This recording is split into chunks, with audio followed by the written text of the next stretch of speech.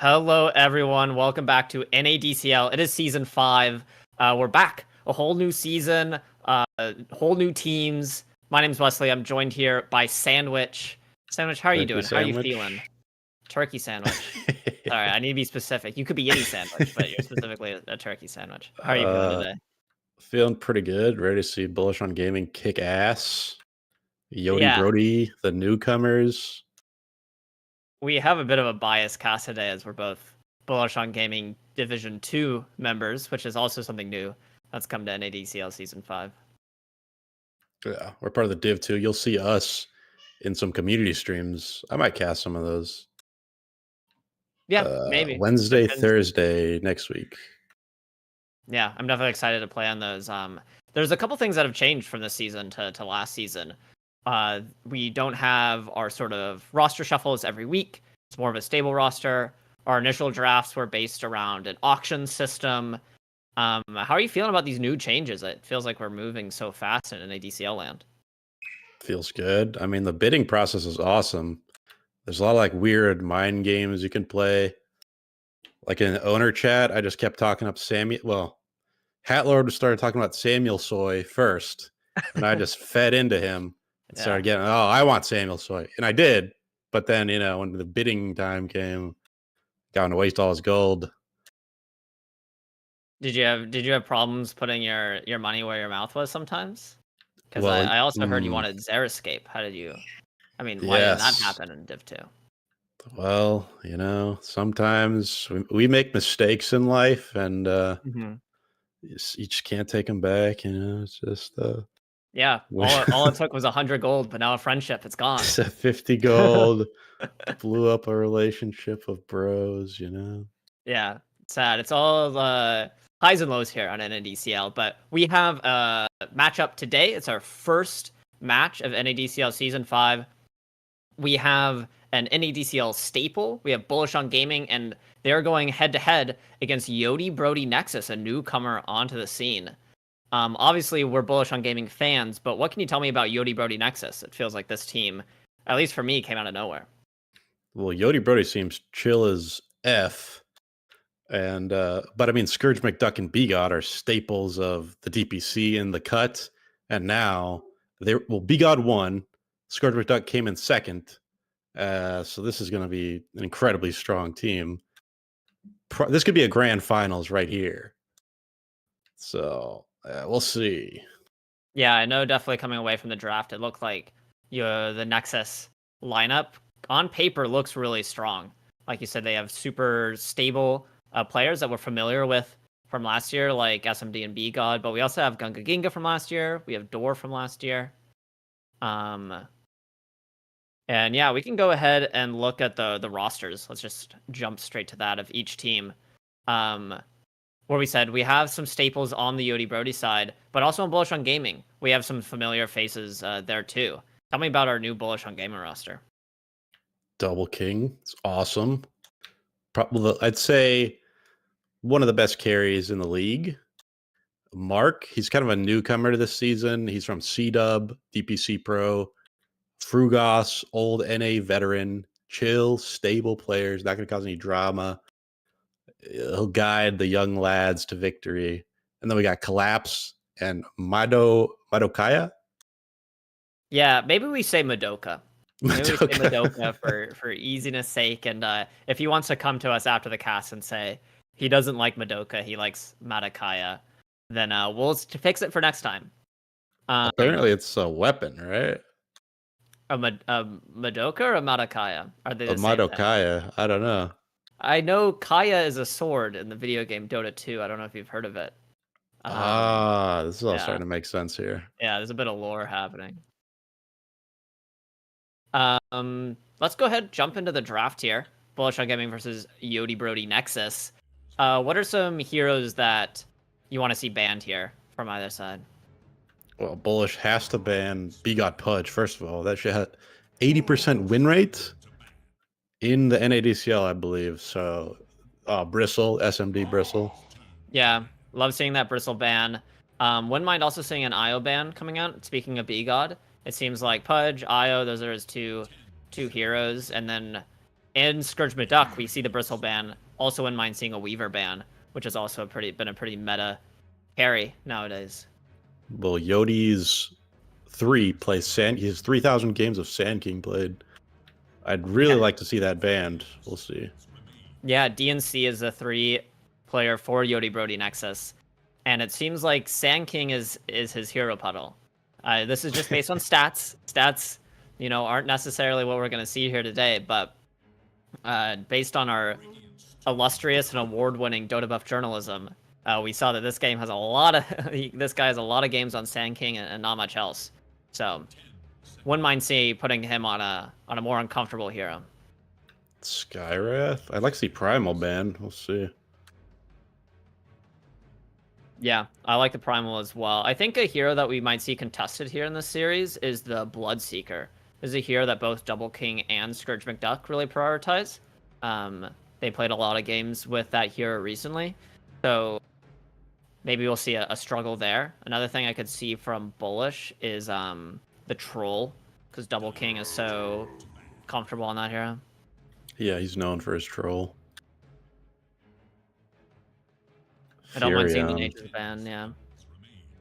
Just a very strong laner. That's a good ban.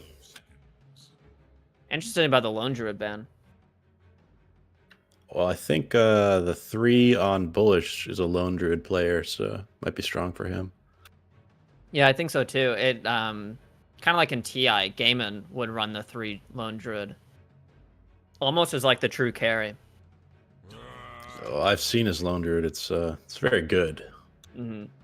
Yeah, and Bullish on Gaming, of course, is positioning to be the next Gaming Gladiators, so it's only right that we compare these 2 squads. That Nexus flag is sick. The Yodi Brody. Yeah, is Yodi Brody like a design major or something? Like, this guy is insane. Is he a graphic designer? What is this? Yeah, I know. He's popping off. Branding wise, I mean, his team logo is a little squished. I don't know if he knows this. He didn't crop it or scale it correctly. Or the graphic design critiques right now.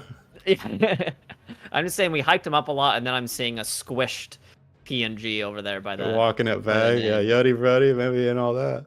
Yeah, I'm just saying there's room for critique.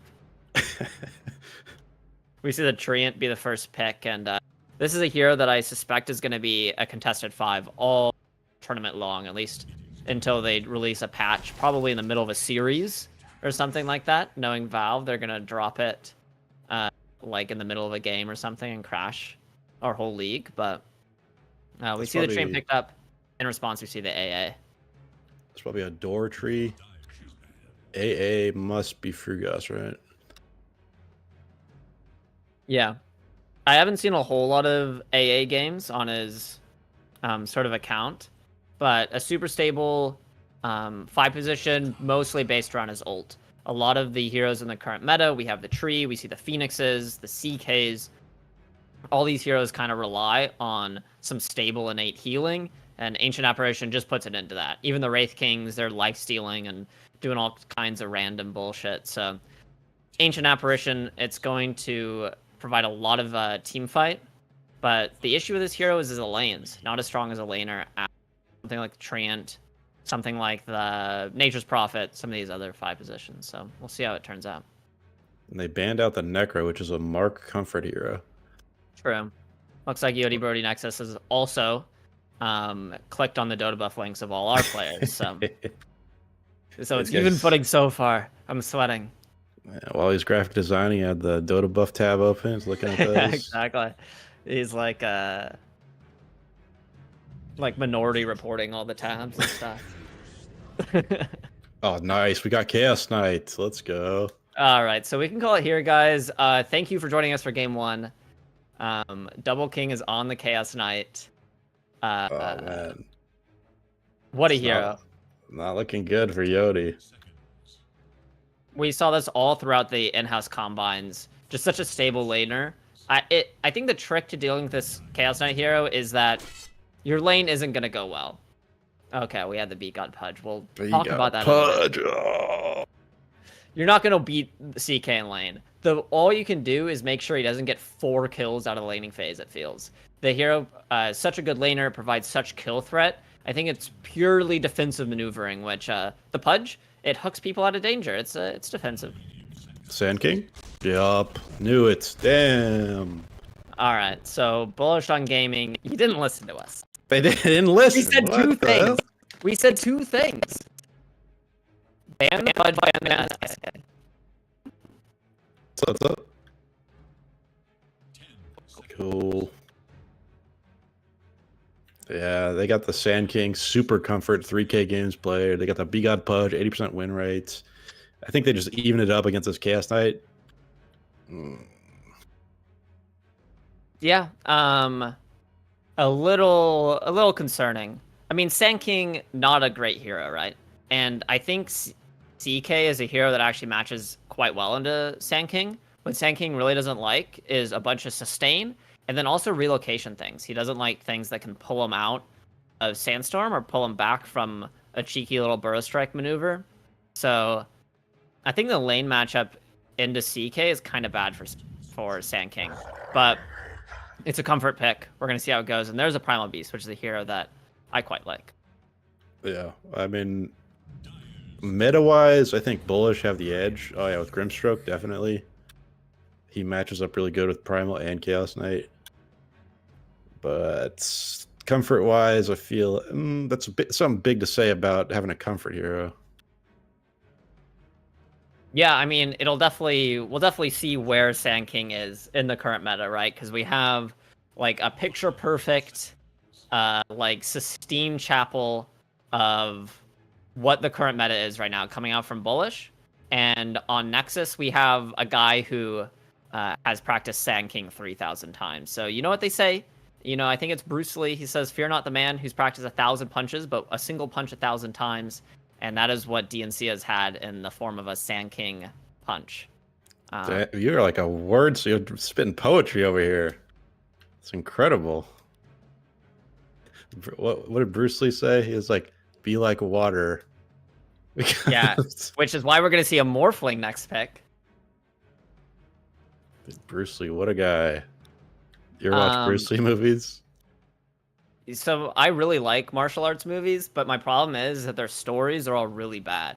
So what I'll do is I'll just fast forward through them in order to get to the fighting scenes. Because those are the only good parts of the movie. Yeah, was it Enter the Dragon or Way of the Dragon? Enter the Dragon, I think, is the Bruce Lee movie. That one's not too bad. Yeah, that was a really good one.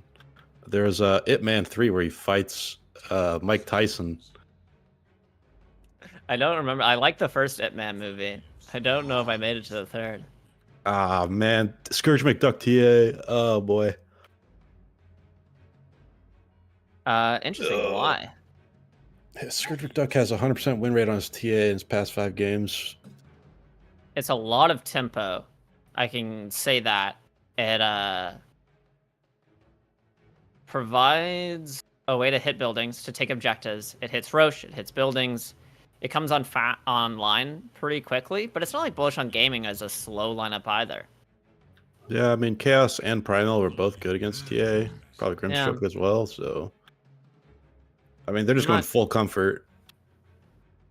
true. I believe in our boys. Yeah, I mean, I just think that Bullish's heroes are better than these heroes.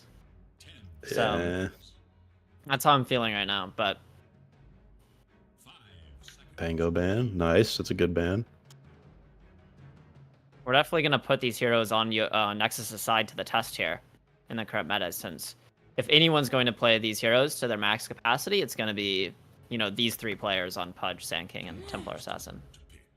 Yeah, I think skill-wise is extremely competitive. But Scourge McDuck is a monster. That guy, like, in the research, he literally has 100% win rate in most of his hero pool. Damn. Kind of insane. Zeus? It's a comfort pick. I mean, Nexus, they're just, whatever players are most comfortable playing, that's what we're going to pick them. Gunga Ginga's definitely a mid player that likes these sort of ranged magic nukers. He plays Alina, the Zeus, been playing the Necro, stuff like that. So this Oh, is up his alley. that's a Gunga Ginga Zeus? That's a Gunga Ginga Zeus. That's true. Damn, man, I didn't know that. I wouldn't mind something just similar in return. Wouldn't mind seeing the Lina. Wouldn't mind seeing something like a Shadow Fiend or something. Just something else that just farms in the mid lane. You could go for something that gets the kill Kunkka's band. Maybe like a Storm. Brew. A Brewmaster. That is That's not Primal Beast mid? Oh, yeah, must be. Well, Brewmaster is that. definitely a hero that's been overlooked. And a huge question mark for a lot of these teams is, are they going to have a Brewmaster player? And Bullish on Gaming, apparently they have one. This is a hero that has a really nice landing phase and can build super greedy. He's kind of like these Wraith Kings in the offlane, where you rush a Radiance and then suddenly you apply so much map pressure. And for Brewmaster applies a lot of team fight pressure too. So Yeah, I'd say Bullish won this draft, but Yodi just has so much comfort. yeah, I'm feeling the same way. Like, if I was gonna not know the names of any of these players and say who has the absolute best draft, it'd be Bullish on Gaming. It's like the meta on paper. It's looking beautiful up there. But I do know the players playing these heroes, and Nexus, they're playing some of their best. So Yeah, if they're Nexus looking can't win beautiful. this game, then I'm kind of concerned for them game number 2. It feels like if they can't win on their comfort, then they're going to be feeling forced to like go for something they feel less comfortable on, and maybe feeling pressure to play something just because it's meta or just because it's a good game for it. But we're going to see how it goes. If B-God doesn't have a great game, I think it's over. So I think a lot's on B-God right now. Yeah, that was kind of the discussions we were having before the series in the Bullish on Gaming community. Was a lot is dependent on B-God in these games. It feels like if he has a great game, then it feels like he's like 1v5ing. But if he doesn't have a great game, then his team feels kind of lacking in a hero. Got the smoke coming out, 5-man smoke, only on Yodi, so they're ready. Bullish kind of spreading out. Madokaya probably gonna get ganked here. Shit. All right, Madokaya. Are we saying Madokaya or are we saying Madoka? We talked about this. let's I like. I'm getting used to Madokaya. You know, it sounds nice. Okay. It's a sword, a staff of some kind. I'm not sure. I only know Bruce Lee quotes. You're losing me on the weaponry. You got the database of Bruce Lee quotes back in the back of your mind. Yeah. Well, I googled it. And it's just a bunch of staff images. I mean, how many names do you need for a staff? You know, Well, yeah. it's just a big stick. It's like a thick staff, like a beefy boy staff. I see. Well, he's about to get fucking shafted. Is what's happening. Is he just gets owned. Inksfall buys a little at a time, but Jed draws a first blood. So a big advantage coming in the mid lane for Gunga Ginga, up against the Primal Beast. And that the dragon spine hook on B-God looks so nice. It's a sexy hook. Yeah, Something like an unfortunate first blood there for Bullish on Gaming, but we're keeping hope. It's fine, guys. it's fine. It's fine.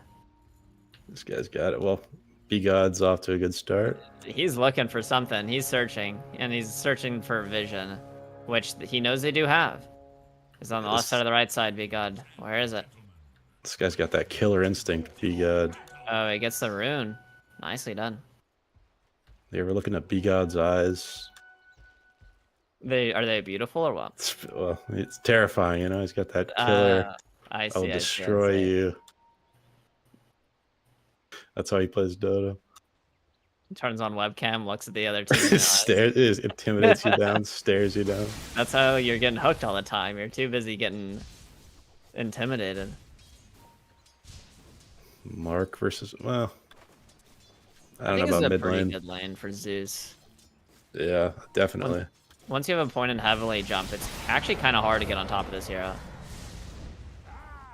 Because your charge is so telegraphed.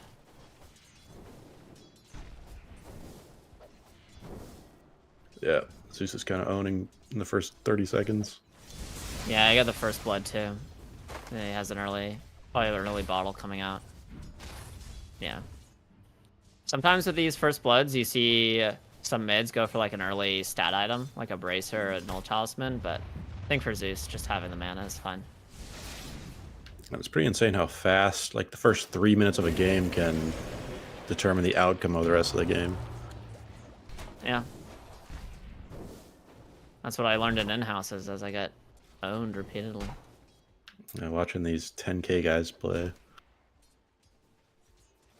Treant is a very lane dominant sort of support just because he does so much damage. And you get to trade super efficiently with Leech Seed. But Grimstroke's actually a kind of a hard matchup for him. Because Grim just puts Inkswell onto himself, and then trading becomes kind of harder. Yeah, I'm liking this top lane. Oh, they got B-God! Yeah, they get B-God in the bottom lane. This is the kill threat I was talking about with CK, right? It's like... It's what you don't want to happen. It's like, okay, he farms, you know, he's a CK, best hero in the meta. But once you start feeding him over some kills, then a bad situation becomes way worse. And we're going to see what DNC and B-God can do to rectify the lane. I think they have the advantage in all lanes except the mid, maybe. So 2 out of 3 lanes winning. Yeah, which is fine, right? Because Primal can always rotate out. Zeus is just kind of stuck farming, where Primal can get an early rune, head to a side lane, and try to recover his lane by picking up some kills. But Grimstroke in trouble, Door trying to chase him down, but isn't going to be able to get on top of him and need some right clicks from the Brewmaster here. This guy. Madokai, he ain't dying. Staff man.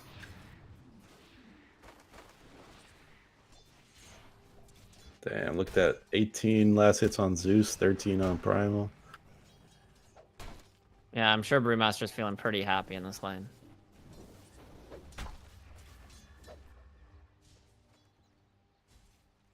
Yeah. Interested to see what the Sand King item build's going to be. Whether he just rushes Blink, is he going for some sort of Ags timing? He's heading towards an early Vanguard, which is going to help mitigate a lot of the damage coming out from the safe lane, but... Well, Brew is kind of getting dunked on. 6 last hits versus Sand King's 14. They just got a kill. Nice little Chaos Strike. Taking the last bit of health, and B-God looking for the trade. Does bring down the AA, but he's in trouble. Does Double King have anything left in the tank here to close the gap? He's eating trees, getting the right click, and a final right click. Double King with a double kill. It's in his name. Can't help it happen. Have you seen the Double King video? No.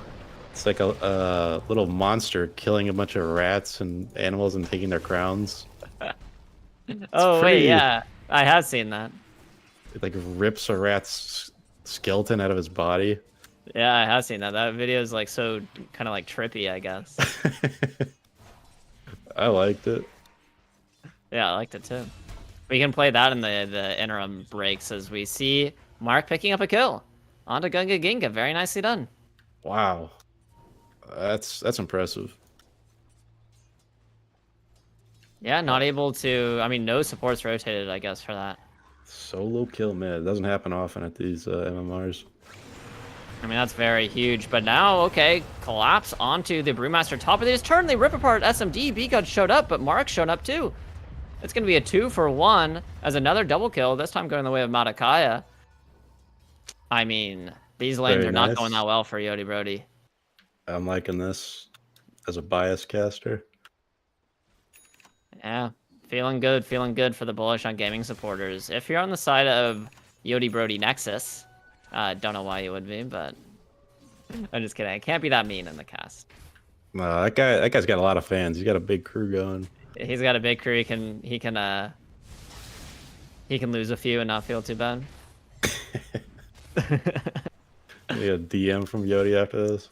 He's like, guys, chill out, guys. I'm trying to run a team over here. Oh no, Mark. Zeus ult brings down Mark in the mid lane. B-God rotation picks up the kill there. This is what I was afraid of. B-God's gonna start dominating the map with his roaming pudge. Yeah, it's important to just bring numbers, right? Like we saw in the top lane, another hook onto Matakai. The Inkswell is going to buy a bit of space, though, so he's going to be okay. Like we saw when he rotated top, Mark also rotated with him. They're able to get some return kills. Yeah, but if they're just looking... able to, like, 2v1 every scenario, then it'll be rough trying to keep this pudge under control. Although going for the illusion rune, but B-God is there. Mark does not want to get hooked once again. You see the Sand King? Who? Pulling the waves. Oh, yeah. New team. I mean, feeling really poor there. Oh, boy. Which is, I mean, this is okay, I think, right? Like I said, CK, he's going to have a lane. He's going to farm. You just can't continue to just feed him kills. And so dodging, pulling, anything you can do to avoid that lane, I think is fine. Going for a smoke, Mark. And B-God once again coming over, trying to mess with this Brewmaster, but here comes a team. Here comes the reinforcements. Mark's around, getting the pulverize out onto the TA, and they bring down B-God. The silence onto SMD. Is he able to get out of danger, get out of dodge? The living armor brings him up, and he's not going to fall this time. B-God being the only victim. And once again, trying to gank top, but bullish on gaming. Nice responses there. I like that turn. I think one more kill would have been good because I had to rotate 4 versus 3 basically. Wasting a little time on a hero, but still worth. Yeah, I think it's okay because it's how Primal wants to be playing the map anyway. Like, he's not being that efficient if all he's doing is sitting mid and trading farm against a Zeus, because Zeus is just going to outfarm him no matter what, so. Yeah, Zeus late isn't that scary. Not as bad as it used to be. It still can output a lot of damage. I think just heroes like CK and Spectre being so popular have made it a little more difficult to play the hero. B-God looking for the hook, hiding in the trees. Is he going to find the clip onto Mark? Mark pulling the creeps back, so not going to be able to find the angle there. B-God. He's like a panther. He's waiting. Mm-hmm. Just lurking. He's like a crouching tiger almost. like a hidden dragon or something like that. Not quite Bruce well. No. That's Chow Yun Fat. Different Kung Fu movie. Michelle Yao is in that too. She's great. True.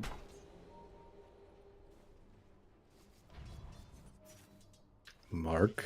Now Mark's hiding in the trees. He's a little too big for the trees. He's like peeking out. Which one's the tiger? Which one's the dragon? Probably definitely the dragon. I mean, a slain one now, as he attempts to make the move onto Jed, but bites off more than he can chew. The tip's coming out. Come on, boys. Let's keep this civil.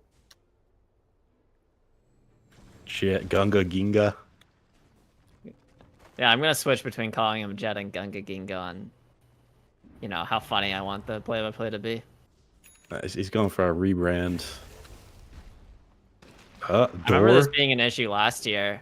Door finding the kill on Matakaya. Finds the silence onto B-God, so a hook. Rot not coming out quite yet. Jed forced to heavily jump in to find the kill, and B-God's going to be the trade there. So once again, finding 1-for-1s. This is close. Not letting B-God to run away with the game, but yeah. Close, close, close. Cloud playing aggressive onto Scourge McDuck. Pops the Primal Split as well, and the Blood Grenade, the damage from Frugos. Easy little pick off there in the top lane. Well, it's close, but CK 6K, TA 3.7K. True. True. And we saw Frugos making some stacks in the triangle. All right, they're here. They're going to try to punish Cloud not having a split. Door trying to find the damage onto Frugos, but Cloud is just manning up into B-God. The Spear Vessel isn't going to be enough to tick down. It will be, but here comes Gunga Ginga after the Brewmaster, and they're going to find the damage. Can't stop that Gunga Ginga. Yep, he's going to find the pickup on to the AA as well as the Brewmaster up there, so... A former FryBoys player, Gunga Ginga. I know Hatlord's very territorial of his previous players. Yeah, taken from him by Yodi Brody.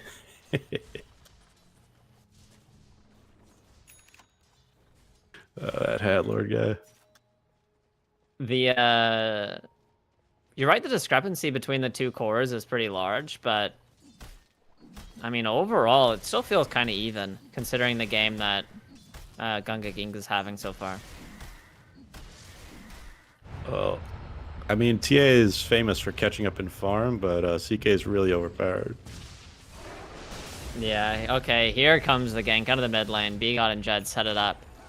Finding another kill into Mark here. Feels like he's died like a few too many times here. 4 and 3. That's not terrible. I mean, B-God is 2 and 6, but he's a support. It's not terrible, but it's like, are these kills supposed to happen? Like, are you just supposed to die randomly to a Zeus because you're staring across from him in the river? Feels a little strange. Yeah, I'm not saying it wouldn't happen to me, but... Yeah, we're going to play Div 2. We'll see. We'll see. See how my KDA looks after that. What's our first Div 2 match? Okay, Frugos dodges the hook, but won't be able to dodge the damage of Jet. Actually, he's out of mana. Okay, but the tick from, I guess, the Blood Grenade is enough. A for tier 1, hopefully. Oh, they're backing off. They're going to be able to clear it, I think. Ult coming in. Okay, here's the Burrow Strike Epicenter doing a lot of damage onto Malachi as well as Mark. Brewmaster forced to use a split to try to mitigate some of this damage, but he's absolutely surrounded. Gonna try to get out of dodge. Sending the Earth Panda away, but Dory's on the chase, on the prowl. Getting the body blocks off, does not want to let Cloud get away just because he pressed R. Okay, there it is. No. Hook. Burrow Strike sets it up, but he's still sustaining a lot of damages. Here goes Double King, gonna clean up the Sand King. Finally, Brewmaster dies, but Double King, another double kill under his belt as he chases for more, looking for Door. But this Treant, pretty slippery one, so he's going to be okay as Double King finds his way to the top part of the map. That's why I paid 300 gold for this guy. Champion. And he's going to be able to clear up the tier 1 tower as well, so feeling nice about that, I'm sure. Yeah, I mean, 9K to 5.6. He's still outpacing TA. They're going to win on the back of this CK.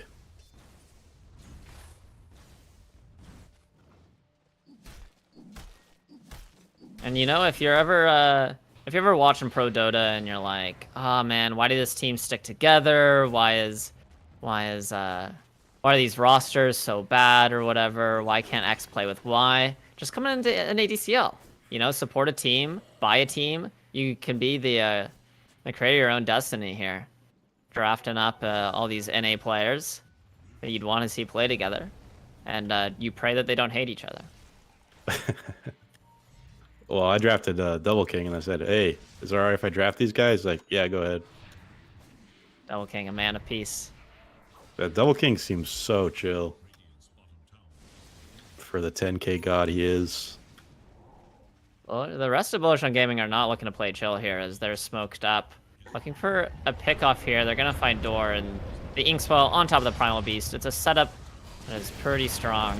And they're going to find this tree, and it's going to commit the Pulverize. Frigos looking for more, but Jed, you have to be careful playing into him. Oh, they find the hook on the mark. Zeus ult as well. Find the AA, and this AA is so fragile. But Epicenter? They're thinking about it. Just came off Finds the cooldown. blink.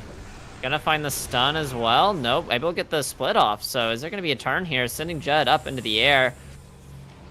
And B-God might be in trouble here. And yep, silenced up. Brought down. There's a TP away, but do you have the stun? You have the tornado at least. Now he's brought down, dragged into Double King's clutches, and based. Absolutely blown apart. That's sick. It's these skirmishes are so strange. It's just like, you know, a team finds 2 kills and then they just walk a little further and they give away 2 kills, and it's just back and forth, back and forth. Either team really finding a way to blow the game wide open yet. Yeah, Scourge has been AFK jungle since he kind of had a bad early game. Yeah, he needs to be.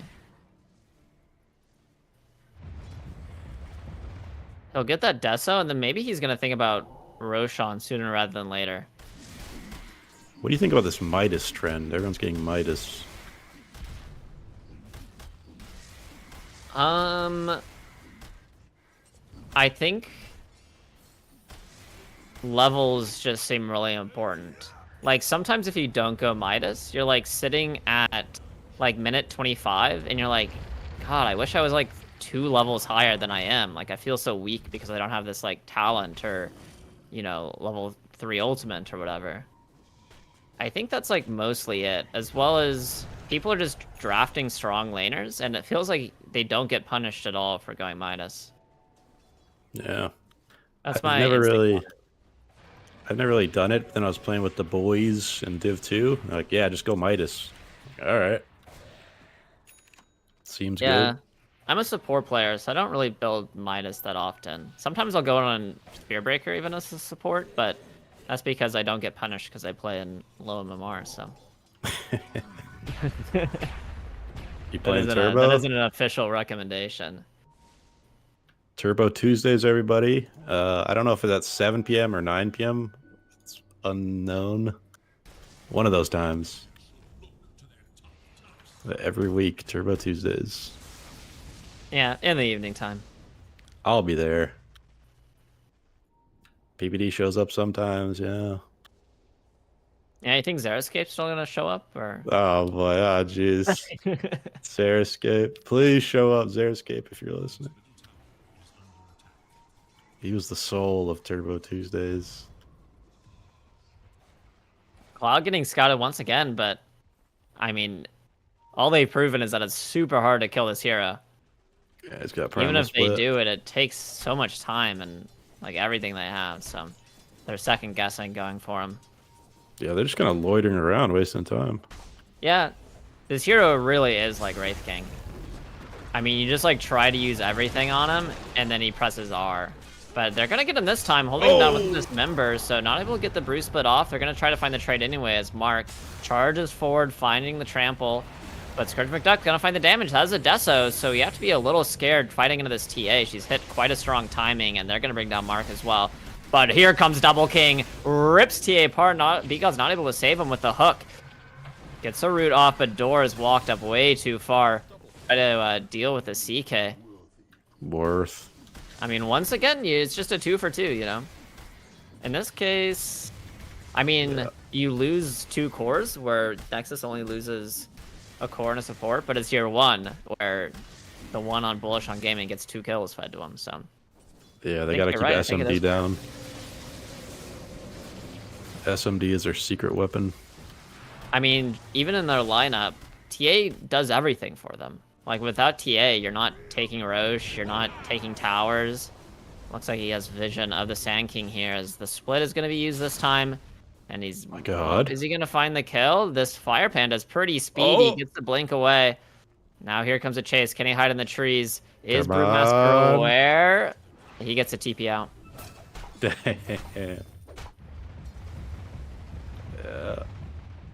Yeah, they had to use all their ults just to bring down the brew. Like, literally every ult.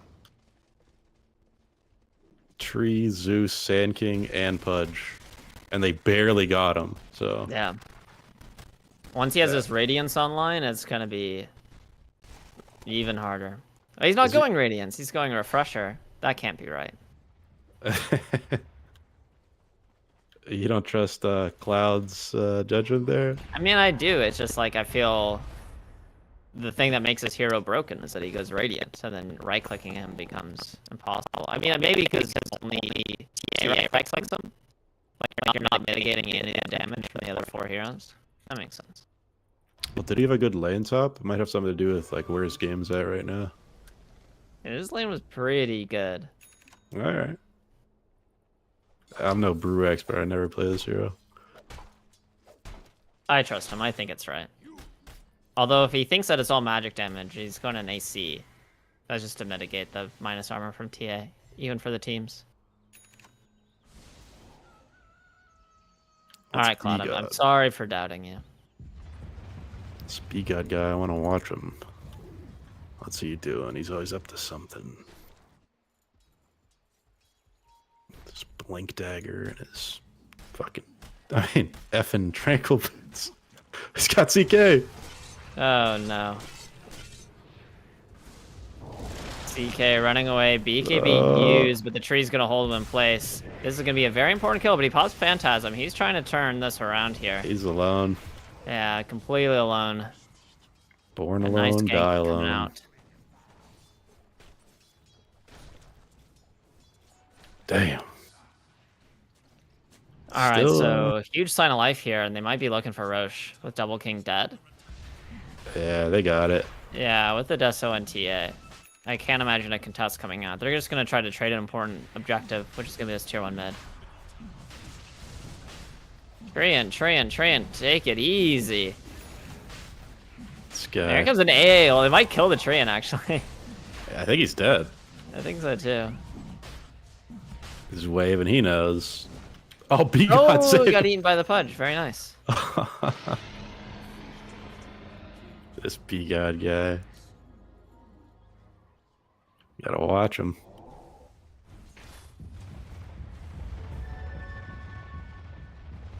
Alright, bullish on gaming. They just have to wait this time period out, I think. Yeah, their CK's still way ahead. It's just when are they going to decide to start pushing S5? Yeah, what timing? Has the heart queued up. He also has the AC, which he has to click over on Cloud's build here and see that he's also queuing up the AC. But they're 3K behind, which isn't huge, but yeah, a lot of it's on that pickoff, and then also the Roche. Also just towers. A lot of it's on B-God. Look at the supports. It's a bit of an issue, but they find Jed. That's a huge kill. They find the hook on a mark, which actually brings him up to continue the team fight. He's going to find a pulverizing someone? No. Come on. TP out? Is that going to be successful? Oh! It is. Not able to get a stun out from the Brewmaster in time. Why didn't he just R him? Yeah. He's saving it. I guess. Not worth. Yeah, where's the Primal Beast hold? Whatever. Saving it for this SK. I guess so, but he gets a blink away at the back end of the tornado from the Brewmaster. Doors booking it. I think they're just disengaging. I think this is a full back, but they're leaving Double King alone. Door's scouting him. You have to be careful. You don't want to get tree ulted from the trees here. This is terrifying. Oh boy. They're all running up. Okay. There's the Burrow Strike. He can BKB TP? Yeah, he has it. Okay, there's the overgrowth. He has to TP now. But his team is here. Maybe he wants to turn. He's moving out of the Burrow Strike, but there's this member. They bring down B-God. Mark is absolutely blown up as well, and SMD is on the back line looking for the Grimstroke. It's a huge disaster here for Bullish on Gaming as they lose 4, trying to save Double King. Oh, they even lose a gem. Oh boy, that's just a huge blank forward there from B-God to make sure that they continue the control onto the CK, and Scourge McDuck is doing all the damage in the world. They needed a ban. I hope they ban Pudge next game. Oh, he's gonna solo the Tormentor.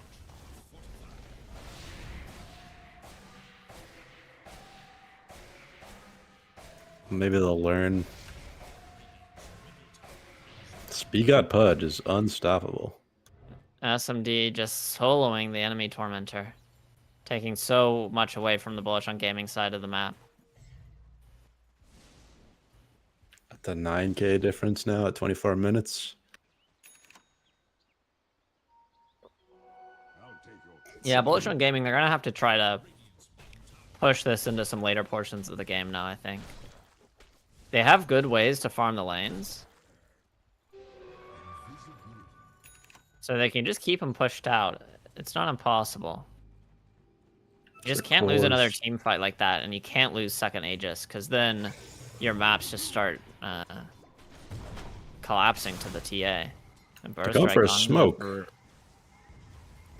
Yeah, there's a smoke up from the rest of Double King. Oh, they find the TA!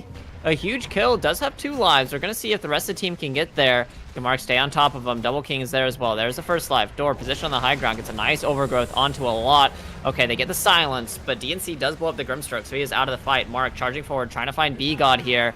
The Brewmaster roll is popped onto Jed. That's the next target. They got to bring him down as they already lost B-God. Now they lost Jed. Both supports down on Bullish on Gaming, but their cores are still thriving as they find the 3rd kill. And okay, eyes on SMD. No eyes on SMD? Decent fight, but no vision. That's not able to find the TA there, which is the hero they would have really liked to pick off. But still, great engagement there from Bullish. Not losing any of their cores, picking up B-God, picking up Gunga Ginga as well. Decent fight.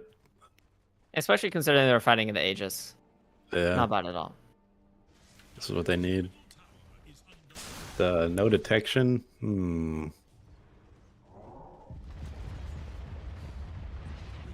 A little curious for sure. a little bit of a curiosity there. These guys must be so pissed, like some 2K shit are talking. Ew, shut your mouth. Actually, I would have gotten dust there. I would have had dust there. I would not have had dust there.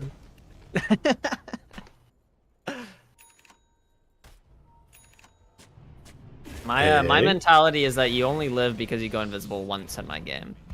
I'll never learn game to game, but within a game, it'll only happen once. Looks like they have eyes on Door, though. Chase him down to the Inkswell, but he's just climbing through these trees here. Does he climb? Does he glide? Does he become an invisible ghost? I'm not really sure how the mechanic works, but nonetheless, they're not able to find him. But on the other side, Double King's in huge danger. Pops a BKB, but that doesn't really get the damage coming out from Scourge McDuck. Oh, a jump forward, and they find the Chaos Knight.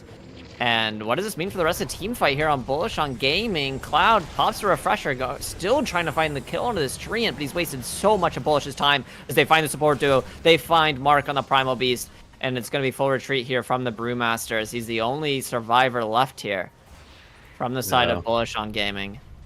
Without CK, they have 0 damage. Yeah. Unfortunate. It's a bit of a weakness in this draft. Like another damage dealer, but what are you gonna do now? Gonna lose the tier 2 tower here, it looks like. Scourge is almost fully caught up to the CK, the advantage disappearing. Yeah, getting that first Aegis was very, very important to them. Where did it all go wrong? I'll tell you. Not banning the SK and the Pudge. Yeah, I don't think we're going to see those 2 heroes get through next time, but... I mean, to be honest, the Sand King doing that much? Not really, honestly. Missing Burrow strikes in the mid lane?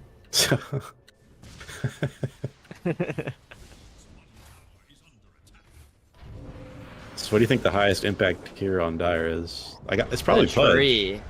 Maybe Pudge. I think the Door is doing a lot of work. As we see the hook, speaking of Pudge, hooks in the Grimstroke and gets blown up by the Zeus ult, but they have vision of B-God. Do they? Oh no, here comes a Burst Strike over on a Mark. SMD just laying right clicks onto this Primal Beast. A nice silence onto the 2, and there's the hook. They blow up the Brewmaster, not able to get split off. Doesn't even look like he had it. Finally, they get eyesight of the Sand King, so he does fall as Double King trying to focus the backline here. Here comes a Chaos Strike over onto the Zeus, but a nice hook away. Can they stay on top of him? Finally gets a Reality Rift again, but okay, here comes the slows. Here comes a disable. Double King just getting kited around this fight and eventually brought down. That's gotta be frustrating. With a double kill, yeah. I've been there. Didn't have to split that fight. Wasn't able to get it off, and the supports, it just seems like they're not surviving very long in these fights at all. They're only getting like 1 round of spells off, if that. And then just getting eaten up by the Pudge and the Zeus. What do we call it here? 14K? I mean, we're not calling it, but oh my god, he just almost blinked into the hook. I think we need another 20 minutes added to the timer here for the Bullish on Gaming supporters. Copium? I mean, we are in a bit of copium territory, I'll give you that. It's all going to come down to this next Roche. It's 2 minutes away. If Bullish on Gaming can take a successful fight around that Roshan pit, it's all back. If it's another free Aegis onto this TA, then your map control is looking extremely sus, as the kids say. Oh yeah, sussy baka. Mm-hmm. At least clip it for the voice line, folks. what do you call a hot dog? In Japanese, I don't know. A glizzy guzzler? Oh, well, I guess the glizzy guzzler is the hot dog eater. The hot dog itself is a glizzy. So have you been a glizzy guzzler lately? Lately, yes. Traditionally, no, I wouldn't say so. I have been known to guzzle some glizzies, but Cloud9 might be guzzling a death here as he is not able to get his ult off once again, and now the fight might be looking a little difficult here for Bullish on Gaming as Mark getting poked down by the Zeus as well as a TA. Here comes the Soulbind onto 2, trying to find the ult from the AA on top of both of them, but here comes a huge epicenter, bringing down the remaining 3 members as Bullish on Gaming were backed into a corner. And it's another 5-man wipe, and this might be Elena Barracks as well, as only Chaos Knight and Primal Beast have buybacks here on the side of the Radiant, and TA does not take prisoners when it comes to hitting these high ground objectives. Well, I think we have our answer. Comfort wins. Over meta, at least in this circumstance it does. When you have players as experienced as B-God and Scourge McDuck on their signature heroes. Yeah. Damn. What do you think B-God's talking about right now? I'm so good. He's probably, he's probably laughing, calling the other team trash. We'll see game 2, B-God. B-God. I mean, right now, B-God's getting owned inside the base. Mark is going to find the kill. Jed is absolutely owning, though, finding the kill onto the Grimstroke, and now Mark seems to be in trouble as the Sand King reinitiates.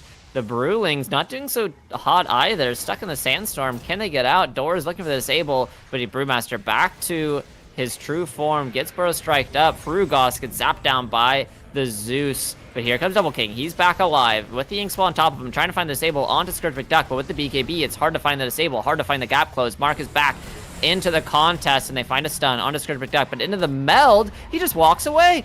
There's no way to kill him. They have to turn their sights over onto the Sand King, and he's a pretty beefy target, but not so beefy that the 3 cores of Bullish on Gaming can't bring him down. So and they lose Elena Barracks, but they find 3. Another detection problem. Those 2 detection kills could have turned this game, maybe. Yeah. Also cost 2 buybacks from Mark as well as Matakaya. Man. Because this is, if they lose this best of 3, they are out. Which would be a sad day for Bullish. Yeah, at least till next weekend, right? Yeah. The final tournament, there's 3 tournaments, right? Mm-hmm. 2 of them are single bracket, and 1 of them is double elimination. Right, so this is one of our single bracket ones, and we do not want to see Bullish on Gaming, but there's a huge Burrow Strike onto 2, the hook, he gets it onto the Brewmaster, and once again, he might die without getting a brew. No, he gets it off! The Dismember doesn't last long enough. Now can they turn the fight? They're a Grimstroke down, it's a little problematic, but they get the toss up onto the air, onto Scourge McDuck. Are they finding any targets, though? They just aren't, so this Brew split is feeling a little useless at the moment. Another Burrow Strike forward onto Double King. The hook does not land, but the Overgrowth does. Scourge McDuck trying to find the support in the background, but turns attention over onto Mark, who does not have a buyback here. Double King looking to turn the game around, looking to carry it for his team, but he's not doing any damage in a B-God. And SMD looks to be the true carry in this game, number 1, as 4 dead. Brewmaster, the only one with a buyback here. AA on a sliver of health, and instead of ending it, they're going for an equivalence, which is the second Aegis of the game, picking up an Aegis and a cheese for the Yodi Brody Nexus lineup. I could feel the despair in their movements. Just kind of wandering about. Sluggish, depressed. Yeah, back and forth. I don't know what to do. Man. Well, I feel like it's 30k advantage almost. Jesus. Yeah, now I feel like it's over. Just kind of waiting for SMB to say, all right, guys. I mean, they still have 2 lanes of barracks, so you never know. They could do a horrible throw going high ground. Yeah, it is NA. But every fight like this they lose, it adds another 2 or 3 team fights they need to back into the game. You caught up on your Reddit Dota news? Not really. What's the team? NA stack with PPD coaching? Oh, I haven't heard this. Do we know the NA players? I think Yamsun's position 1, which he wasn't on Nouns, right? I mean, he was for a long time, and then he went and sat position 5 because of... Okay, here comes a Burrow Strike onto the Brewmaster. Can they get the Brew Split off? He's silenced, he's rooted, he's dismembered, he's hexed, and the Brewmaster is dead. Scourge McDuck looking for more. Mark and Fru got stuck in a corner they'd rather not be, and he tries to, like, force staff over, but it doesn't quite work. He does get the charge over, but Frugas is left in this, like, weird tree maze. Oh, God. The TA trap, it doesn't see him. He's able to TP out. No? Yeah, he is. The animation was kind of hidden, and another Tormentor going the way of Yodi Brody Nexus. I think they've gotten every single one in the game. Yep. Well, there are no redrafts, so it's going to be this Yodi stack for the rest of the season. They're looking pretty strong. Got some good players on it. I mean, it's only game 1. The series isn't over yet here. Sandwich.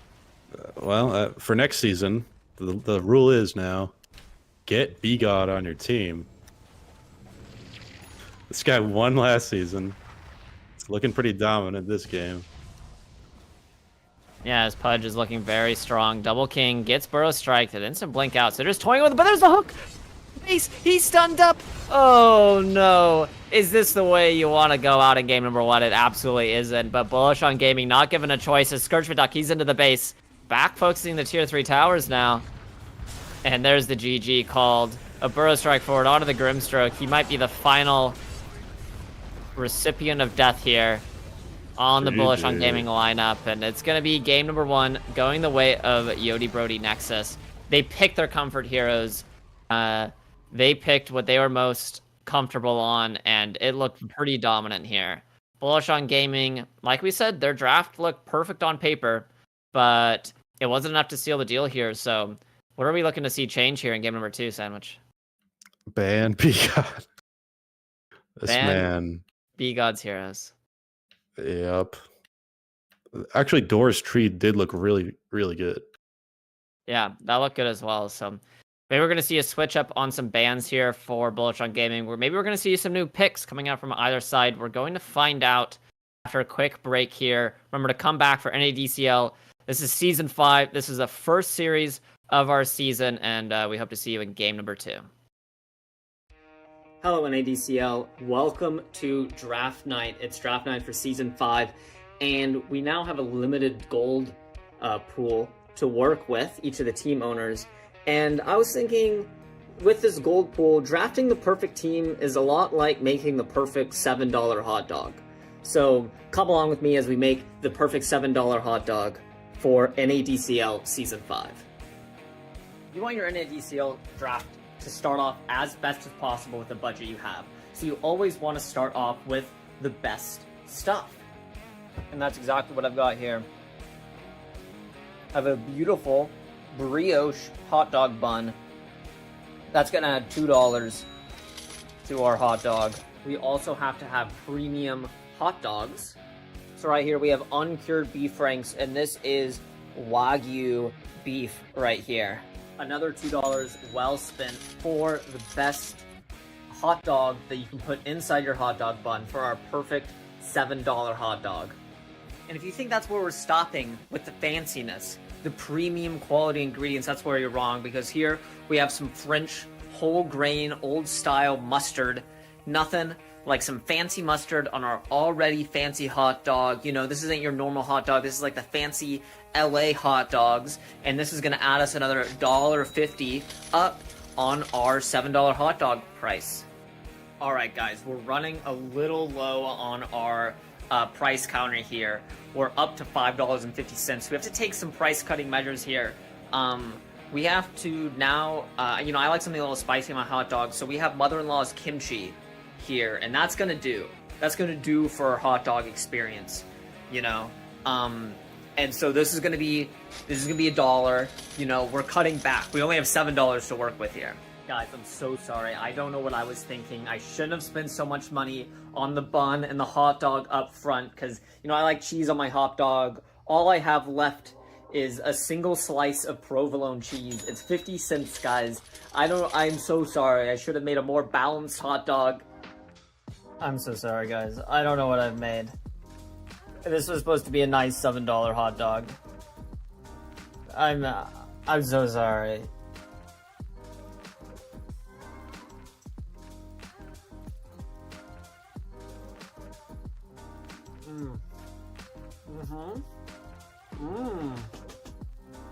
Hello, NADCL. Welcome.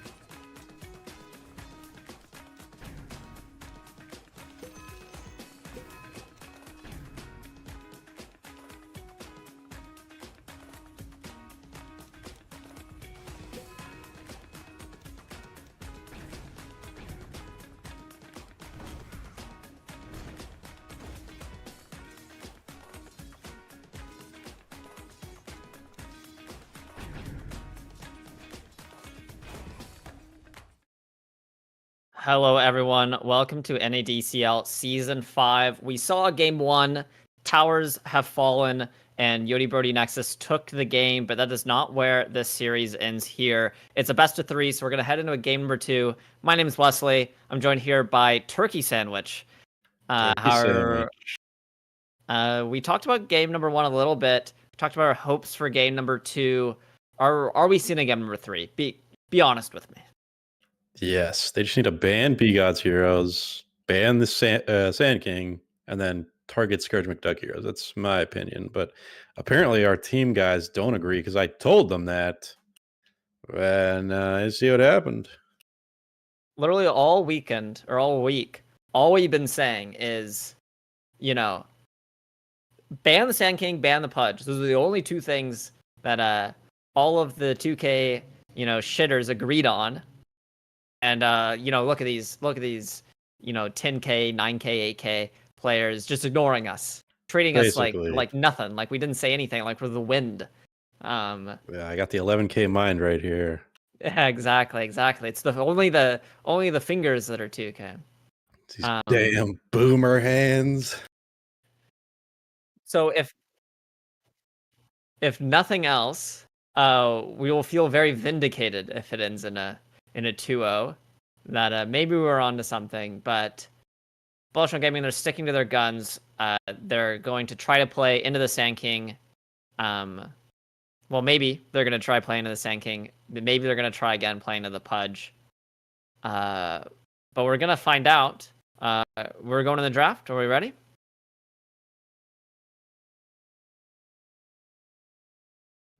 We're heading to the draft. We have a couple bans underway. Anything standing out to you, Sandwich? I want to see a Pudge right here. I mean, Bristleback is fine. It's an SMD classic. Yeah. There we are. There it is.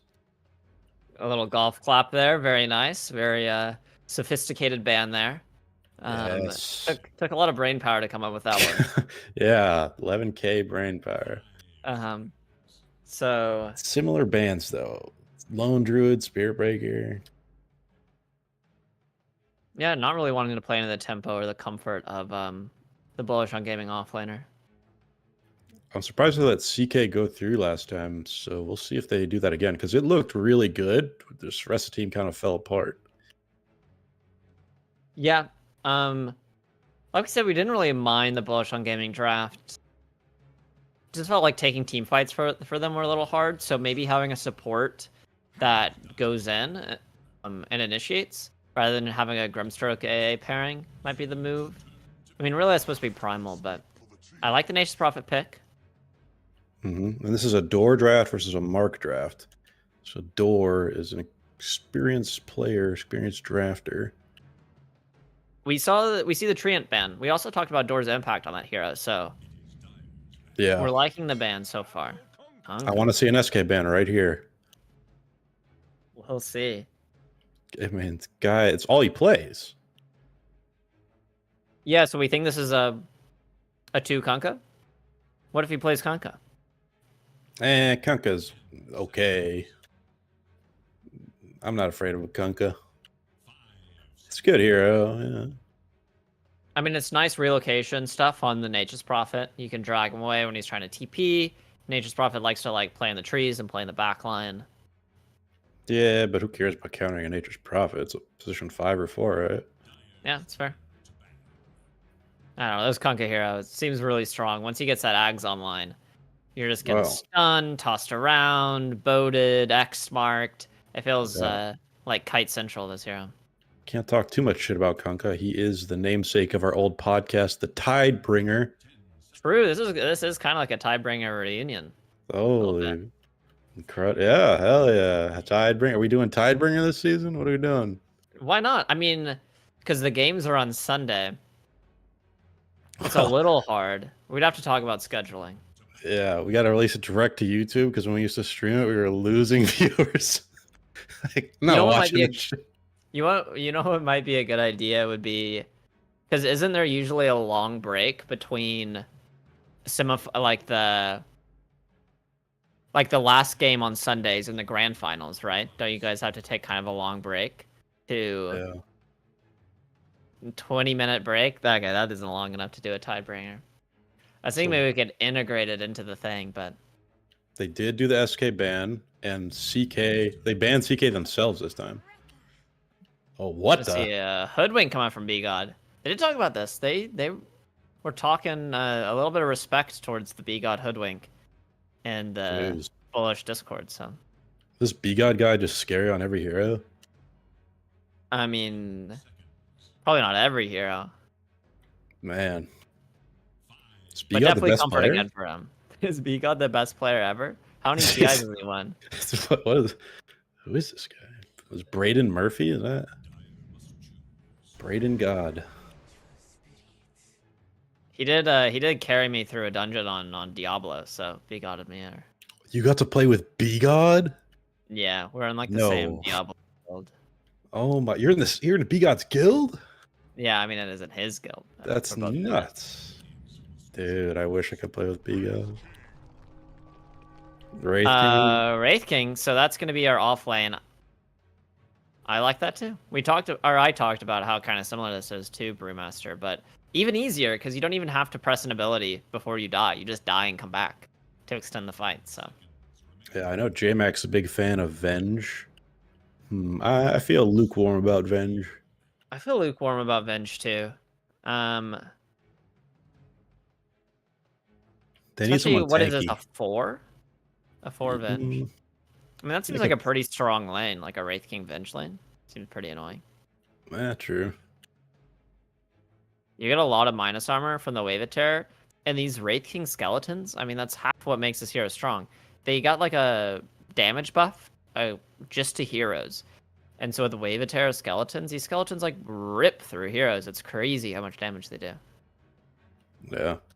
I enjoy a Wraith King Divine Rapier first build. Like no boots. Well, I think what you're supposed to do is you're supposed to go Ags. You go like Ags Rapier. And so then when you die, you can just TP out on your life. Yeah, I just go life. Full balls. If you go Ags first, no balls. Oh, I see. Oh, I don't want to have no balls, so I guess I'll build you gotta it. have balls. Dude. I didn't realize my balls were on the line, so next pub, I'm queuing it up. Yeah, turbo after this. Let's do Sniper Divine Rapier, Wraith King Divine Rapier. 5-man Rapier Rush. A Chin. Ooh, interesting. Yeah, this is I like it though. It is all tempo coming out from Yodi Brody Nexus here. Oh, they just want to end this quick and go get some Panda Express or whatever. Yeah, exactly. They're heading to the shawarma joint after this. B-God's looking at his watch. I gotta get out of here. Let's finish these guys. I mean, there's a lot of carries that can match this. The TA, I think, is another great pick here. I'd probably ban TA if I was bullish. I would too. Or pick it up, maybe. I don't know for this lineup. I wouldn't pick it up. Yeah, no, me neither. As what are they thinking here? They're gonna pick a Mark hero, I think. I don't know who would be good here. Maybe Invoker feels kind of good. It's a little greedy, but it's good at like disrupting these lineups. Because Slardar and Kunkka, all they do is just run at you. Same with Chen. So maybe if you get a little tornado EMP action, they're gonna suffer a lot from having mana drained. Timber really sucks in this meta, right? Yeah, Timber's kind of garbo. A Terrorblade. I like that. What do you like about it? Double King special. Oh, somebody's using my my spreadsheet. One of the team members is looking at my spreadsheet. Hell yeah! Oh my gosh, your impact. Mark's looking at it. I could see when someone's like, has a little squirrel icon. Yeah. I think the Terrorblade's kind of interesting. It isn't like the best of the illusion heroes this patch, I think. But like you said, it's Double King Comfort. Yeah, they need some of that. I mean, won last game, so I think they should go with it. My worry is the tempo. I think you lane well into Slardar. What? Yeah, why would they ban? Why don't they just go Naga? So they banned it. What do you think about a Dawn? Maybe a Mars, but doesn't Mars suck now? For what team? Bullish. I mean, Dawn could probably be good. That'd be. I don't know. Man, that sounds bad. I mean, looking at Mark's hero pool, I'm seeing Necro, Storm, Invoker, Dazzle. Not good. That's I mean, into the Kunkka, Dazzle would be okay. And you could go like a Dazzle TB sort of thing. Then you ban... Yeah. Or you're banning SMD heroes. I guess you ban like a, I don't even know, a Weaver or something. I want to see PL. beefy, Nice. big beefy hero. That's what I want. Yeah, The they go dazzle. Dazzle. I guess it's fine. Comfort. It's all comfort. I mean, it's good with the TB, right? Like you press Grave on it and allows TB extra seconds to get a Cinder off. They just feel a little squishy in team fights. Yeah, I mean that's where your Wraith King comes in. My problem is that like if Wraith King doesn't have a great lane, then both your like all three of your cores are just like farming. Like who does anything on the map? Oh, Yeah, there's the SMD Weaver, like we talked about. oh, despair. SMD's too good, man. It's We'll too see. good. I worry that Bullish on Gaming are like very dependent on them having a good landing stage. If it goes bad, then they're just playing recovery all game long, and that's exactly what Yodi Brody Nexus want, right? They want Bullish on Gaming to be on the back foot, and then Slardar, Chen, Weaver, Kunkka just like run down lanes repeatedly, just in the game. I feel like Bullish got this one. I think we're going game 3. I mean, I'd love to see it. I'd love to see a game 3 coming out on Bullish on Gaming lineup, but it's very dependent on some of these cores getting their main items. The Dazzle farming for that Aghanims, Wraith King trying to get that Radiance, trying to get that Blink Dagger, TB. Probably going to go for like a Manta Scotty sort of situation. Because we have a little more damage on the team now. With Wraith King, Double King, it's like dual carry almost. Yeah. I guess that's the issue with not going Radiance on Brewmaster, right? Is you don't do nearly as much damage. That was a big damage issue last game, and I feel like they've solved that. Yeah, lots of damage coming out. A lot of minus armor coming up between Vinge and Dazzle as well. I'm not hating their draft. It's greedy compared to Yodi Birdie Nexus. Yodi Birdie Nexus, I wouldn't even be surprised to see something like a Diffusal come out on the Weaver. Just try to get some mana burn out onto all three of these heroes. Seems like really good. No, with that Chen, I feel like they're looking to end it a little earlier. Yeah, Just... typically you see like Dragonlance Deso on this hero. Maybe a Chen? Falcon Blade. No, not on Chen. Sorry, Weaver. Now on Chen you see Mask of Madness Daedalus, of course. That sounds pretty sick on Chen. Because you get the penitence, and so you're like machine gunning down heroes. I kind of wanna try some weird stuff with Chen. And that's what Blue Apple goes. He's an NADCL member. He plays Chen Med and goes like Mask of Madness and stuff. Dude, did Blue Apple get in Div 2? I don't know actually. I don't think so. Double smoke. Let's go. Both teams smoked up, heading towards the river. Madokaya, he's scouting it out. Yeah, let's hope he doesn't get first blood this time around. Maybe that's where it all went wrong.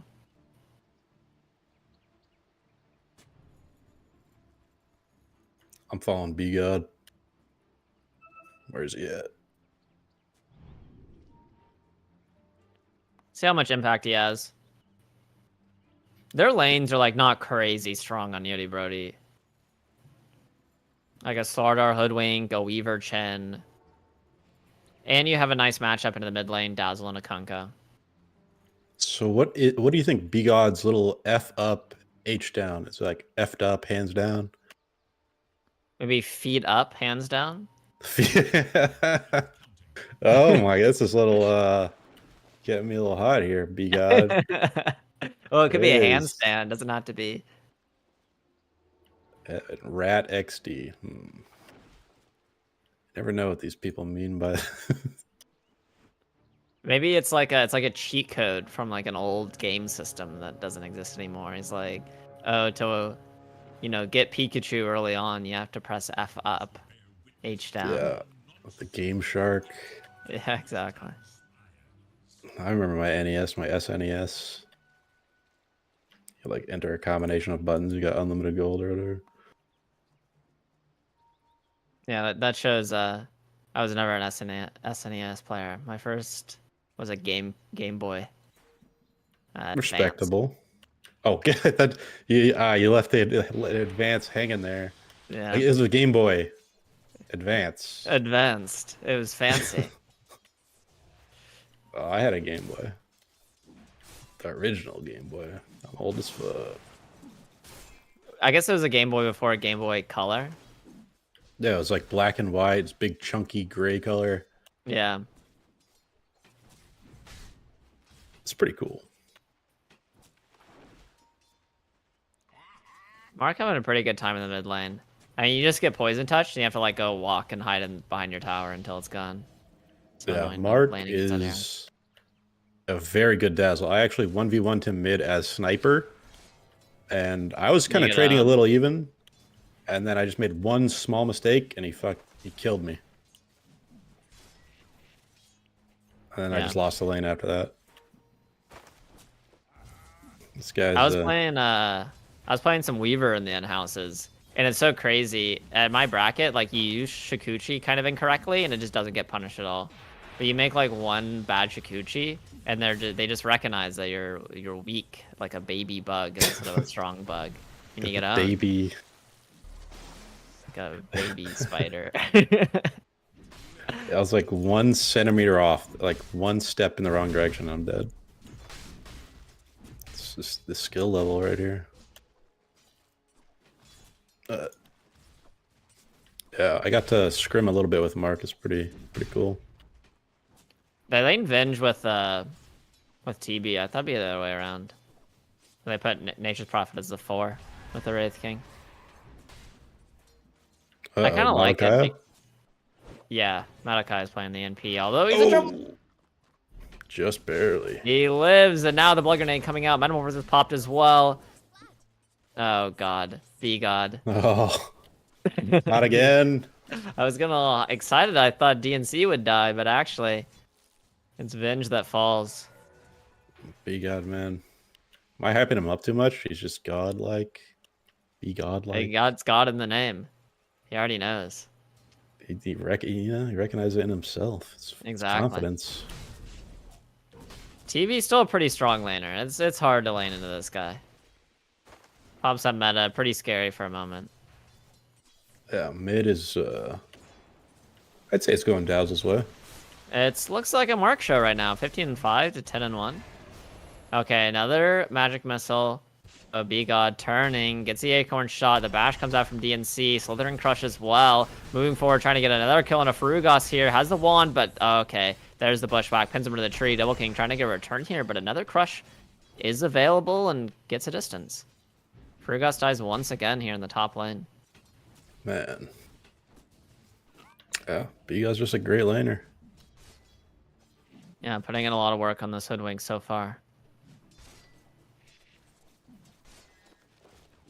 So what's his Chen all about? Door Chen? I think it's like same old Chen. I don't think anything's really changed about this hero. Maybe you go for like a Pavise or something nowadays. Because like a lot of your traditional like mechs and stuff like that, or like Vladimir's offering. Remember that's an item that exists in this game? Yeah. Jed getting chased down. Here goes the gank from Matakaya, and they set up the kill. Very nice. Early kill getting the Nature's Prophet. Mark's dazzle is very good. He's kind of owning right now. Definitely doing way better than last game. Yeah, we really haven't seen much Chen in what? I don't know how long. We saw a little bit of it at TI, but it kind of went away earlier. Yeah, in the group stages. It went away pretty early. All right, another go on to B-God. The Sprout blocks his path, and another kill going the way of Matakaya. DNC not able to do enough to separate the Bullish on Gaming lineup from his Hoodwink. Just keep this B-God down. You win the game. That's what they're trying to do. I mean, he's 2-1, still doing pretty well, but just getting bullied by this Dazzle. The positioning's so cool, but here comes an X and the TP from B-God. Maybe gonna try to turn around here. There's the Bushwhack, Blood Grenade as well, but Mark manning up. Okay, the Tidebringer. Does a lot of damage, brings down the Dazzle. Malachi has shown up to help, but does he have enough damage to get through the Kunkka? Oh no! Ay, ay, ay. Adios. Ay caramba. Barely living there. A fraction of HP, but they just tossed 2 lives over to the side of the Yodi Brody's Nexus. So. Right into the Nexus. They toss it. Yeah, exactly. A portal of death. The aggression isn't going to be abated here from Mark, but runs into a Chen and his creep army as well. Just gets a TP out, so no cancel. You don't want to there go into for the Dazzle. Nexus, man. No, it sends you back to base and you lose a bunch of gold. It's like a ripoff. It's terrifying.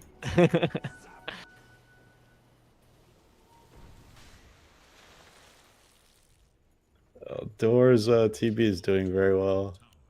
Yeah, doing quite well. Very necessary. The Wraith King's doing well as well, which is also very necessary for this lineup. Though Slardar scales pretty well too. Probably not as good as Wraith King. I mean, not nearly as good. I mean, it's not even the scaling that makes Wraith King good, right? It's the amount of map pressure. Is B-God found by Matakaya? Oh. The rare B-God mistake, maybe? Matakai's doing a good job applying a lot of pressure. Okay, here comes the Poison Touch over onto Gunga Ginga in the mid lane. The TPs are coming out, so maybe trying to turn again.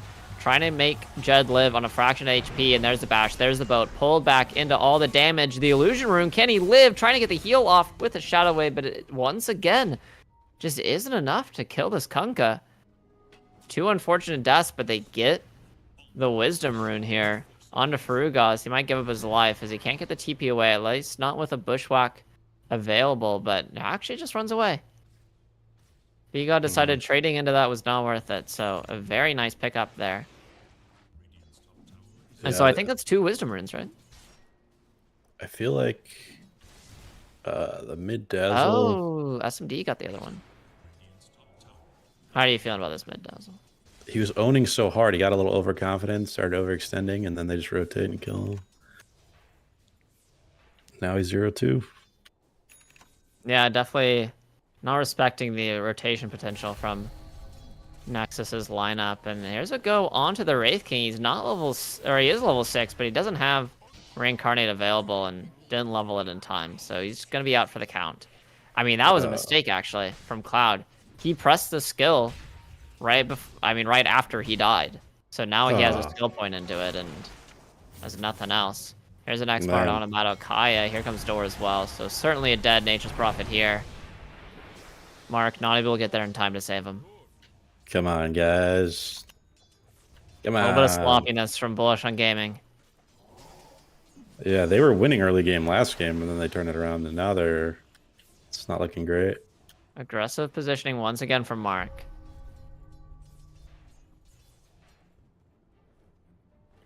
How do you feel about Dazzle mid?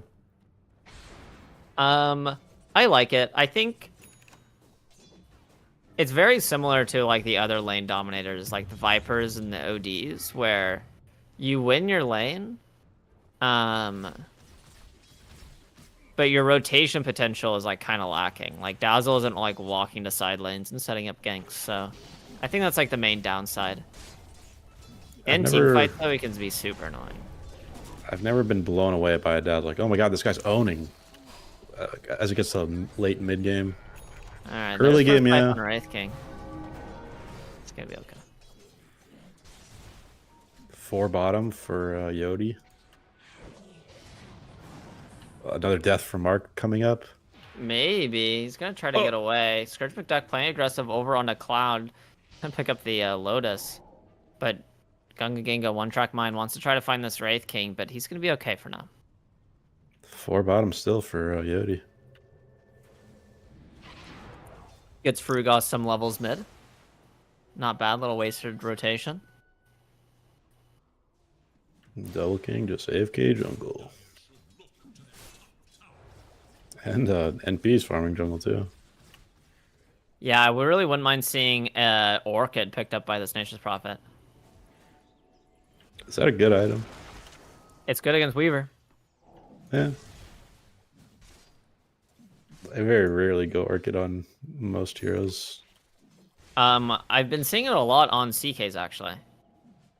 JMac was trying to convince me to go Orchid Bounty Hunter. Yeah, I mean, I've seen that before too. Mid. Bounty Hunter mid. I mean, it's just like the kind of damage you want to output, right? It's like you either go Deso or you go Orchid. I went Dessa. I think it depends on the game. I don't think it's like awful though on Bounty Hunter. Maybe I'll try it again. I think just the heroes that build Orchid are kind of few and far between, especially when like we don't really see these heroes anymore, but like Witchblade was seen as just like a better Orchid. Although now like Puck and Storm aren't that popular. Okay, here's initiation onto Door. Double King moving forward as well. Pops the meta, and Door is getting slammed. As he falls, now they're gonna go over onto DNC. Wraith King falls bottom though to Gunga Ginga. They're trying to continue to chase on a Slaughter. They want to make the most out of this as he hides into the corner, trying to juke around the tree line. Bullish, guys. Okay, they find him. He's moving on. He's earned up. He's getting body blocked, trying to make his way to the Twin Gate portal. Can he make his way through? No, he's moving past it. Over to the outpost. His stick is going to do a bit, but Double King finds a final tick of damage to bring down the great Slardar chase of 2023. Finally. I mean, this is it's kind of like the polar opposite. It's this time Bullish on Gaming bring forward top, and all the meanwhile, B-God's getting some XP bottom. They find a kill into Wraith King. Just these rotations are feeling a little hard for both teams. Scourge McDuck rushing a Deso. Yeah, okay, here's a Torrent onto the Dazzle. He's low on mana, which is a huge weakness. Oh, but a huge sharpshooter from B-God. Rips him apart, and yeah, he didn't have the mana to grave himself. He doesn't have it leveled, so that'll do it too. Like, what's the game-changing item on this Dazzle? What's going to turn it around for this Dazzle? I mean, Ags is his timing usually. It makes Shadow, the Shadow Heal, do a lot of damage. I honestly don't know what it... I guess I have to read it. Shadow Wave you can like apply to enemies, and then if people are poison touched, it like oh no, it's just any, regardless of whether they're poison touched, you'll attack everyone that Shadow Wave bounces to. So it's kind of like Weaver Shard, sort of, except instead of Shikuchi, it's Shadow Dance. That's interesting. So it's just like a lot of spread damage in fights. All right. See if it pays off. Here's a gank from Atakaya, but Shikuchi, okay, there's a dust. Sprout holds in place for a second, but there's no follow-up here. Frugos wasn't really in location, and they're going to change their targets over onto the Wraith King. He has a Blade Mail, Bushwhack off the mark. He's sustaining for quite a while and has Reincarnation to work with. And Reincarnation is going to be used, but they changed target. They found Mark in the back line. Oh, no. Okay, nice swap away. Can he live for the moment? Nope. Is found with the cleave anyway, and now Frugos sacrifices his life to try to save the Dazzle, but it doesn't work out. Now Cloud still being found here by Door. He's going to be X-marked, brought back, and he doesn't have a second life to work with this time. Kill after kill going the way of Yodi Brody's Nexus, and this is exactly what we didn't want to see. No. The lane could not be in this state for Bullish on Gaming with their lineup, and now they're fully relying on Double King. Try to bring this game back for them. I'm a Double King believer. If anyone can do it, he can. Or Sammy Boy, but he's not on this team. How do you think FryBoys are going to do with the Sammy Boy? I assume pretty good. Sammy Boy's a great player. Jed in danger. Has a Blade Mail, getting chased down by Cloud as well as Double King. This is a big group up here from Bullish.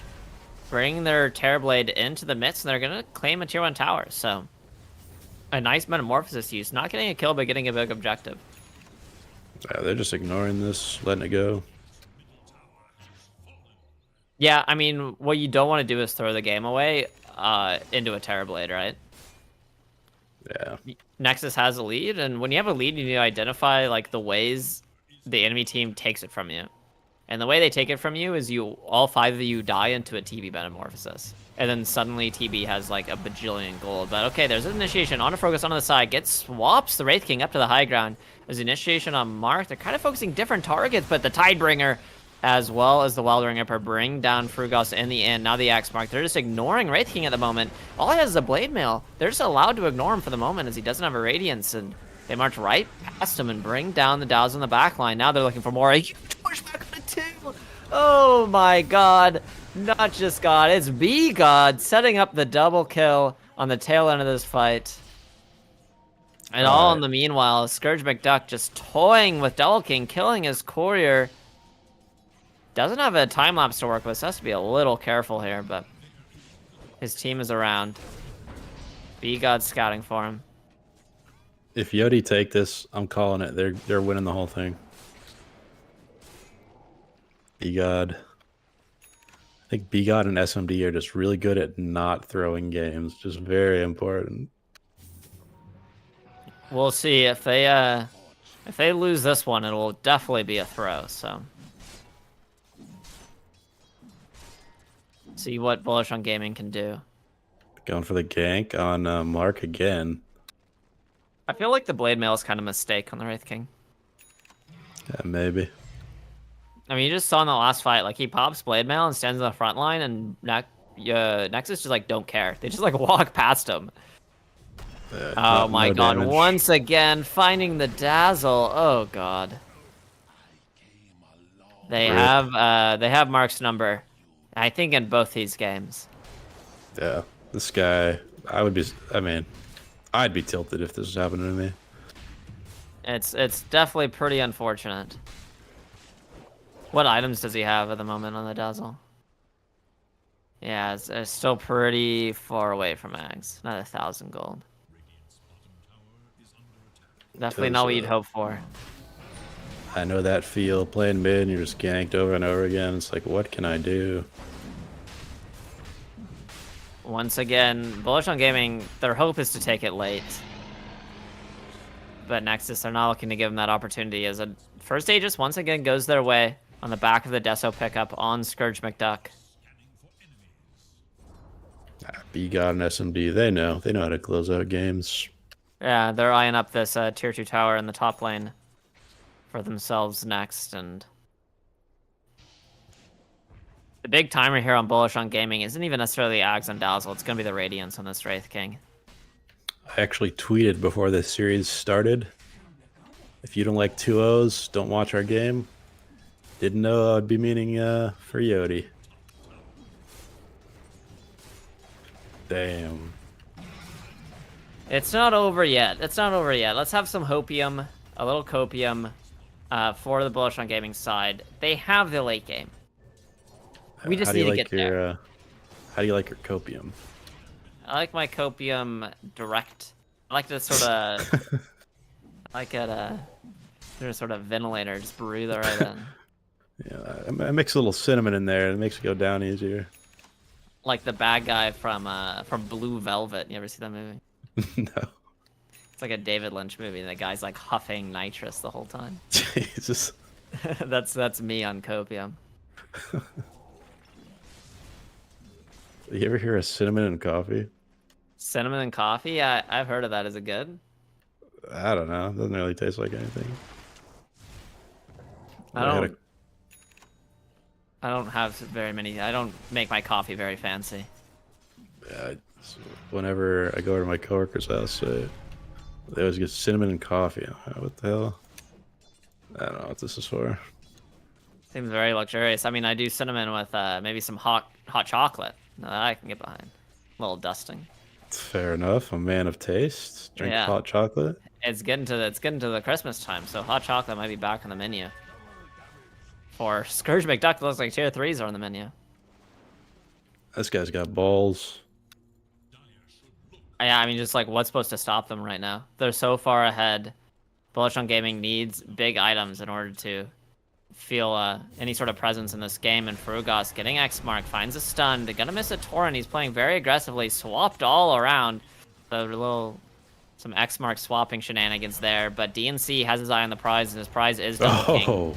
Finds the Corrosive Haze, bashing as well. There's comes the damage from Scourge McDuck, and the boat was not even needed to bring down the Terrorblade on Bullish on Gaming, and now they're sitting without a carry, and the whole map is ahead of Nexus, so they get just to get charged down. Going down the mid lane, looking to pick up this tier 2.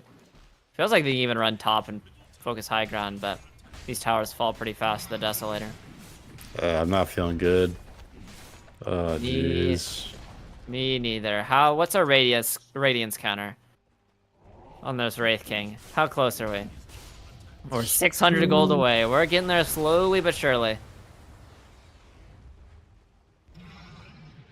This is another one of those. It needs to be 40 minutes for them to win. Yeah, exactly. SMD won't let it get there. We will see. We will see. He's definitely going to be a problem, though. He's uber farmed. Scourge McDuck. It's like a play on Scrooge McDuck. Oh, wow. Did you know that? Yeah. But that's the sort of insights that we'd be around for. Taking my notes, doing my research, Googling around, you know. It's this old cartoon with these ducks, you know? I forget what it's called. I mean, even Scrooge McDuck is a reference in itself. Oh, to Ebenezer Scrooge, right? Exactly. Wow, it's like ultra meta. Yeah. We're taking it all the way back. We're literature fans here in NADCL. Was Ebenezer Scrooge based on some rich asshole or something? Like a real dude? I don't know if he has any historicity. That's a big word. Holy shit. Whoa, man. Cloud has some reading time here, maybe, as he's going to get controlled up. Okay, here comes the skeletons. The boys are up, but he has the gold. He just has to get out. Oh, man. He's so close to his radiance, but they aren't going to let him get to it, as now a negative 200 gold to his bank account as he gets caught out in the top lane. That sharpshooter from B-God, was it necessary? No. Was it a flex? Yes. B-God's just taking the towers as well on Scourge McDuck, applying the pressure.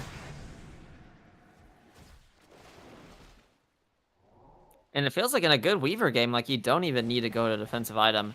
Maybe he'll go, I don't know, like what's the point of going anything? Build a Daedalus. Yeah. What's he Lincoln's doesn't feel good. Yeah, he's going Crystallis. Exactly like I said. Ship it, full send. Yeah, like what are you scared of as a Weaver actually here? Nothing. I mean, stuns, but they're pretty easy stuns to get away from. They're both projectiles. Yeah, he's too good. Dead Nature's Prophet. No way, not enough damage. It's following. Oh god. It crits for 3,000 health. We're still following it. Avenge has died in this meanwhile. Oh, it actually done a ton of damage. It did crit. Nice to get out. Will DNC finally cancel? Doesn't look like it. He's away, but in the meantime, they're charging up high ground here. The final barracks in this top lane looking like it will not be defended. I mean, heroes are here. Can they touch Scourge McDuck? Not for the moment, but they hold off the pressure onto their barracks. Their only chance is to burst down Scourge McDuck. And they got a chance. That doesn't seem likely. I mean, if they're gonna burst on a hero, that'd be the one. It's hard to with Channel as well, right? But speaking of Scourge puns, I had a WoW guild once. You know, Bourgeois. I made a guild called Scourgeois. Oh, I see. Yeah. That works. I kind of like it. Oh, the sharpshooter almost clips Mark there as he's getting initiated on by the starter. Another turning around. It's B-God in trouble. B-God is dead. Ding dong, the B-God's dead. And now they're turning their attention over on a door. There's a chin heal finally, but it doesn't heal him because the Spirit Vessel applied Onto him. Okay, here comes Jed from the backline. Finds the X. The boat is coming in, but Double King pops his BKB. Can he find damage onto any sort of targets? But instead, it's Scourge McDuck and DNC cleaning up the backline here for Bullish on Gaming. And Double King might be left alone here. The BKB comes to an end. Oh, there's a Shallow Grave as well as a Sunder coming out. So Double King has another set of life to work with. But the damage, where is it? Finally bring down Jed. And Scourge McDuck, oh man, he finds the damage into Double King. Disable Shikuchi away. Cloud, I don't think he's going to be able to chase him down. Door is stuck in a weird position, but no punish for it. They could get this, maybe. Nah. It's so scary to fight into Scourge McDuck, and here comes B-God on the back of a dragon. Finds a bushwhack. The sharpshooter brings down Cloud, and you might be able to kill this B-God once, but he comes right back from the dead and brings the pain and the tail end of this fight, and that was supposed to be the big win there for Bullish, and it was not a big win. Of course, Speak Out has bots. Of course. Why wouldn't he? Aetherlin's bots, quite the build. Now he's going for the Ethereal Blade, so his Sharpshooter is going to be doing even more damage. Damn. Okay, there's a Sprout. Poison Touch as well. He goes Invis. There's a Shadow Blade on this Slardar. Can they find... No, they cannot find. They are That lost. fight was closer than I thought it would be with a 15k difference, but not quite. Yeah, Double King once again, just kind of like last game, was just getting kited. I couldn't find the lockdown. I mean, he did a lot of damage to Scourge McDuck when he could see him, but you only see him for so long. Yeah, he almost had him. Yeah.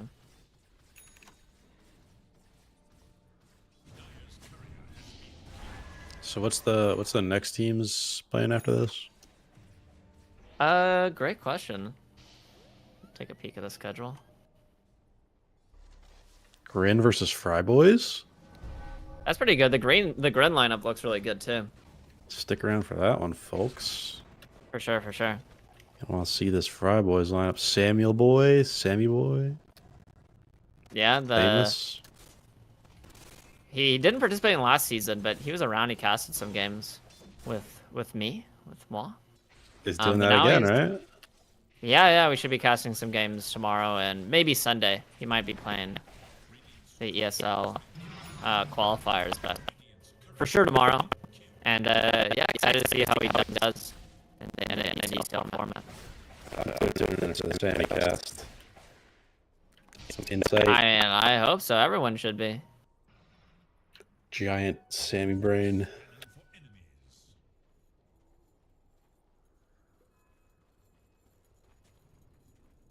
So how do you think this Chen's worked out?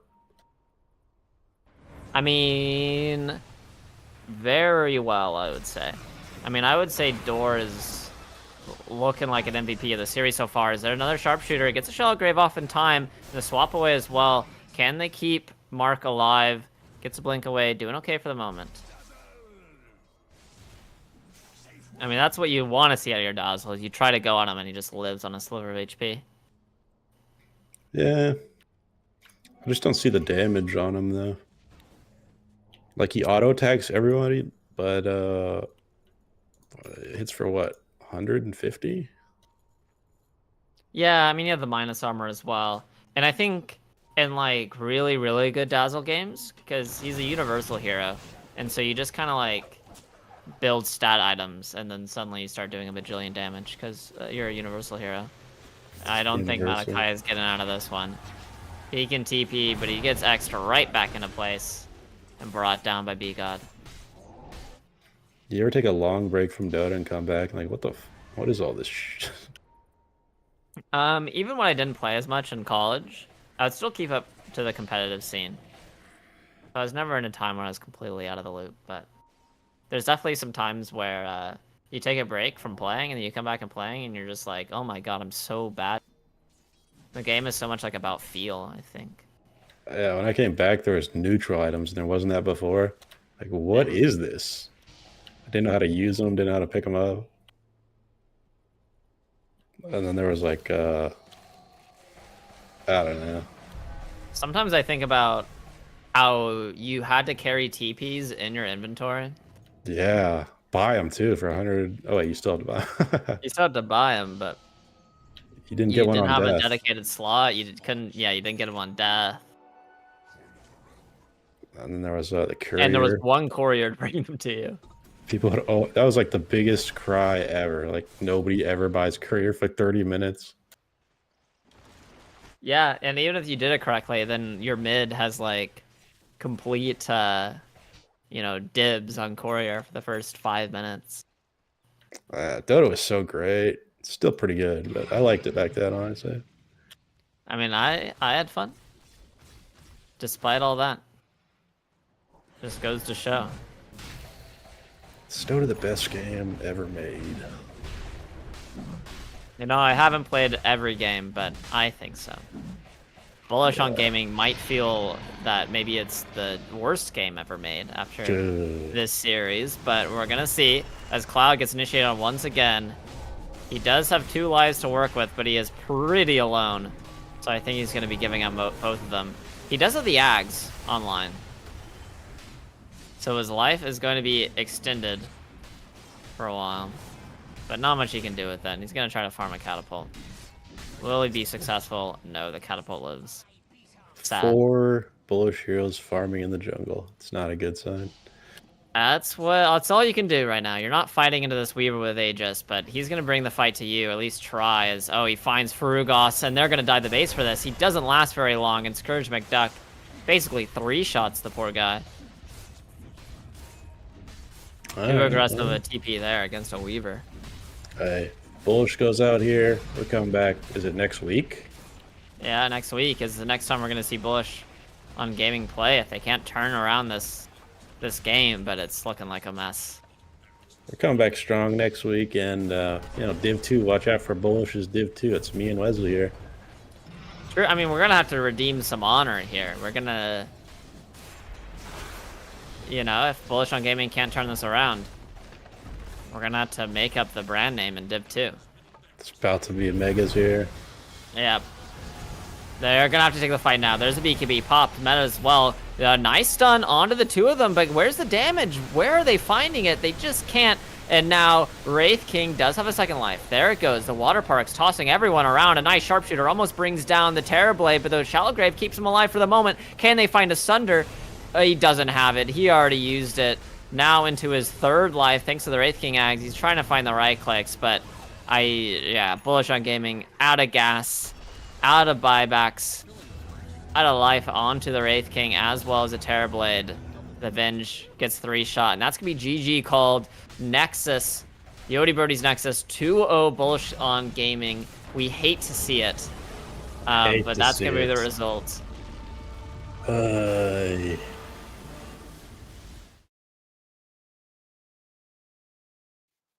I mean, we talked about it. Yodi Brody, they went for a full tempo thing. They went for this like Slardar, Chen Weaver, the Kunkka as well. They were all about taking those early skirmishes, having a decent laning phase as well to go into the early to mid game with. And it was all about Bullish on Gaming trying to stay the tide, slow the tide here from Yodi Brody Nexus. And they just didn't do it. These early skirmishes went completely Nexus's way. And it just put Bullish on a back foot that, I mean, kind of like the mid-game fights of game number 1, they were never really able to come back from. Yeah, I said it in my draft analysis video, if you watched it. Yodi looks like the strongest team, and they're still looking like the strongest team here. I say they take the whole thing right. If they could beat Bullish, 2nd best team, they could beat anybody. I mean, it's nice if Nexus goes to win the whole thing, because then we could say just unlucky seeding. Unlucky seeding. What can you do? So who do you have taking GRIN versus FryBoys? Already thinking about next series. I mean, we can leave the analysis up to the casters a little bit, but I'm feeling. I mean, maybe Sammy Boy won't like me saying this, but I'm kind of feeling GRIN. GRIN's strong. GRIN looks strong, and Sammy can take my betrayal and turn it into a win, fuel it into anger. But that's my hot take. I think it could go either way. They have Flea, former 2-time NADCL champ and part of Bullish on Gaming the entire season, so that's a big plus. Yeah, but for this series, who are you taking as MVP from Yodi Brody Nexus? I think it's B God. He kind of holds the team together. Obviously, Scourge McDuck is incredibly good, and I don't. He's definitely irreplaceable. But B God just sets up the plays. He makes the plays. He just has such a huge impact. Roaming. I don't know. B God is just MVP. Yeah, he had a super good series today, and it felt like even banning out of the Pudge, it didn't put him back at all. He just has a strong performance on the Hoodwink. But for me, I think it's Door. I think Door played really well on Treant and game number 1, and then on the Chin as well, just providing so much tempo, making the rotations across the map, setting up so many team fights for his team. I was really impressed by Door's performance this series. Yeah, this series opened my eyes to just how good Door is. I Yeah. didn't really realize it all last season, but watching him Would you closely say it here, opened the door? it opened the door to what kind of door is he? Is he wood? Like, is he like grates on it? Is he a mail slot?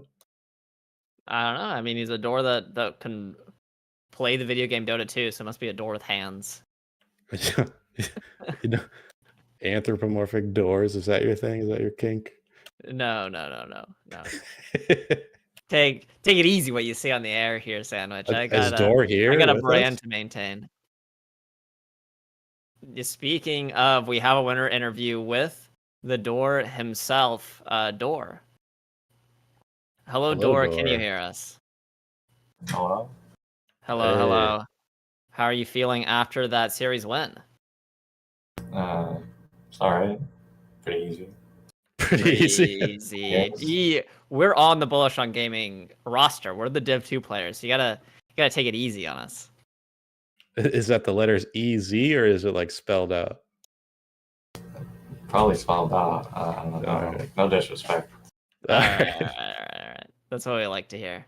Well, you looked super dominant on the tree and the Chen performance. Wesley has you as MVP here. Do you feel like the MVP of the series? That's how I'm feeling.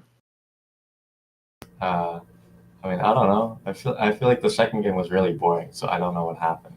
But like the first game, our Sand King definitely carried. Like apparently he got destroyed in lane. Like B-God was complaining about the lane. Like, Sand King just like cut the waves and it was like really high network. So I mean, And this then guy has Sand like King 3K Sand King games. yeah, he's like British too. Yeah. Is it a nice accent? Yeah, a little bit. Oh, very nice. Talk to me about this Chin hero. What makes you prioritize this hero over other supports? I mean, I just wanted to pick something that would like farm and like group. It was either gonna be Chen or Ench, and like Chen's slightly better. I look at like game and like prioritize Chen more. Do you So feel it's you a... Go on, Sandwich. said the game was boring. What makes a game fun for you? I don't know, when like stuff happens, when people aren't just like sitting around like cutting waves and like hitting jungle creeps. It's like the Yeah, we- action. Yeah, like the team fights. Like game 1, I like dove their fountain or something. Or like I walked up to their fountain, and like we started a fight and we lost, but that was fun. So Fair enough. So, I think in the bracket next, y'all are gonna face. I think the winners of the second series is gonna be Grin with Flea and FryBoys with Samson with Sammy Boy. Is there a team you'd rather face in the next and tomorrow for the next bracket seeding? I didn't really look at the teams. I just know it's like there's like Sammy Boy or Flea. I think Sammy Boy's team is just like Sammy Boy and like 4 other people, but like Flea has like some other people on his team. I think it'd be easier to draft for Sammy Boy's team, but you know, Flea doesn't have a carry, so that might be easier to play first actually. But there's no neither one of the players you're like particularly itching to take down or anything. There's no beef or drama. If you wanted beef, you should have asked B-God for the interview. I don't know. B-God has beef with like everyone. Yeah. Damn. Not everyone, just like Sammy Boy and a lot of people. Is B-God on Tilted Boys? I noticed you both have T-Boys tags. No, he's on the cut. He's like the cut for life. What's up with that tag? It's just like I don't know. It's just like when my European players made a guild, so I joined it. All right, fair. What about you? What's your future hold in this DPC-less era we're in? I mean, I don't think I'm going to be on a team because there's going to be like no tier 2 NA tournaments, and like I'm not good enough to be on a team that's like not tier 2. So So you're I don't any know. DCLing and chilling for right now? yeah, I'm like plus $15 right now, so we're chilling. Damn.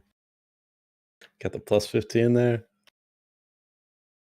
Very nice, very nice. Well, thank you, Dor, for joining us for the interview. Congratulations on the series victory, and hopefully we get to talk to you again later down the line in ADCL, maybe during this weekend again. Just thanks for coming on. All right, thank you. Bye. Peace. All right, y'all. That has been the first series of NADCL. Yodi Brody Nexus takes it versus Bullish on Gaming. But that's not where the night ends. We have another series that we talked about. We have the FryBoys versus GRIN Esports. It's going to be Flea versus Sammy Boy.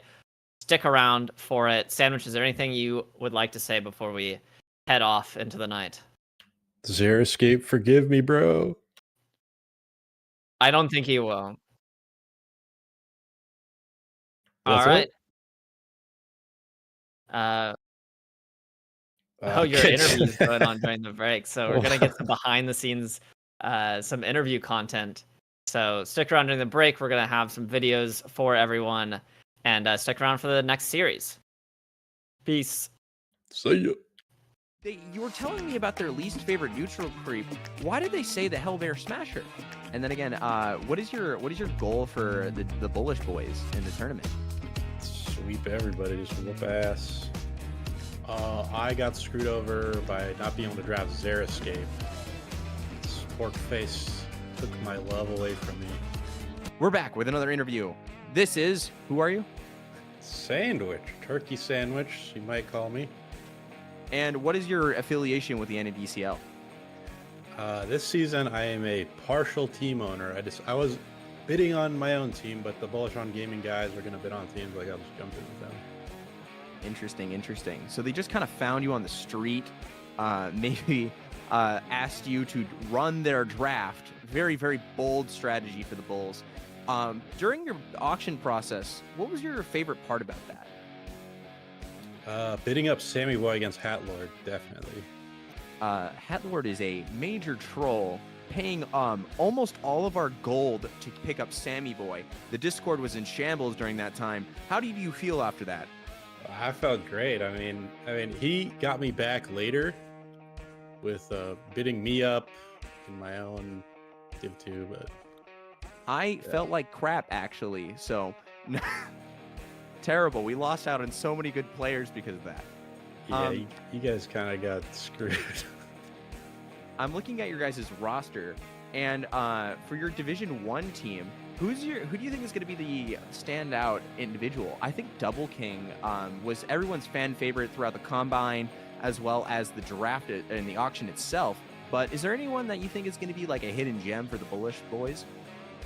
Well, I think Frugos is ultra underrated, and I'm really glad I think I got him pretty cheap too, like 100, 150 or something like that. Yeah, But yeah, steal. And Mark, Mark. excuse my talking over you. No. Is that Mark 007 007? Yeah, he's from C-Dub. He was a former DPC pro. Ooh, fancy lineup. Have they even talked to each other yet? Yeah, I actually drafted Mark and Frugos because Double King said they were his boys. So they're boys. So this is a boys stack. This is a boys bullish sweep, as the kids say. Yeah, the two random dudes. And then again, what is your goal for the bullish boys in the tournament? Sweep everybody, just whoop ass. And is any of the boys going to be streaming their tournament run? Perhaps joining Arteezy on Kick? Ooh, I would love that. Maybe I could talk to Double King about that. That could be potentially interesting source of content. And you know everything about your team, correct? So I have to say, when you were telling me about their least favorite neutral creep, why did they say the Hellbear Smasher? I was quite curious to see, because the Hellbear Smasher didn't do anything wrong. Why do they hate the Hellbear Smasher? Just looks like a tomato. He's just ugly ugly guy. He's an ugly individual. You heard it here first. The Hellbear Smasher is the worst creep. And if you don't agree with that and you think the break creep is actually the worst creep, well, you can complain and root against Bullish on Gaming. Other than that, who do you think got like screwed over the most in the draft? I saw a lot of angry words being thrown around in the Division 2 section. What do you think? What happened with that? I got screwed over by not being able to draft Xeriscape. Sporkface took my love away from me. That's such an interesting one. Xeriscape, two-time champion in the Division 1 league, now playing Division 2. How do you feel about that as the former Xeriscape holder, as it will? Bad. Now he's mad at me, and you know what? Some bonds, they cannot be reforged. It's a sad day, you know? We're going to hear about it on his kick stream. And one final thing. As you kind of go into this season, which lineup is the scariest going into this weekend? Definitely Yodi Brody, both divs. Well, going into this weekend, it's Div 1, but the Scourge McDuck B-God. B-God's a former champion. Scourge McDuck got second place versus B-God. Door is also pretty scary. Well, they got Gunga Ginga, so that's just rough. And then Eat Nut, too. It's frightening. Yeah, that Yodi Brody lineup looks stacked, including Division 2. I think that's going to be a very, very interesting team to watch. And our final question, what do you think is going to be the biggest troll during this league? Are we going to see Spirit Breaker every game? Are we going to see some off-the-wall things like we saw in the Combine, like Chen Mid? What do you think is the biggest troll strat that's going to come out? Sniper mid. Sniper Mid. Some things never change. Well, thank you so much, Sandwich, for this wonderful interview. And it's always good to talk to our team owners. If you wish to support Bullish on Gaming, feel free to check out our Discord, check our schedule, and watch their Division 1 games. Spam the chat with Xeriscape Deserves Justice in order to potentially bring him back to his former home. Otherwise, this has been a fun interview, Sandwich. I hope you guys do really well. Thanks. Thanks, bro.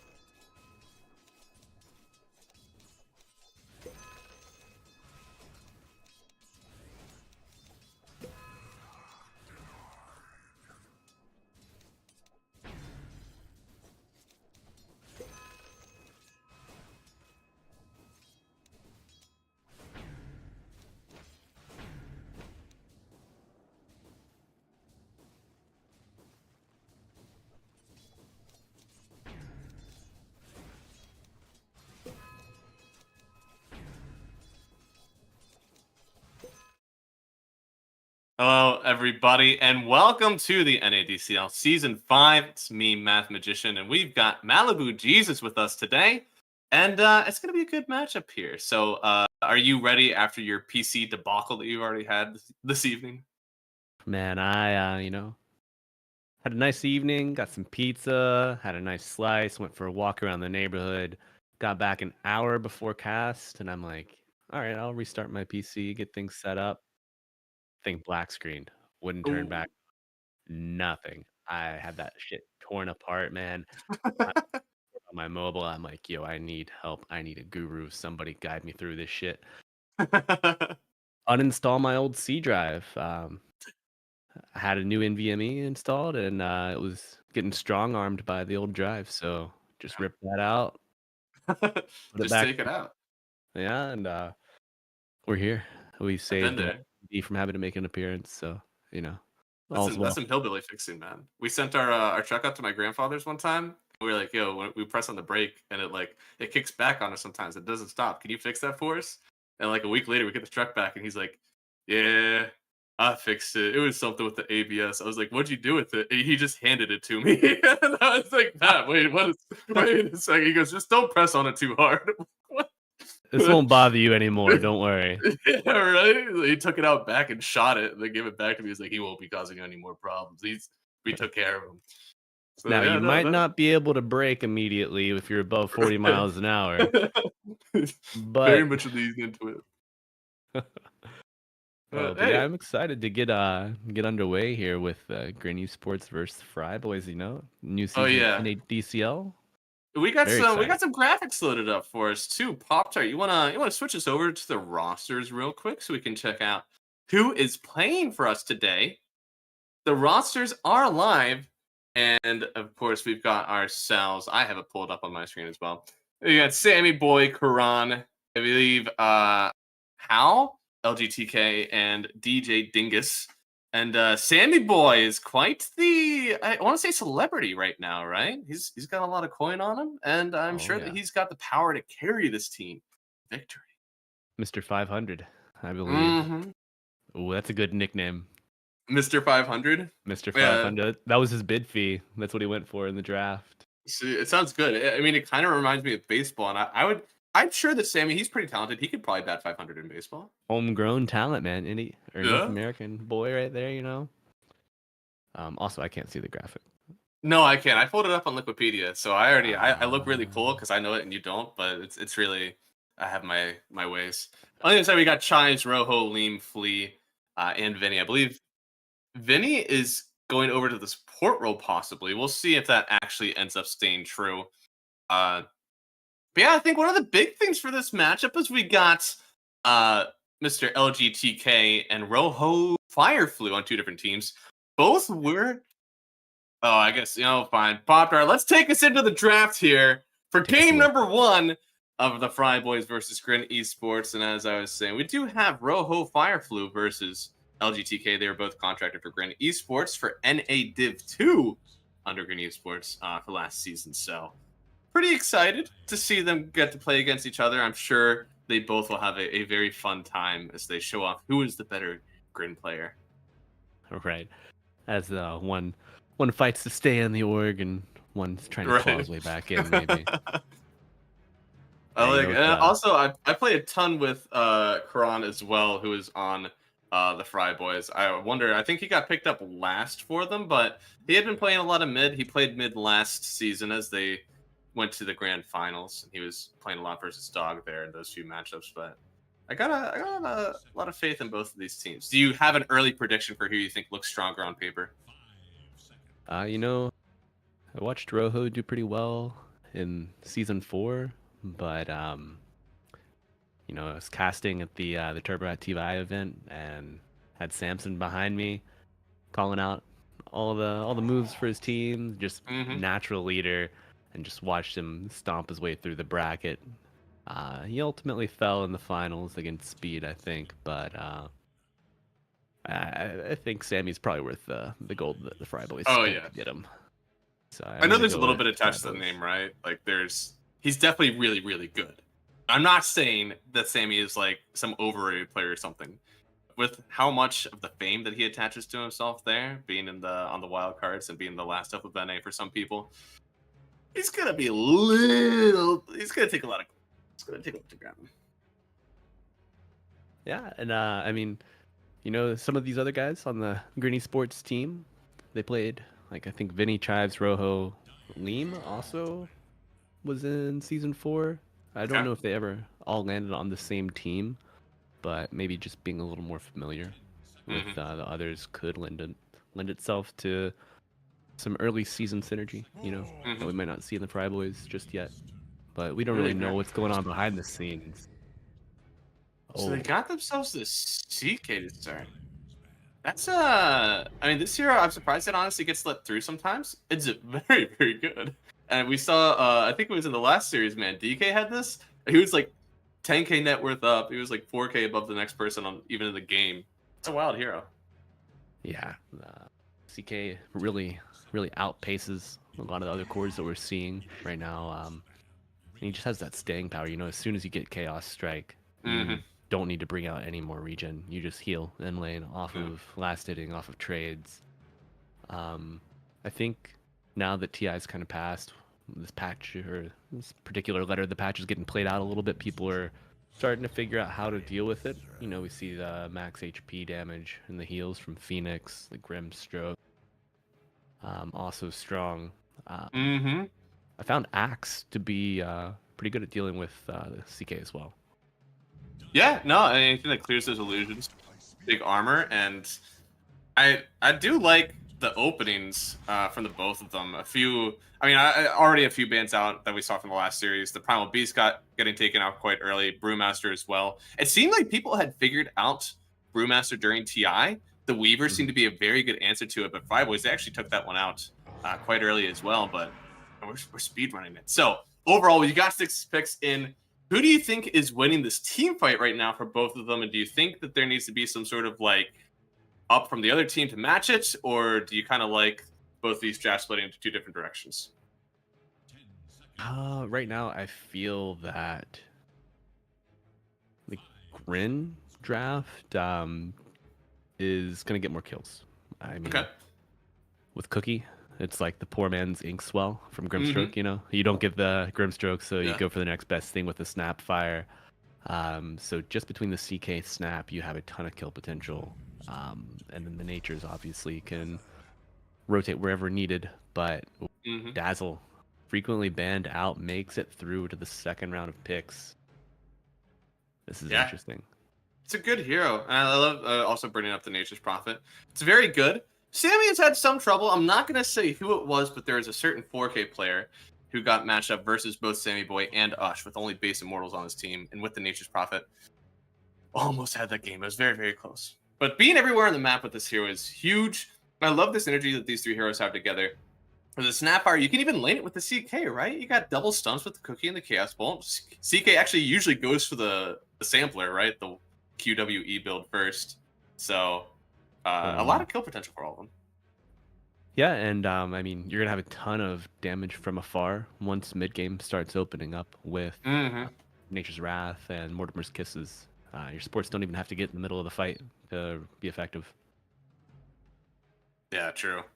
And I guess going back to the Dazzle, this Dazzle hero has kind of been banned out really early, especially with Kunkka being so often first picked. I don't know if there's many heroes in the mid lane that honestly love playing against it. I think it wins a ton of the melee matchups, of course, and then the range matchups are kind of weird because he still clears waves with Dazzle, so it's not quite free. But the Puck is something interesting, right? Centaur is some hero that wants to get everybody out of the way so the coil can kind of lock him up and make him still killable. Dazzle is a hero that thrives on also trying to be that escape, right? You're able to refresh your Blink Dagger cooldown. So he's elusive hero. So I love this Puck pick. Do you think it's going to be good, or maybe it's the Grimstroke too much? I thought the Puck's kind of fallen off. Some of the patches got a couple nerfs. Just hero hasn't really gotten much love recently. I mean, it's still true to its identity. I mean, you can dodge the projectile from the Poison Touch if you're quick enough. So that's kind of nice. The silence and the mobility that you get with Rune Control with Puck, I think that's really what they're relying on here. Also, Dazzle, you don't really want to buy a Dispel until like third item, probably. So you're probably gonna have a hard time dealing with that silence that comes out from Waning Rift. Mhm. But yeah, I don't know. Dazzle, you can shove the waves Always, yeah. if you have your Centaur in front of you, if you have that Grimstroke to get the Phantom onto the puck, then you're in business. But if you get caught out, so I think it's just gonna be a wash, you know. Mm-hmm. Well, Pop-Tart's gonna hate me for this. Give me just 1 second.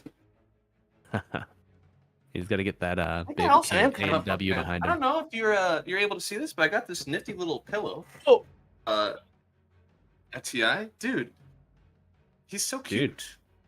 You have the puck pillow. I have the puck pillow. I think it was one of the only ones left. I saw that some people had like a Tidehunter pillow and a Snapfire pillow as well. I love my pillow. Tide is sick. Oh shit! Do I have to go grab my Tidehunter right Right? now? Yeah, go grab your pillow. Shit. That Okay, one okay. looked cool Well, too. Yeah, get it. Better than a pillow.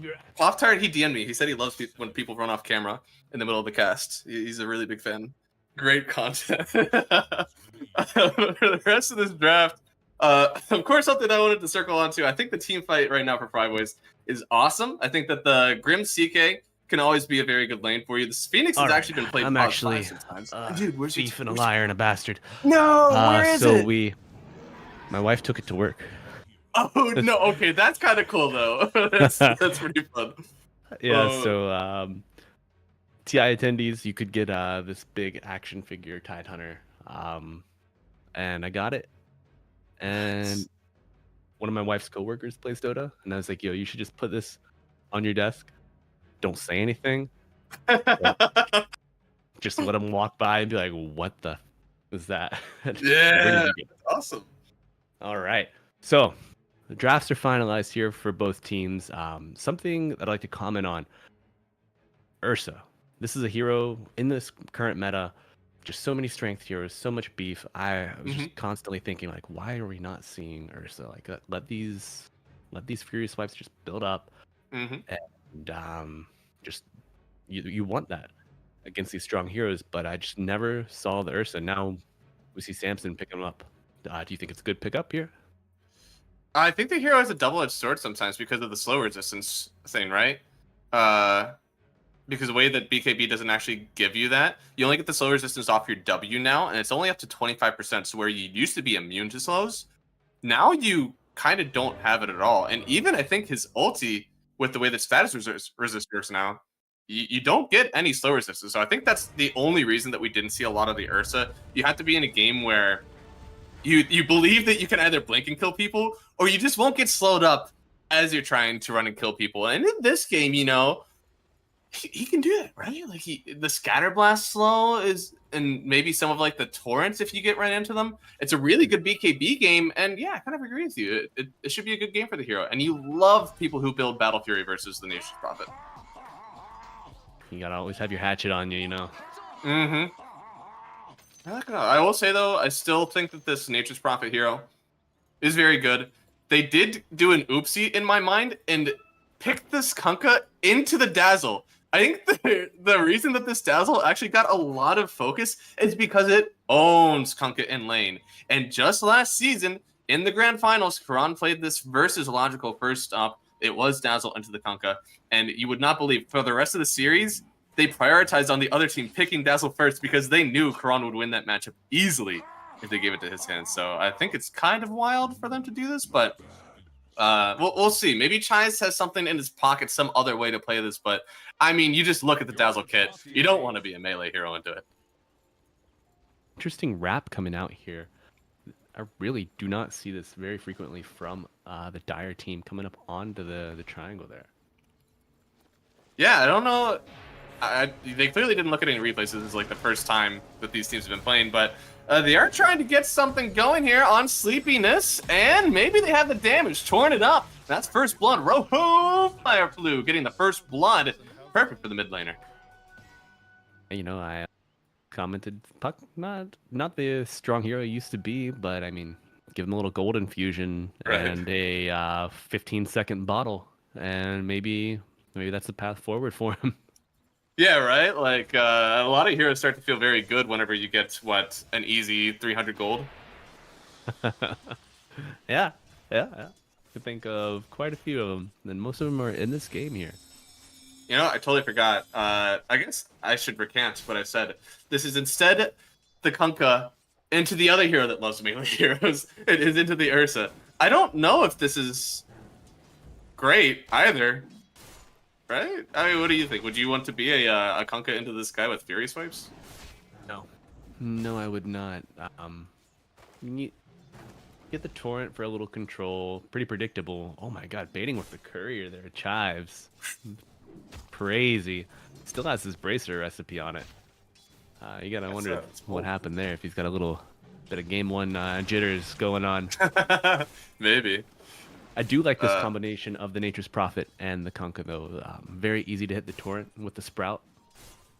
Gotta expect that Sammy will probably react quickly and usually cut himself free, but really, really easy spell casting from this offlane duo here. It feels so weird sometimes, because like a lot of people have gotten really quick with using the Quelling Blade to get yourself out of the trees, but with the AoE damage around it, and the free right clicks you usually get as the Nature's Prophet, it's wild that it still feels like a favorable trade, even with all the Quelling Blades around.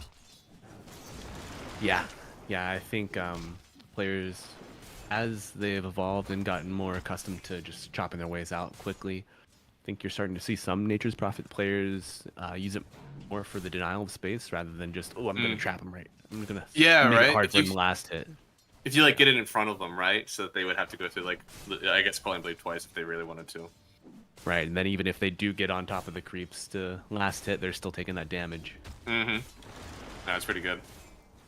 I will say though, those are one of the better ones. Yeah, Vinny is in danger now. He is playing the 5 Snapfire, gets himself out. This is a pretty potent lane. Snapfire plus the CK. You got the double stun, of course. But this is I don't know. I think this is kind of where the Snapfire belongs if you want to do this. We didn't get to talk much about its matchup into the Phoenix. Do you like Snapfire into Phoenix? No. If I'm the Snapfire, yeah. Not if I'm the Phoenix.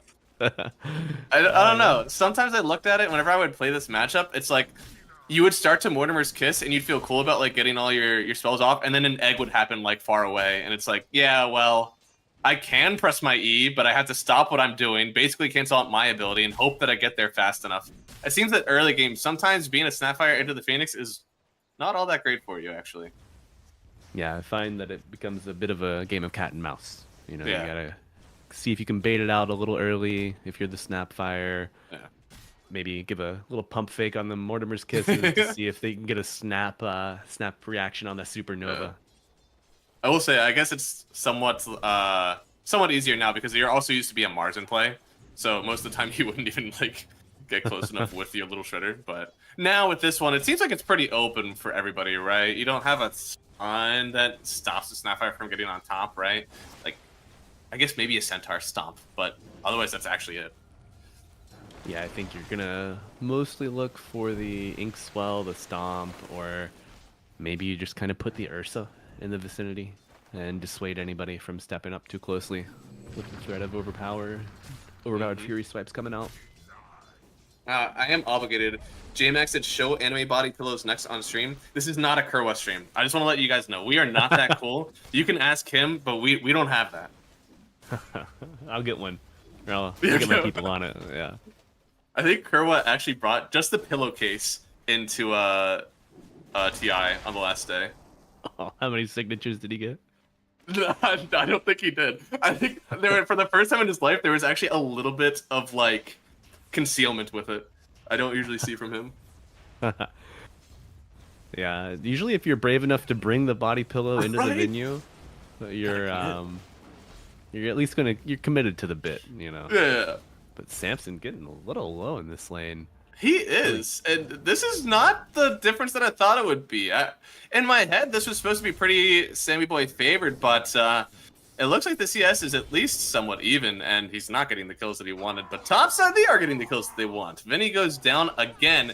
It's a little bit hard. I think that in this lane, they do have a lot of harassment on the CK, and it's hard for the Snapfire to step up because you want to save that cookie for the combo, right? You want to send your CK in, let him get the kills.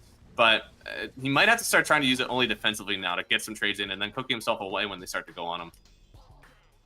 Yeah, you definitely don't want to use it as an escape, but both of these safe lanes kind of suffering, having to bring out a lot of extra regen. CK not sustaining as well as I had anticipated, and as soon as I say that, they're gonna try here. LGTK getting the silence off and stun, and with all this damage, they might actually turn and get the kill on CK. They will. Flea comes in a little bit late. Maybe if he was in earlier, they could have gotten the kill on the Grimstroke, but I think now he TP's out, and there we go. They get the kill and escape. And now they're even leaving the bottom side a bit open because of the CP out. Shives, is he gonna burn? He does not burn. 5 stacks on him. He even still had the Lotus, so he was pretty safe. very respectable play coming out from FryBoys here in the bottom lane. Just knowing that GRIN does not have the Nature's Prophet available, and they just unleash everything they have. Chives getting that second Lotus can regen up about 250 health, but Samson just making it not worth his time to even be in experience range. Another Inkswell coming out in the top lane. Oh my goodness, yeah, they really want it. Bit of a whiff. Good Chaos Bolt. I think they got one of the high value rolls on the stun there. I will say, I think they're starting to get this lane down a bit more. Oh no, they don't even have Little Shredder. I was about to say, I feel like LGTK is allowed to just silence up the CK and then use his combo for the Centaur, but I figured if there's a Little Shredder on the mark, then they could just get rid of the bug quite quickly. Vinny's really trying for this LGTK. Does have his stun available. Cookie is as well. We'll see who wins it. Stun up, coming in, and LGTK picks up the rune, and they even bring in Karan to help themselves get that last kill. Now, Flea on the other side will pick up his rune as the Phoenix starts to run over for it. Does not have any dive away. He'll try to let the creeps get him, but no. Okay, they will get the kill. A coil on Sammy now. He came in to try to help out for a kill. Flea's going to section him off, but he will give his life for this. Yeah, he'll take one kill. Has a fairy fire, has a wand, but one's already popped, and I think he'll surely go down here. Roho, Fire Flu, helping Chimes get the kill. And so it's a few trades out. Honestly, kind of unfortunate. I don't know if he had to run over there. I think the fight was already over, and he was bullying out the Kunkka, so a rough turn of events here for Sammy. Yeah, you know, you like to get that kill on your way out. It was kind of like a compensation for it, for dying. But ultimately, I think if you just stay in the lane and continue farming, you get just the same amount out, and you don't die. And looks like, speaking of getting caught out here, Karan trying to step up on Rojo. They won't get it, but he manages to get LGTK's courier and get the bug kill.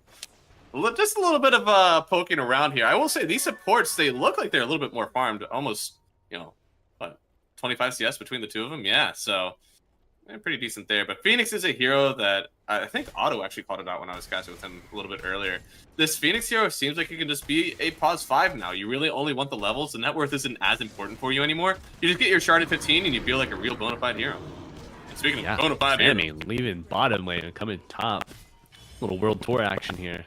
I mean, anybody that can use these seats like that is gonna feel pretty powerful. So that's a little bit of the advantage of Radiance, is that it's a lot harder for them to come from from their corner TP and get into the trees behind. There's like not many there, but going up to Dyer's, there's a lot of trees to just run around after you exit the portal. So just a little bit of a map balance there.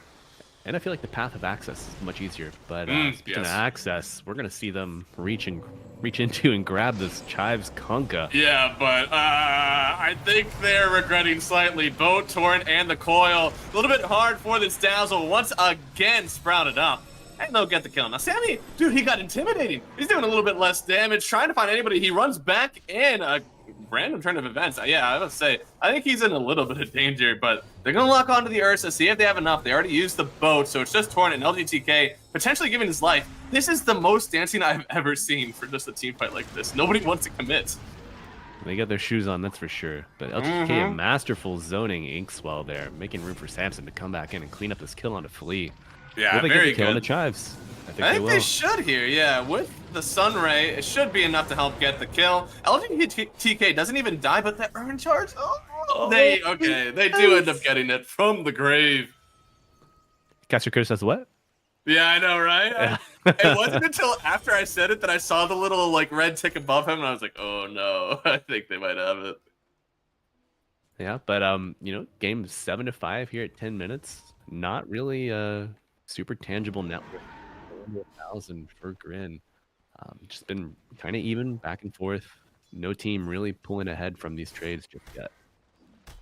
Yeah, no, it's kind of even for everyone here, and I'm hoping. Oh, okay, here we go. They're getting something done, like I wanted, because I feel like you're a little bit more aggressive potential from Radiant right now, and they do get themselves a kill just on Benny. But where's the tower pressure? You know, like this Centaur isn't gonna do it all by himself. Yeah, Sleepiness does have his Vanguard. He's able to tank this tower for his catapult. Wave is just right behind. Mm-hmm. So I think we're probably gonna see the first tier 1 come down, and It's a bit late for it, no, honestly. Chives wasn't able to protect the catapult in the bottom lane, so they're not gonna be able no. to match this push. Yeah, no. I mean, they both have some pretty good wave cutting potential, and DJ Dingus, oh no. I think they've caught him. They do X him up. Unfortunate. He's going to get dragged back into the boat torrents. Whoa. So an easy kill for Chives. And they will continue. It's hard. Sometimes you feel like you can just get that one more creep wave, and it'll all be worth it if you can clear it out. But unfortunately, they don't get it cleared. Sleepiness. Oh, he didn't have a Flame Blade anymore, so he gets stuck in the trees for a little bit. They will still catch up to Chives. Cookie away from Benny, trying to get him out of this one. And X should be coming up soon from Chives to get them out of here. But for the rest of FryBoys, they are really trying to lock on to this Kunkka. They got to be careful. Yeah, they really didn't want to get locked up by another coil. Yeah, great escape coming out there from Flea. Able to TP away and save that net worth advantage for GRIN Esports. Chives still dodging that. Rojo making that timely rotation just to make the space for his team to escape. Real big lifesaver there. Always the team players here, and we'll say net worths are looking pretty decent coming out, except for maybe Karan on that down. So he could use a little bit more. His net worth and levels are all very, very important to him. Of course, for that Ags, the farming capabilities are insane. And also, I think his team wants to be out on the map here soon, right? Like, you got this amazing team fight in the Phoenix, awesome combo with the Grim and the Centaur. So once the Centaur hits his timing, he kind of wants to be on the map making things happen, you know? He's not just going to sit around and farm for a while. Yeah, speaking of farming for a while, Samson, working on that Battle Fury. Yeah, probably 700, 800 gold off. Gonna be able not to. getting too far away. Yeah, he's been pretty active on the map. But, Oh no, not another DJ active Dingus. on the map. No. Flea. We've seen him down here a few times getting taken down. Now he has a single stick charge and then the egg. So Flea, I don't know. I mean, they used Stampede and they used Egg. You might be walking away from that one saying space, but Rojo Fire Flew, silencing up this Ursa, and they get away after using the coil to get the kill. Sammy, I mean, really wanted that one. Never got to press his enrage. He got silenced up just before, it seems. But man, I'm surprised they actually got that kill. Yeah, Samson maybe getting a little too active on the map there. Speaking of too active here, great views from Karan, really trying to make stuff happen. They get linked up, but with the X, I think they will indeed get the kill. It's a good TP in from Liam here, wanting to make sure that his team is not kind of left behind after the first few trades in the mid lane here. But Flea is going to lock into DJ Dingus. Please not the bird again. Okay, the bird again. They get the kill. The bird again. What can you do? What can you do? Bird again? There's a cardigan joke in there somewhere. I gotta dig on that one for a little bit. But yeah, Liam with that great rotation to the bottom lane. Maybe expect to see them take this tier 1 tower here.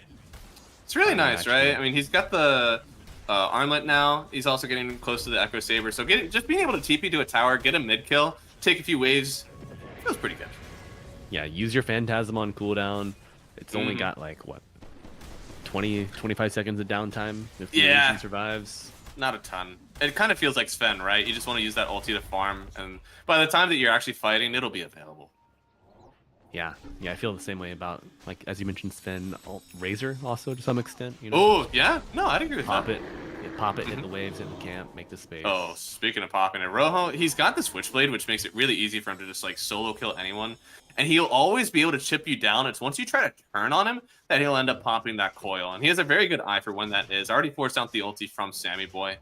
So Sammy, of course, doesn't want to get caught out like that again. There's definitely a little bit of fear from the first one. And, oh my... Narrowly missing that smoke. Those are some instincts. I don't know if he had them on a ward somewhere or something, but Very nicely done. He's even getting in. Oh, no, jumped in with the Inkswell. Maybe they actually Beautiful have him. timing. Silent stomp, and they get the kill. Sleepiness.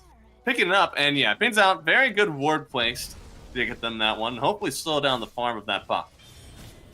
Yeah, you know, it's amazing how one minor change from Valve can bring a hero back to life in this Grimstroke. You know, giving you the ability and decision to activate that Inkwell and take the stun.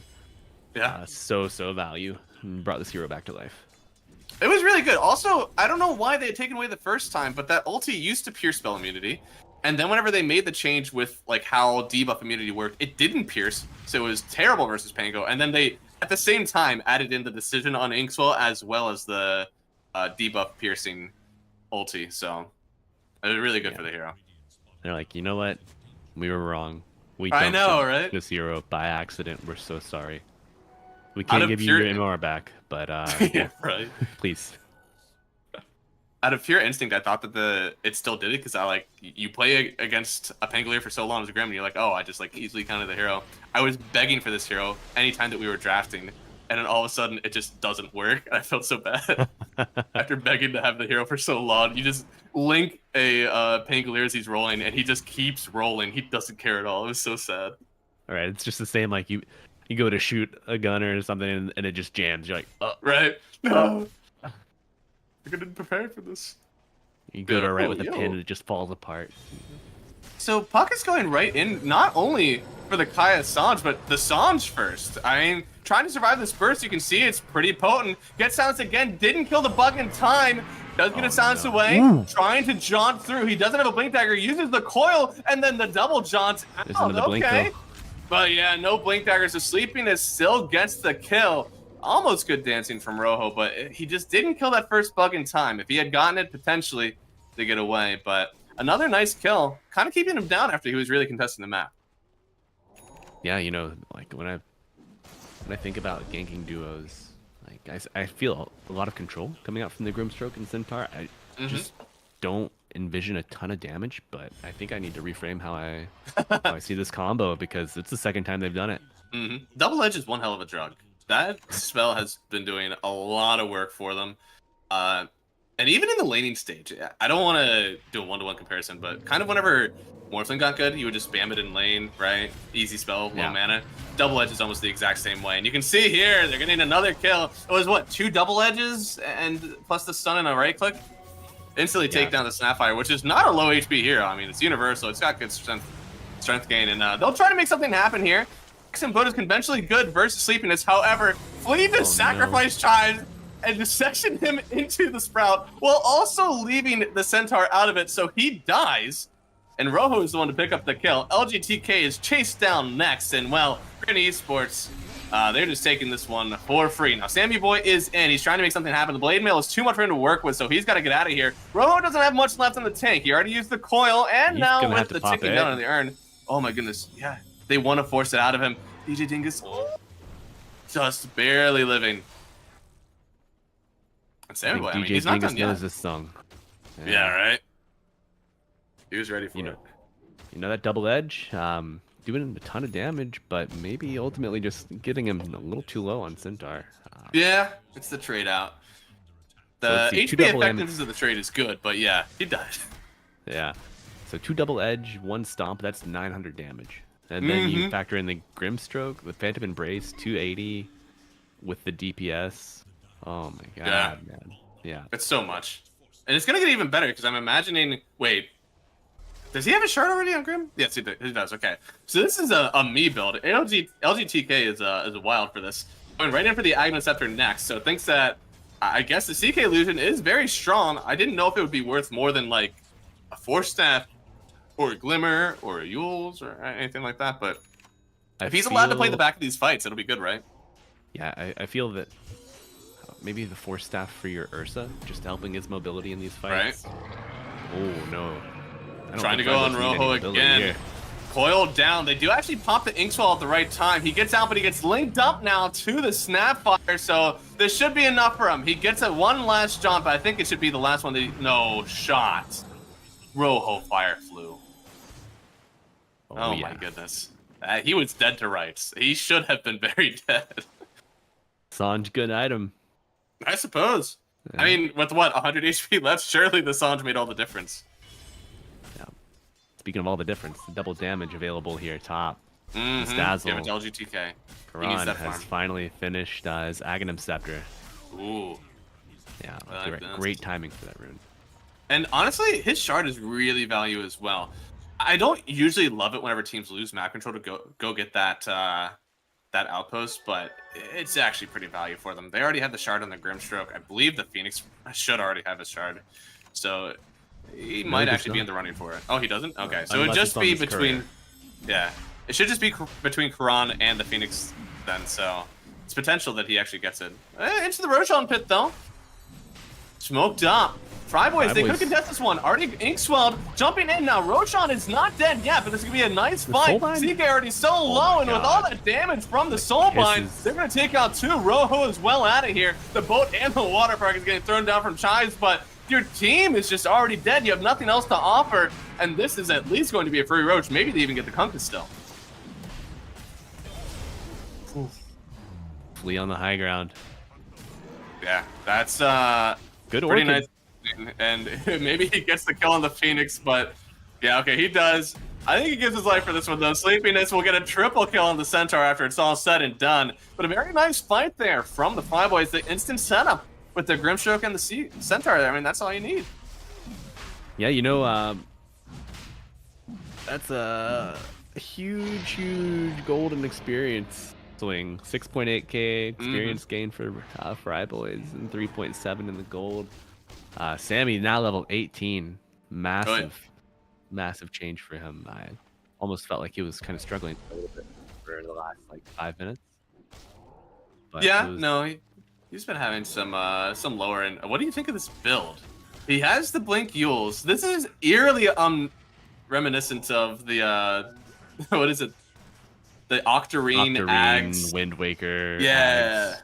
Yeah, it feels kind of close to it, but it's kind of like the Wish version of it. You know, he's got the Yules and then a Heart. I don't know if this is exactly the same thing, but Heart is definitely an item of the patch. I can see the enticement. Yeah, I think Heart is usually worked into that build after you have the Octarine and Wind Waker. But you know, I think they feel maybe they have a ton of control. They know they've got a good amount of sustain between the Dazzle and the Phoenix. So Samson's like, if I can just survive the initial burst, the initial pull from this CK and the stun, the boat and everything, I'm good.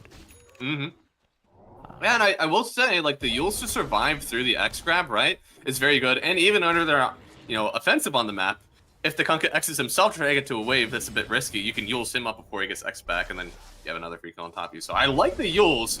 I think that it's kind of wild that I'm looking at my Grimstroke. He's like, don't worry, guys. In 2,500 gold, we have the Aghanim. Okay, it's only 800. Still good. But, like, your Ursa's the one that got the Yules. I think it's an awesome item. Unsure, but I'm sure he's going to make it work. Now they're going on Vinny. Glimmer Cape is putting in some good work. Yeah, no, he's getting out of here. But now the Shard on Karan, they'll surely take him down. Oh, no. They sense the TP's in and they don't want any more of it. Great comms coming out there from FryBoys, just getting on the same page together and pulling back, knowing they don't have their Ursa Warrior. Yeah, no, good job. I mean, at this point, going in for the mid tier 2 can kind of be weird because chances are you have someone farming at least one side or the other of it, right? These outer, you know, top, bottom towers are a little bit easier because it's easier to control the vision around it and easier to control high grounds around it. There's only one you have to worry about. There's an outpost over, you know, just on top of it that you have a ward down as well. So it's a bit easier for everyone. Yeah, I'm really enjoying Flea's play here. Just playing on the other side of the map, finding the stuff that he can. It doesn't feel great if you're the GRIN, the other 4 players on GRIN. Yeah. But he is getting some good net worth. Has a Shadow Blade built up. He's just gonna go full extra core, I think, because they know they need the damage. This is the NA special, you know. People want to know, how do you carry pubs from the support role? This is how you do it.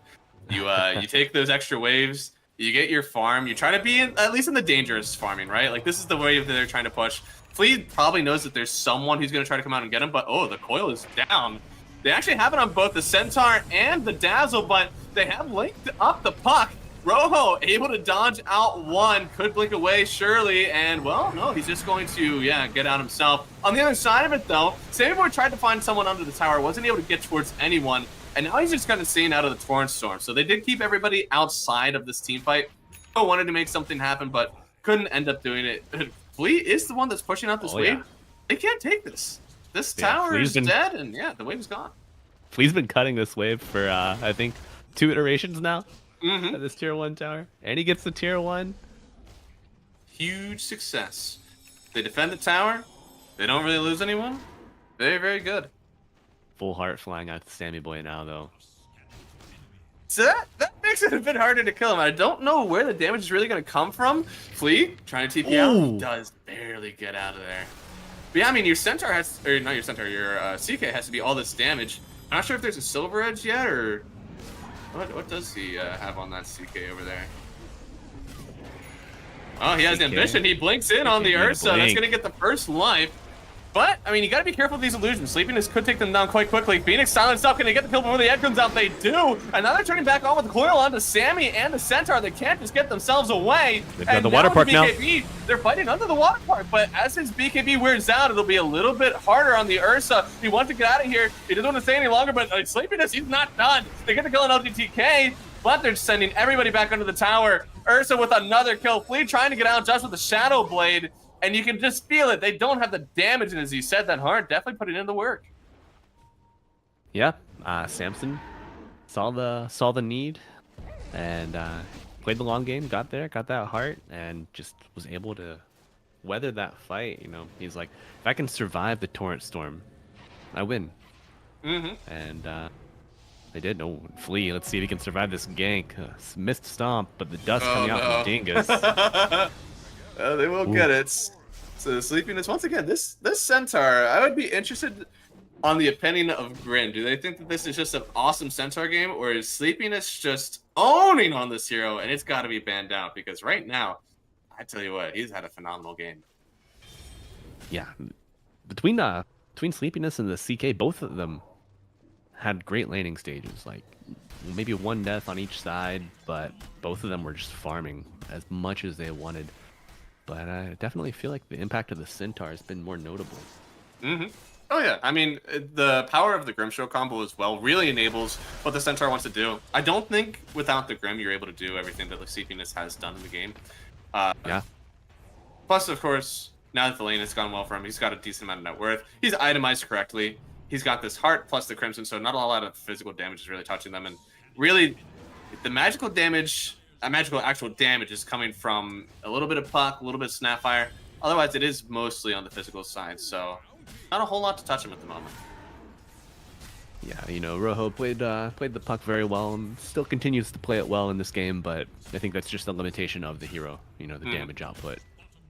And honestly, the only reason that the net worth is still even is not because of Rojo's net worth. He's kind of up there. It's definitely not because of the Kunkka. It's because of Fleas. Fleas has become another, like, you know, semi-offlaner, as you said, with all this net worth. He's going in for the BKB next, so he can kind of stay and fight as the Centaur is jumping in and the Dazzle's throwing everything out. So, thankfully, I mean, this wave-cutting shenanigans has worked out for them, but until it doesn't, they get linked up between the two of them. Rojo trying to get away, but with the link between them, oh my god, they can't survive it. Sleepiness 5.4k HP with the double edge stacks. Are you kidding me? He's got his heart. Still has the Vambrace. And then, oh my god. Soulbind double edge, man. That's just so much damage. It's unfair. Hitting it with twice. And dude, Sammy, he's willing to go in for it. He actually forces out the water parks from Chives. Unfortunate, because that was one of the last things they had to fight with at the moment. They had just lost both of their other heroes on the map. It feels any objective is free for the next minute now for the FryBoys. Yeah, it's going to be a daytime Roshan, so a lot of vision. You can just get that for free, essentially. It spawns in 15 seconds. Oh, and well, they're going in on the Snapfire once again. Just wanted to clear a wave, man. What can you do? Oh, but wait, they do get whoa, Karan? in the mid lane. Hey, babe, what's he doing? You know, I think maybe Karan just expected GRIN to respond more to the Dazzle Grim. Oh my goodness. Didn't use the Orchid in time, so they weren't able to get the Phoenix out. Now they are on top of the Grim, though. This could be a big kill, and it looks like LGTK will go down to Leem. So CK desperately needed that gold. Flea, man, if he used the Orchid first, he's definitely kicking himself over that one. Unfortunate. Just thought he could get the greedy one hit with the Silver's Edge and then the Orchid, but, you know, sensing a little bit of danger there on Phoenix and got out in time. Yeah, I mean, you definitely are kicking yourself for missing that, but you get the Grimstroke off the map for like 35, and getting the Grimstroke out of the game limits the Centaur. So you're not going to expect it. Yeah, look at Sleepiness's positioning now. He had been completely topside for the past like 5 minutes, and now he has to go back into the jungle. Interesting use of the Yules there from Samson. I don't know if the cursor helps when you're playing against the puck, to be honest. But Flea, looks like he could go down here. Vinny already went out once, and the Yule's up from DJ Dingus. Very good pickup from him. They will end up getting the kill on Flea here. So another wave cutter is down. They are definitely tired of playing Rat Dota on FryBoys. They want these rats to be taken off the map, so they'll use whatever they need to get these kills. Samson, almost level 25 now. 2 Earthshock charges with the, once he gets the shard for the Enrage, that'll be critical mass, I think, for Ursa. Well, I got good news for you then. He's critical massing. He's got the shard already. And he's going on to Chai's. Blade Mail popped already. They have the X back into the Torrent, into the boat, but he Yules himself up in the midst of the coil as well, so he dodges so much of it. Now, the Torrent Storm is still getting thrown down, but CK is just not able to fight this Ursa at the moment. He'll turn on to Chives, and yeah, the Egg's on the backside, but I'll be honest, man, the fight is already over. Dingus, I'm happy that you got involved, but your team already won it in Rojo, and a bit of danger as well. Has the Blink Dagger available, so he should get out. Even Pop-Tart is trying to find him. That's how good it was. Let's see. Onto the high ground here. Should be out now, unless Kron has a massive Blink Dagger coming in. Very slippery. Oh, well done. Oh, does he get out with the third orb? Samson, waiting in the wings. Is he going to walk onto him? Oh, the Blink is down. Wow. Masterfully done. However, there is a little bit of danger on the other side. They are going to take down Roshan. And Ursa, it's kind of weird, right? We don't see near as many Rosh sneaks, even though Roshan is kind of in like the corner of the map. But Sammy Boy just hasn't had any need to go do it himself, right? He can go on with the rest of the team, get this done, and then go back to the map. Yeah, he's been so content to just play in the lanes and challenge any hero that dares to show up. Gives the Aegis to the Dazzle. I like that a lot. Yeah, they're seeing Dazzle as kind of the linchpin in these fights. There is some modicum of damage coming out from GRIN, but it's not enough. And every time that this Dazzle is allowed to throw up another Shadow Wave or use the Grave, this feels like this kind of like fringe okay damage just overwhelms to not enough at all. So I like this prioritizing Braun on this. Yeah, absolutely. Let's see the cheese for the and the Inkswell for the Ooh. on the hunt. I thought they were going out. I mean, we have perfect vision of it all, but they didn't see Rojo there. I thought he was in danger.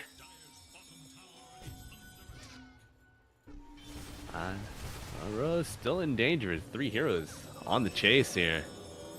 Yeah, they're trying. He gets the blink away. LGTK will get the silence up, and he knows he needs to stop it immediately, but the stuns, it's all there. As soon as they use that Stampede, they are right on top of him, and they will take down the puck. On the other side, Sammy Boy doesn't have the Aegis on him, nor a cheese. He's just that confident that he'll be able to get himself away, even if they do try to kill him. But I do think that the puck needs to be a part of it, right? If they try to kill the Ursa. Killing the Ursa. Well, least of your worries. Surviving the Ursa is more. Yeah, right. He has 2 charges of the Ursa stock right now. They do drag him on back. Can you? I feel like I'm having an error in Dota. He's not taking any damage. Is that true? Because it doesn't feel like it. They finally get him to a quarter HP, but yeah, the rest of the team is here. BKB pops. 20% of it. He's not taking anything. He doesn't carry solo HP. He Wind Waker's away. Finally, he has it completed. He'll get on top of the Conka. Another one with just 2 swift hits. Takes down those cores, and well, Benny will be next on the menu, it seems. Grandma falls. And yeah, oh, one more. Sammy, you gotta buy dust first. Sammy? Sammy Dust. Sammy. No, oh, no, doesn't need it. Okay. All think they should right, call it? that's a large fry coming up for the GRIN Esports, courtesy of Samson. That's in there's the a lot mid-lane. going on here. He does get the kill on the Phoenix, so bird down. And even maybe with the jump in from Flea, he bought back for this one, but they don't get the kill on this Grimstroke even. So that's die back for Flea. They should be losing high ground now. Yeah, that's feels good to get the bird, but not at the expense of your dieback. That's for certain. And I think we're beginning to see all she wrote for GRIN Esports here in game 1. Yeah, I think Nothing. the Dazzle definitely just seemed a bit of an issue towards the end. Of course, that Aegis kind of signified that, but throughout the rest of the game, the Centaur has definitely owned. I think so much of the map play between him and the Grimstroke was fantastic.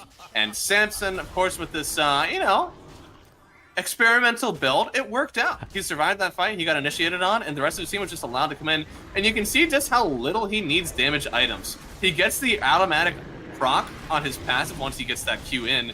And with the rest of the team behind him, with the shard that's healing him up, he'll clear all these illusions. Even in the midst of the base, they're trying to kill Chives. They're running into the fountain basically to try to get it done. And yeah, Sammy Boy coming on in for it. He's got plenty of sound resistance. Sleepiness gets graved up. Does he actually live through all this? No, he will finally fall. They've linked up through in the base. Samson trying to heal up with the shard, but a Wind Waker himself out of the base for himself. He's got a Blink Dagger and he's got his ulti. I don't think it's done yet. Yeah, Lean goes down. This Ursa is just too big to fall. I feel like Samson's just walking through the grocery store picking out items for lunch right now, man. Just strolling down aisle 4. Oh yeah, I think I'll have a Chaos Knight for my aperitif. He can have whatever he wants. Nobody's able to do the damage to him. They will finally kill Karan, and with the GRIN will have an egg. yeah, they take down the egg, and whoa, with the psychic headband, they'll actually break back. But no, the dive through from Sammy stops them. Who can he turn on next? Let's see. Trying to get Vinny, run on up, and oh, this slow resistance is starting to come into play now. Ooh, the psychic headband pushback. I love that cheeky little play there.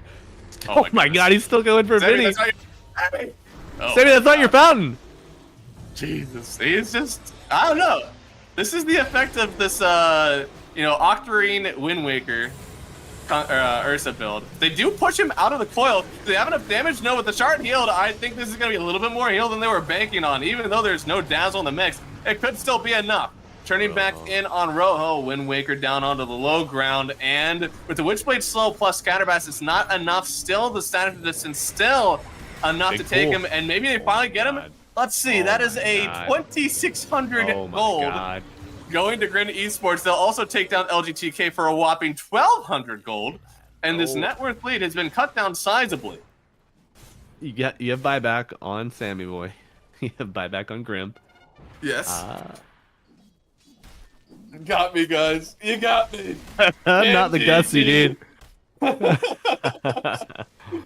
Very nice. Very, very nice. So you did it once. I think maybe with that 2,600 gold, you buy a nullifier. So I was about to say, yeah. I think the nullifier is going to be a pretty important part of this one. Liam, I don't think he has anything significant queued up right now.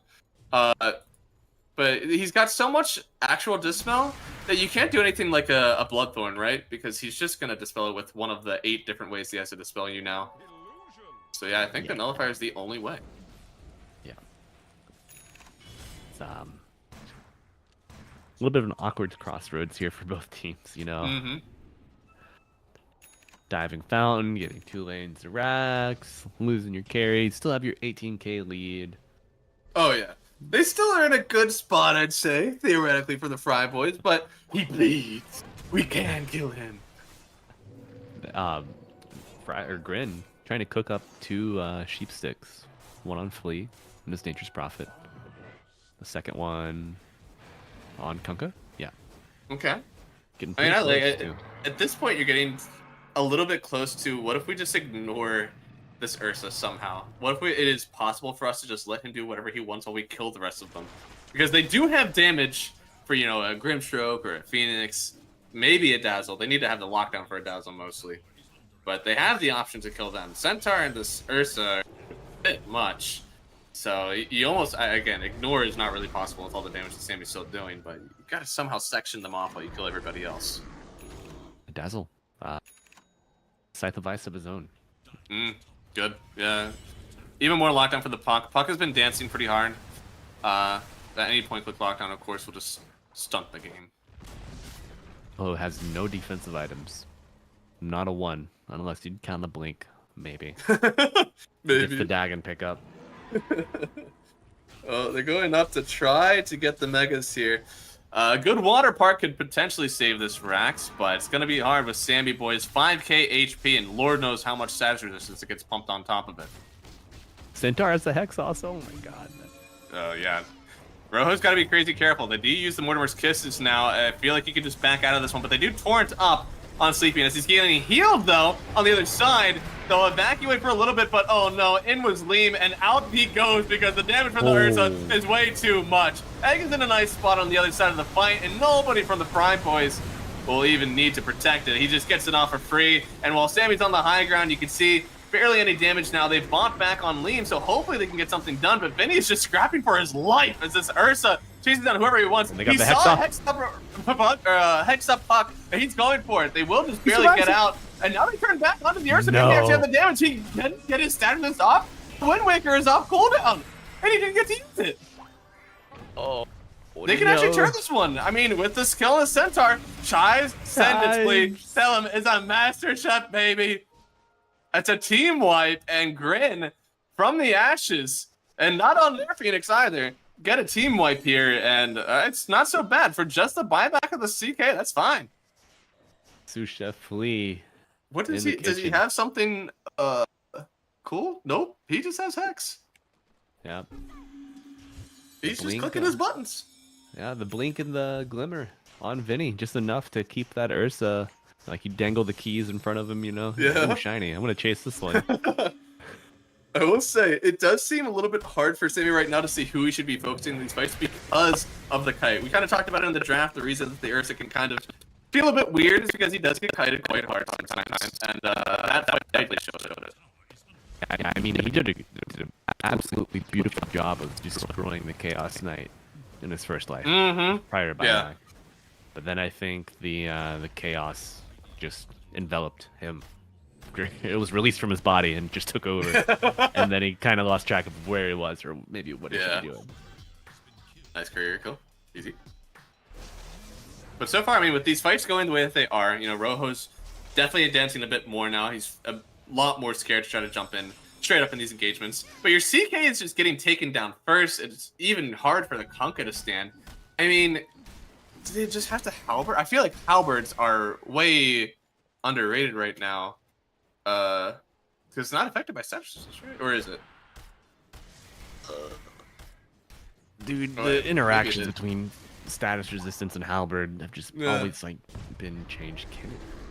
I feel like it's pretty good because he only has dispels, right? He doesn't have any, you know, it doesn't go through debuff immunity anymore, which is sad. But he does not have a BKB on the Ursa, so I feel that halberd could protect you if you're a Kunkka that needs some extra survivability in front line of these fights. And also, you know, the evasion would be pretty good for you too, but he went Ghost Scepter. He is going E-Blade. That is base as hell, and I love it. He said, let him cook. Yeah, you know, maybe he's wanting to amp the damage of his friend Rojo on the Puck with that Dagon. Yeah, I could see that. I think this is an interesting take on where he needs to be. I'm about it. I hope this works out for them, actually, because we do have a little bit of a comeback on our hands. However, Fire trying to come in and contest Roshan. It's only at half HP, but unfortunately they just don't have everybody else around right now. They're trying to get everybody to TP in, but Roshan, it's already falling too low, and they will grab Aegis on Karan once again. Aghanim Scepter to Sammy, so he'll suck that one up. And now he is able to press Enrage while he's disabled, so it's just insane. 20-second CD on it as well. This is the full power of the Ursa. Oh, this is the full power of the Ursa. Okay. Wondered This what I'd is been missing. quite insane. 18-second CD, by the way. Insanity. Then he's got two mini enrages on his Earth Shock, 1.5 second duration. Little stampede extra damage there. And with the jump in, they get the kill on Flea. So just getting everybody involved to make sure that creep cutting doesn't happen. And yeah, they got to protect their base somehow. They do have the buyback on Flea. It looks like they only have it on the Puck as well. So, I mean, there's only 3 heroes with buyback in this game, actually. Yeah. Nature's Prophet, yeah. Dazzle, and Puck. One of those Couple of already heroes has an just insult. couple heroes just shy of it. Okay. Sammy just got it on Ursa, 100 gold on Kunkka, 200 gold on Grim, 600 gold on Phoenix. If the fight goes either way, these are easily attainable buybacks. Oh boy. Jump up on the higher ground immediately here from Sammy. Link is already down as well, but they're just going to back out for a trading out for the coil. I don't know if it's a fair trade, but it's a trade that they took.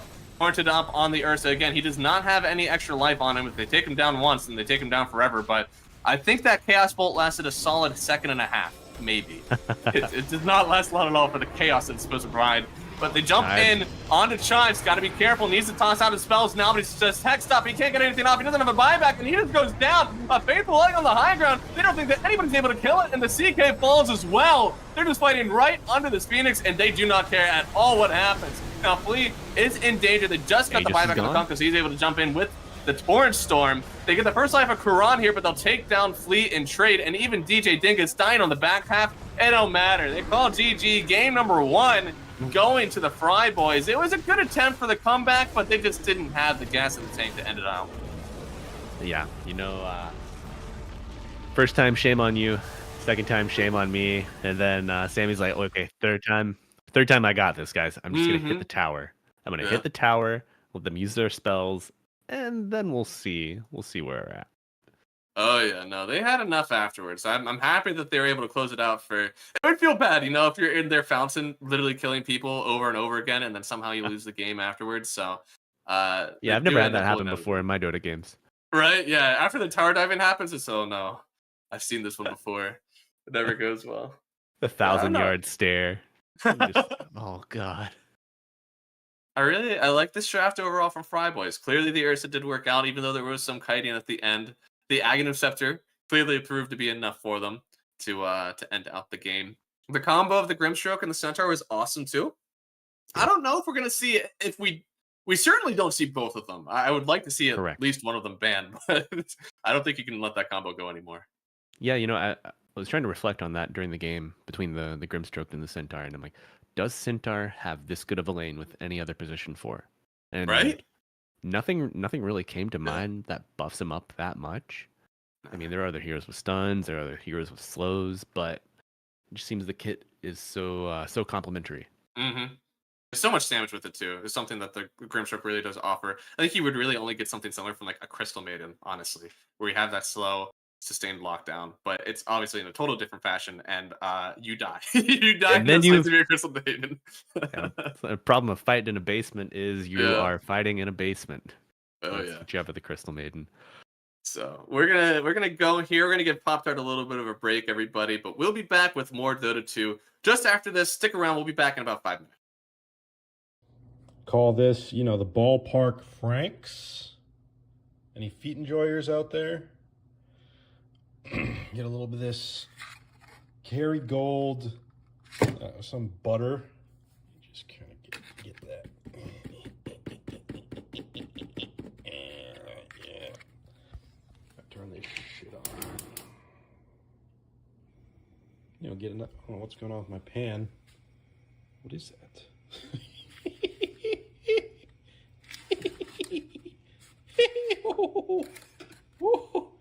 So you take some of that, put a little butter, a little secret out of all extra virgins, just like all you gamers out there. I'm out of that stuff, so what is this? Cooking olive oil, not as good. We're gonna work with what we have. You add a little dash of oil, and your butter won't burn as much. I learned this somewhere. I don't know. That's a little tip, a little secret here. I'm giving you the strats. Get this shit out of here. So I'm going to be cooking these. I'll call them a 20-cent hot dog. You need your mucus and cold relief. I'm immune to colds now. That's how that works. All right, we will get a little fancy. Sara Lee's Artisano brioche. Go with the brioche. Tastes better. Sara Lee, that's that bitch. You know, fuck with Sara Lee. Got to get the Artisano.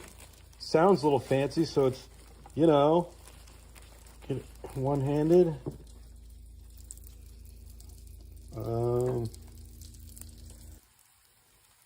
Here's a little tip.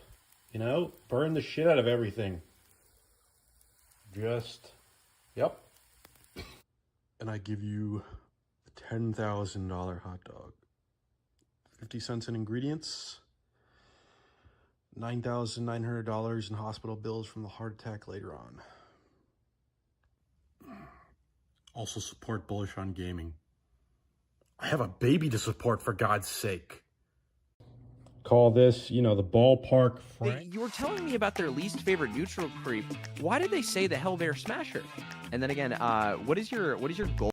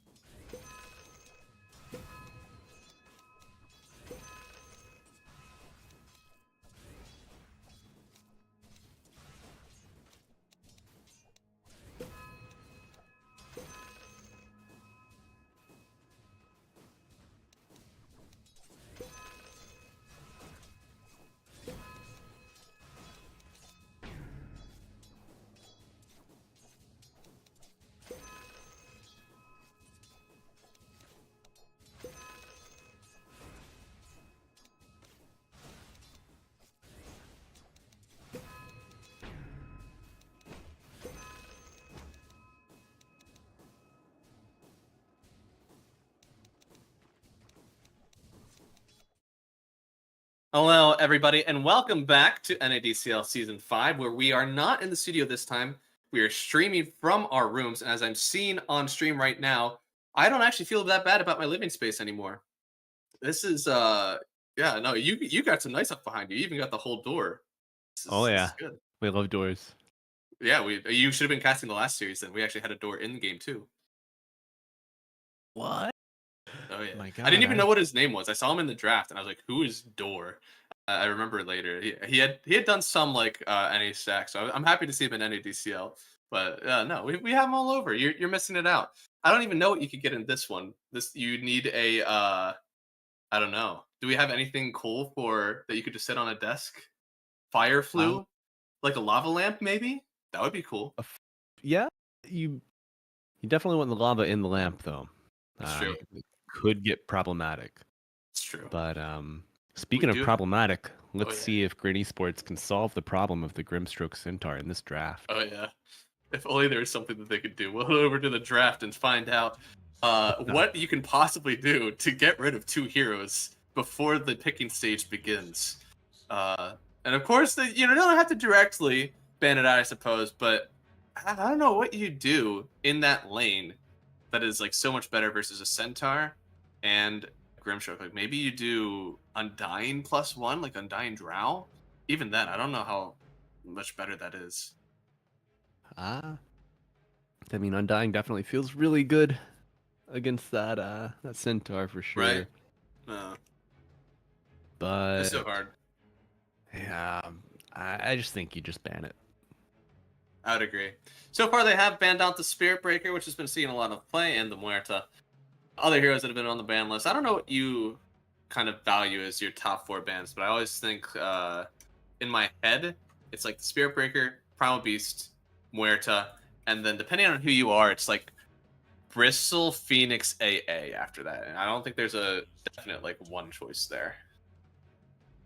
Yeah, those first 3 you mentioned are the bread and butter bands for this patch, but afforded a little bit of flexibility against who you're playing with the last ban, and then obviously if you have the pick. But CK not making it out of the first round here from GRIN.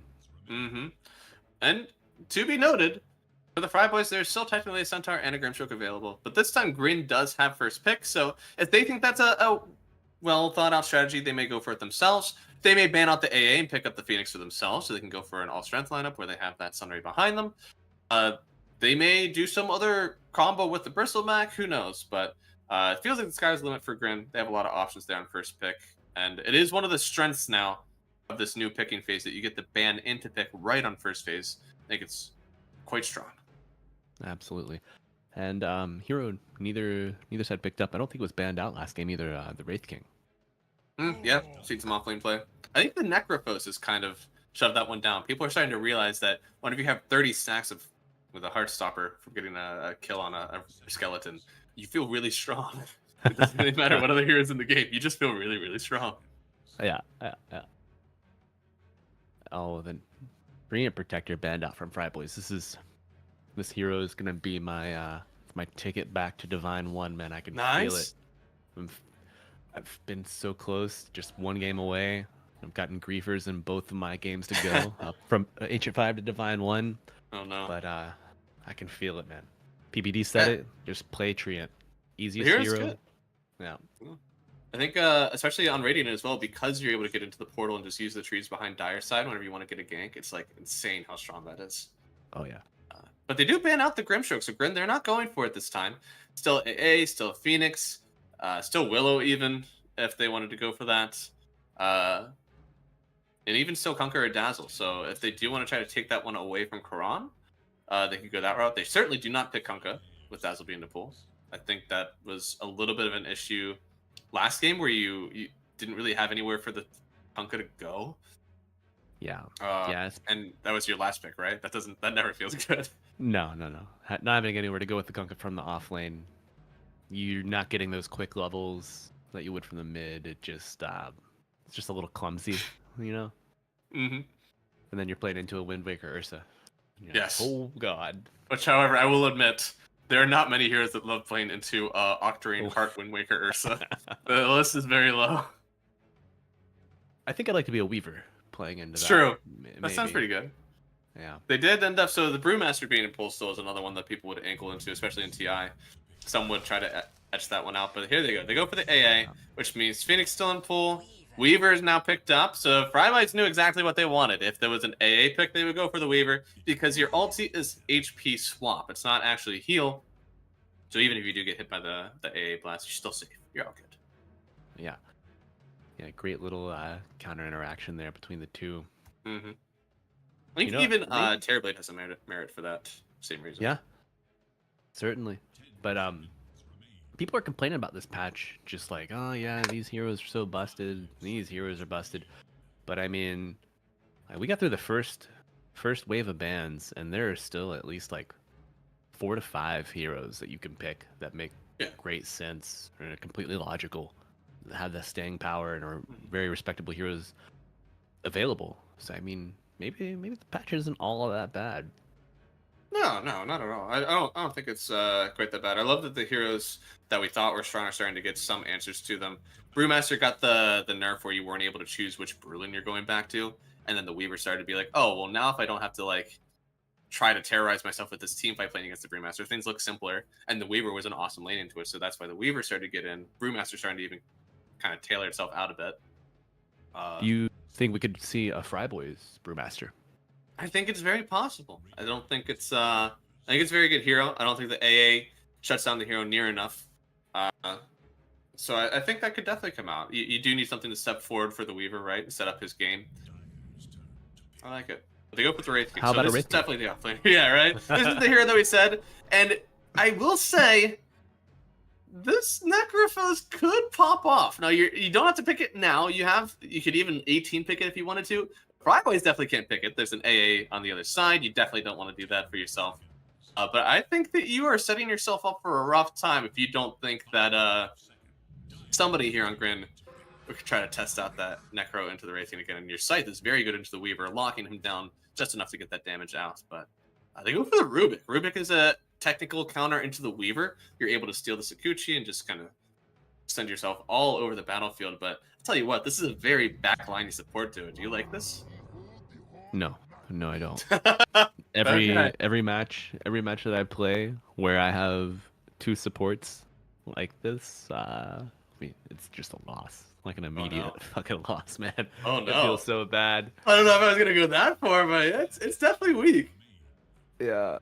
I mean, Shikuchi feels good on Rubik, but then you're just an invisible Rubik running around. It's like, okay, cool. I guess. It's probably gonna be a lot of. I think there's a shadow counter to this too, because of the dust change, right? Dust being lingering. Yeah. So it's even easier to catch the Rubik now once he does it. Yeah. I mean, I like the Magnus hero. Very good. It's true. Feels like part of it was that they were countering that, right? They didn't want the FryBoys to pick up the Rubik into the Magnus, so they had to deny pick it. Yeah. Certainly. Just a good all-around hero. We love repositioning, in this patch. Get your Rubik shard, get an extra save. Magnus can get in, bring somebody, drag him out. Ooh, speaking of repositioning there, okay. So they got a lot of low armor going on here. I wonder if they pick up a Slardar just for fun. You have the bugs from the Weaver, a probable Deso at some point from the Wraith King, Vengeful Spirit with everything that she offers with the minus armor. You got some options. The Thompson Slardar coming out. Oh yeah. Why That's not, right. man? You're up a game. Oh, that hero affects armor. Okay. Yeah, it does. Oh So- man, that's a tough bake coming out here for GRIN Esports. Once again, there is a puck contingency, but I still think it's a little bit harder now because you have the Wraith King and the bench. Both have some sort of point click disable. Not necessarily instant disable, but point click. So I think in some ways Rojo would want to play the puck into the Weaver, into the Dazzle again. But I don't know about the other two. It makes it a bit harder. GRIN needs damage. I think if you get puck again, then you just have the same problem you did last game. Potentially, yeah. You can survive. You can dance around, draw out fights for a long time, but how are you gonna kill him? I mean, do you need and Alina now, then? what's that?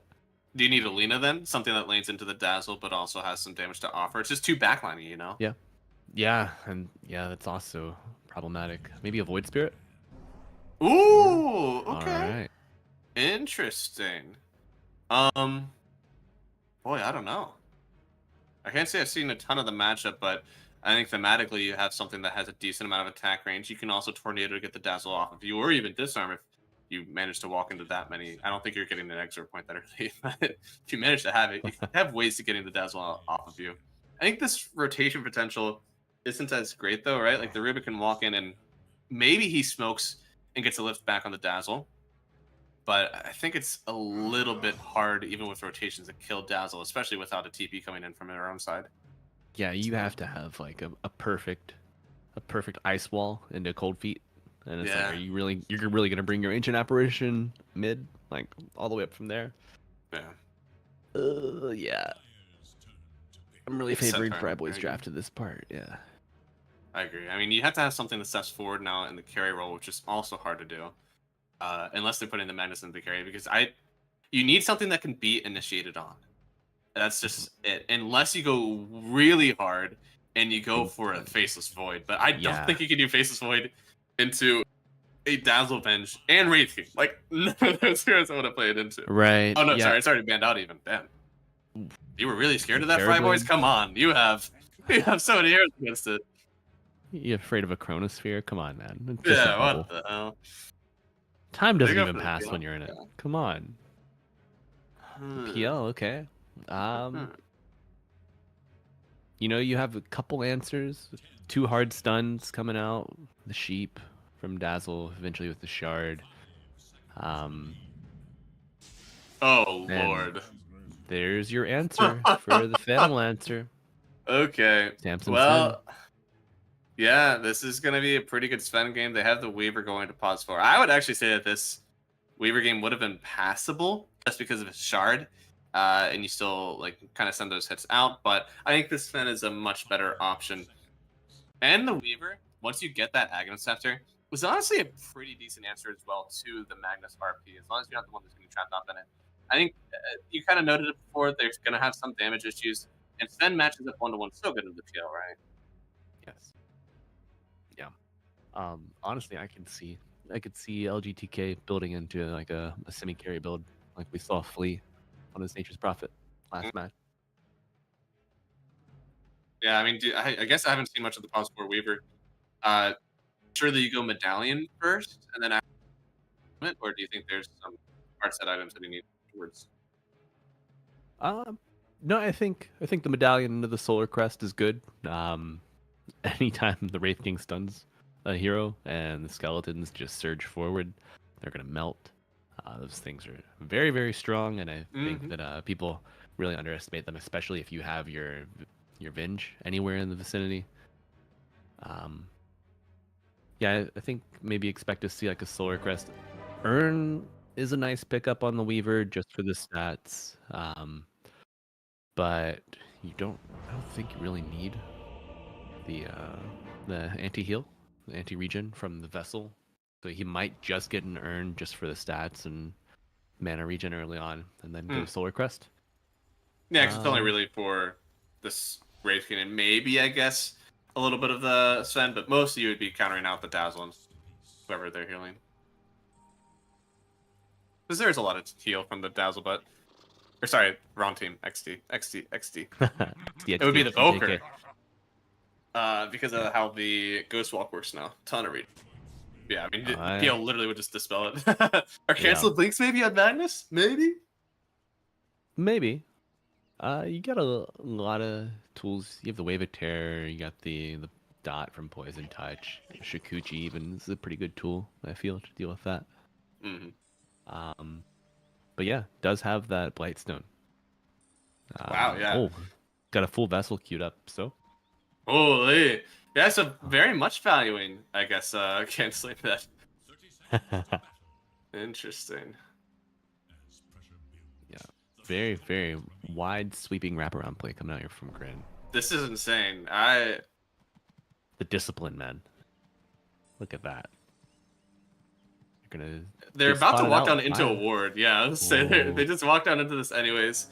So they're actually running over. They feel they're strong enough for a fight. Sammy, surely you could start off with a stun if you wanted to.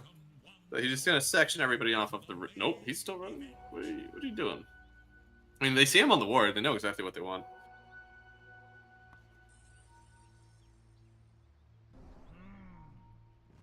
think no blood spilt.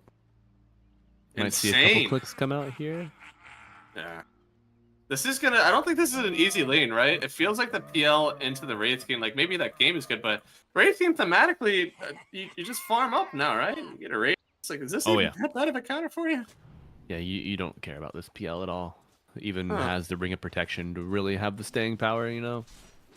Hmm. Yeah. It'll be a good Radiance game for our friend Sleepiness over here. Oh yeah, we had a very good game last time as well. So we'll see if it was, if it was just a Centaur thing, or if this is a goated offlaner that we're looking at. Yeah, new offlane king established in ADCO True. perhaps? True. Dingus getting a little low here. He was, yes. I wonder how good this offlane duo truly is. This, Mag Rubik. It should be good, but I think it's, as you said, with most of the relocation being the issue, right? You drag him out, hopefully into your creep wave to get some extra hits. Yeah, absolutely. But I mean, even that repositioning from Shockwave, pretty strong. Especially against a slow hero like the Venge.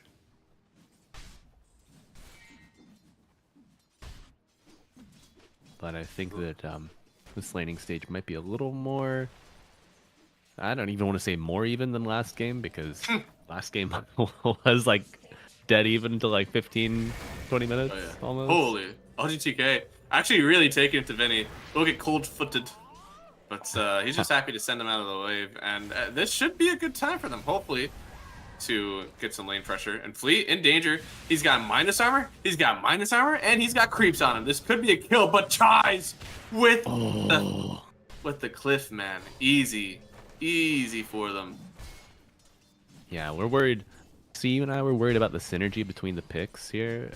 And we should be really thinking about the synergy of these players. Like communication. He's like, trust. I'm going to charge him on the cliff. You're fine. Just run that way. Yeah. Plus, you can keep him on the cliff for so long, right? You just you lift him onto the cliff with Chai's, and then Oh if my he God, gets you off, double then clip. Flee, yeah, you just send him right back up. Oh man, we're gonna clip that one and send it to RTZ, and he's just gonna. Oh no. Yeah. 1,000-yard stare again.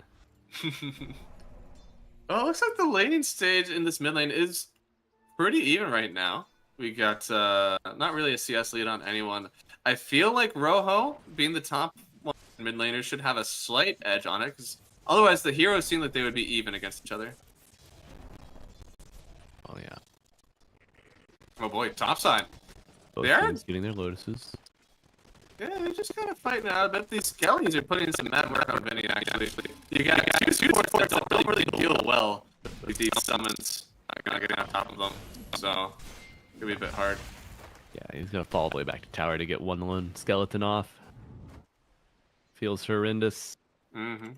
Oh. A lot of back and forth here between these lanes, yeah. I saw Venge's health drop down like half a bar immediately. Yeah. And it's not even first blood yet, so Pop-Tart is sweating, making sure that he gets this first blood caught. So that means you should just distract him as much as possible. That's gonna mess over all the skills. Who knows if he'll get it. Like, why did he choose the name Pop-Tart, you know? Did he Exactly. feel that strongly about cherry, strawberry, brown sugar, cinnamon? He should be named Toaster Strudel, I think. Would be much more special. The stream just cuts off. Take it back! Okay, I'm sorry, Pop-Tart. Dude, Sorry, this Mr. PL Blueberry. is not anything. 13 CS. So he's getting mad denied. You saw this matchup. This didn't seem like a surprise, right? It did not, but I think the Ancient Apparition has just been so pressured that PL's just had no assistance afforded to him. See. I don't want to be doom and gloom, but the 4-minute jungle is not a smooth sight. And he did go for the sampler. It's very common on the PL, the 1-1-1. Oh yeah. Get man. your little doppelgang on to dodge the Wraith Mhm. Fire Blast. Maybe the Right. bugs if you're super lucky or super good with it. I mean, if you're not careful, this could be a major lane runaway from Radiant, because obviously Corana's doing fine in the mid lane. This is a wash up here. And bot side, well, Sammy Boy, he's getting his own. And I think that matchup isn't too dangerous for any of them. DJ Dingus is actually making a lot of space for him to get it. Is this the first blood? It is! They get the kill on the Vengeful Seen it. Spirits. The Good pressure job, is off. Pop-Tart. Good job, Pop-Tart. No longer sweating. And yeah, no, I mean, a good one to get on Shines. I think that his game is very important. He's going to be making a lot of moves for his team. And if they're succeeding on the map, it's probably because of his RPs. But Benny getting dove on top side. They'll get the kill. That armor is just insane with the bugs. Combos very well with Sleepiness. And now, good news, creeps under tower for the PL. Bad news, no creeps under there for him. So they're just running down the PL. And God forbid he dies here, it could be over for the PL's game. He'll lose so much XP. Oh, For that stun, he had a no. big stick to use. They finally come in with the AA, but he dies with 3 range creeps and a card hitting the tower and more on the way. Honestly, if he TP's back in here, I don't know if it goes any differently. No, I don't think it does either. Oh At no. this point, I don't know if you bring the Rubik This up lane here is also. over. Unironically, lane is over if any dies here. Because you cannot be in here by yourself as the PL. And there it is. Sleepiness gets another kill. I'll be honest, it doesn't seem like it was a Centaur thing. I think this guy is just really good at playing the off lane. Yeah, you know, I myself, I've got to flex over to the off lane in Div 2, so I might be going back no. and watching some Sleepy replays. There you go. I think this lane is actually pretty good. I haven't seen much of this Weaver plus the Wraith King, but you think of everything that they do together, right? The minus armor, the elusiveness, and well, you got to clear so much off of it. You have skeletons running out. You have a bug that's attached to you. You've got to deal with so much, and unless you're literally like, I think honestly, Snapfire or something, you don't deal with it well. And Rin, did they spot out? Oh, they know he's here. They just don't know if he yeah. actually TP'd out or not. It looks like DJ Dingus, unfortunately, is not his side of the base, so he'll be making some space, you know. He is going to fall here. Did they give it to Chais? Nope, Flea is not merciful. He ran out there for that kill too. That seat is taken by you. Vengeful Spirit, enjoy the fountain. Mm-hmm. Interesting. Okay. I'm getting Okay, the first ignore level that. 7, dinging in the mid lane. Yeah, the levels are going well. However, the net worth, as we have so early gotten, and it's necessary. I look at this Weaver, quite close, and one of those is a carry. You don't have to tell which one is. One of them is. Yeah, offlaner. The Wraith King top in the net worth chart. Just Oh, yeah. 8 minutes here. 4.3. This is just going to make that matchup better, right? If he said that the Wraith King matches up well in the PL, I'll give him another 1,000 or a few gold. That range is going to come out a lot quicker than you expected, and that matchup is going to get a lot worse than what you wanted.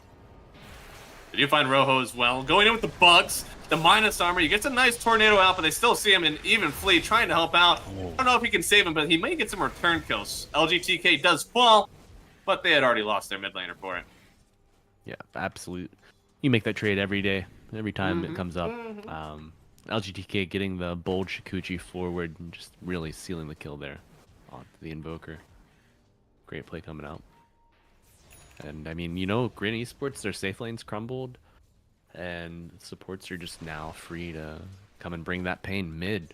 And you gotta ask, like, how are we gonna stop the FryBoys from just rolling over us here?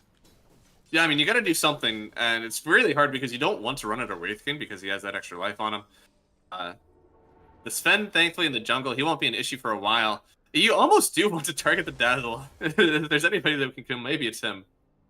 Yeah, you know, doesn't have Grave yet. Though Chives, your offlane Magnus, skipping RP just to really boost the farm efficiency, but he's getting farmed himself by Samson. The stun coming out, but Skewer not gonna be enough to take him fully out of the situation just yet. But Rojo TPing in, seeing if he has any answers for Sven. They get a kill on Vinny, and yeah, now they're gonna run over into the triangle actually, maybe to get a bit of a skirmish. LGTK is gonna be the first one to show. They do have a sentry down, but the Dazzle is in. Maybe not the fight that they wanted here. LGTK will turn on Rojo, and he's got to go invis, but the Dazzle already got enough damage. They'll get the kill and even allow themselves to time lapse back the full health. Samson. Oh, oof. Ready to answer the call and take this stack, man. Yeah, This that's all for him. this game is a stark difference from the first round we saw between these two teams. FryBoys to a 5K lead at 10 minutes. Yeah, this is insanity. I mean, we didn't see anything this one-sided in last game, not for a while. And again, a lot of this is the laning stage that they're getting out of this Wraith King. Sven, I don't know if it should have been this good, but you can imagine last game, I mean, they even had the Centaur Grim. Didn't think it felt this bad at all. So we'll see. They're going to try to take a tower and dive under the tier 1 for Benny. Tornado up in the air, but Benny will just get stopped and murdered by the Weaver, and Rojo's not able to do anything about this tower. He just wants his ult. Benny just wants his Ice Blast. Yeah. Please give it to him. Kron was standing like no mana under the tower. Literally didn't have any spells he could have casted, but they still aren't able to get the kill. Just so far behind. Flea does get the Sakuchi. There it is. There it is. Baby. They can do All it. right. It's an extra 160 damage, boys. We're Mhm. online. Not even considering the spell amp. Come on. Oh yeah, it's so much damage, so much elusiveness. Can I get a Radiance check? Does my Wraith King have it yet? I feel like he's got to be close. Can get a Radiance check. We're about 1k gold off. Oh, Maybe my 900. goodness. So, At 11:30. yep, that's a pretty early one, and just Midas right now for our PL. But in the mid lane, they do take all the mana away from Karan. He gets a nice stick to hopefully get him out a bit quicker, but no, he'll still fall under the tower. And there it is, Rojo picking up the kill. Definitely needed that one for himself. On the other side, they do end up losing the Magnus, so it's not the best thing in the world for them, but I tell you what, you got to take something. So you lose the Magnus, and then you also lose the triple stack on the side, Ancient. And the cheeky all chat stacks for me. Poor pig. Ay, ay, ay. The just when voice lines make it into the meta of the game. And how the players are feeling. That's when you know it's in a rough spot. Ooh, he got a haste. It's a little bit okay, but yeah, with the minus attack damage, Sammy doesn't actually do a ton of damage to him. He's going to get ran down slightly, but yeah, you can't stay in for this one. Rojo's got a TP out of this one, and they do not have anything to cancel the TP. No. Flea? Ooh, yeah, okay. Testing Nice the limits here. I like it. Mhm. Yeah, I mean, it's an easy one. You know, you grab that Sakuchi, you get out of here. Unfortunately, boy, my Wraith King. It's astonishing that you're allowed to do this on a hero. I get it. Like, honestly, you could have done this in other patches too, I feel. It's just now with the buff to the skeletons, it's a little bit easier to do. But man, he's actually just farming the entire top of the map. Just as greedy as can be. He's going for the Blink Dagger next. And I tell you, if these supports aren't able to handle a bug on them, a Radiance Wraith King on them, you're not surviving that one. That's a either. big bug. That's a big Yeah. one. You can't handle one little bug. How are you going to handle a big one? Oh, I think we're going to see if they have the answer to handle this big bug. Yeah, I don't know. I mean, he hasn't skilled his ulti yet, which maybe that's enough, but I don't know. You need so much to just Mhm. kill the Wraith King. And I feel like if you use Ice Blast, you use RP, you use all of your Invoker spells, like you get you kill the Wraith King. Now FryBoys know that they can take your last tier 1 and maybe even take over your jungle at that Ooh. point. Ooh, okay, Sentry is down, and Flea, yeah, it's just gonna start running after LGTK. Unfortunately, Finds him. yeah, I don't know. You gotta be a bit careful still. I don't think that you're really the aggressor here. Who knows how many No. heroes are behind him? No, you're not gonna get anything out of that. Fortunately, Just the net worth check that we have right now, this is basically a core Weaver at this point. If he was on Dire, he's got a little bit to his name. Got the Vessel, going in for the Midas. No, dude. That's a This bold ain't move, but- so. Sleepiness, he does have his ulti skilled finally. They'll get that kill on the AA, and Sleepiness actually walks out alive, by the way. He's even got the damage reduction now after the swamp. They don't manage to kill him. It's only level 1 in the ulti. They really want to get a kill on him now because that next level will significantly trim the cooldown, and then he won't really care as much. But can't even do that. And, Yeah, that's- oh, You can't really It's going shake off the difference. The 40 seconds is huge. yeah. Just trying to go. You like the eggs first on this PL, right? I feel like I've seen a few people do it for the Yes. wave clearing potential, and now the fighting might honestly matter even more. Trying to go on Samson though. They've got the vessel a little bit obscured towards the end, but they still clip him in the ice blast. And yeah, that's a good kill. Hey, 1,000 net worth to your team for that one. We take those. Beggars cannot be choosers. Fortuitous. Very fortuitous for GRIN Esports there. And if they, okay, let's cope it up together. If they are allowed to farm up, does this PL become an issue? If the PL doesn't die under his tier 2 tower with no TPs in. Okay, well, that's unfortunate. They are going to drag back the Wraith King here. Sleepiness should go down the first time.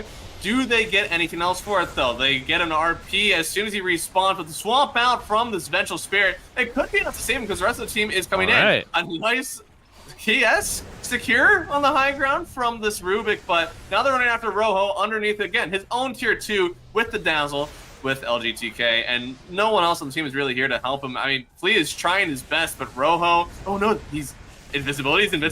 He's out of here. Yeah, he could be away. They get the kill on LGTK as well, and the Magn is still alive at the end of it. That is a really good fight. All right, GRIN Esports, maybe they've made a believer out of me here. 3K net worth swing, massive experience change, 2.4 gain for GRIN.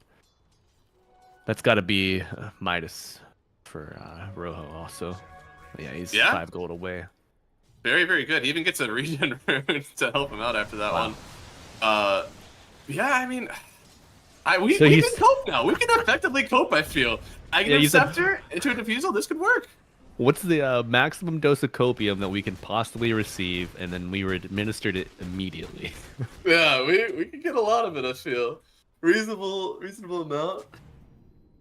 At this point, again, like, if PL is allowed to get, like, Ag's Diffusal, Heart, is it a game? Are we gaming? We might be gamers. Okay. But, I mean, we saw Sammy die twice when the game looked over, and then they still just walked it down the lane and won. That's true. Yeah, so I mean, this is still, like, I'd say, I would want to be in the FryBoys position right now. I would agree with that. You know, it's probably not the end for them.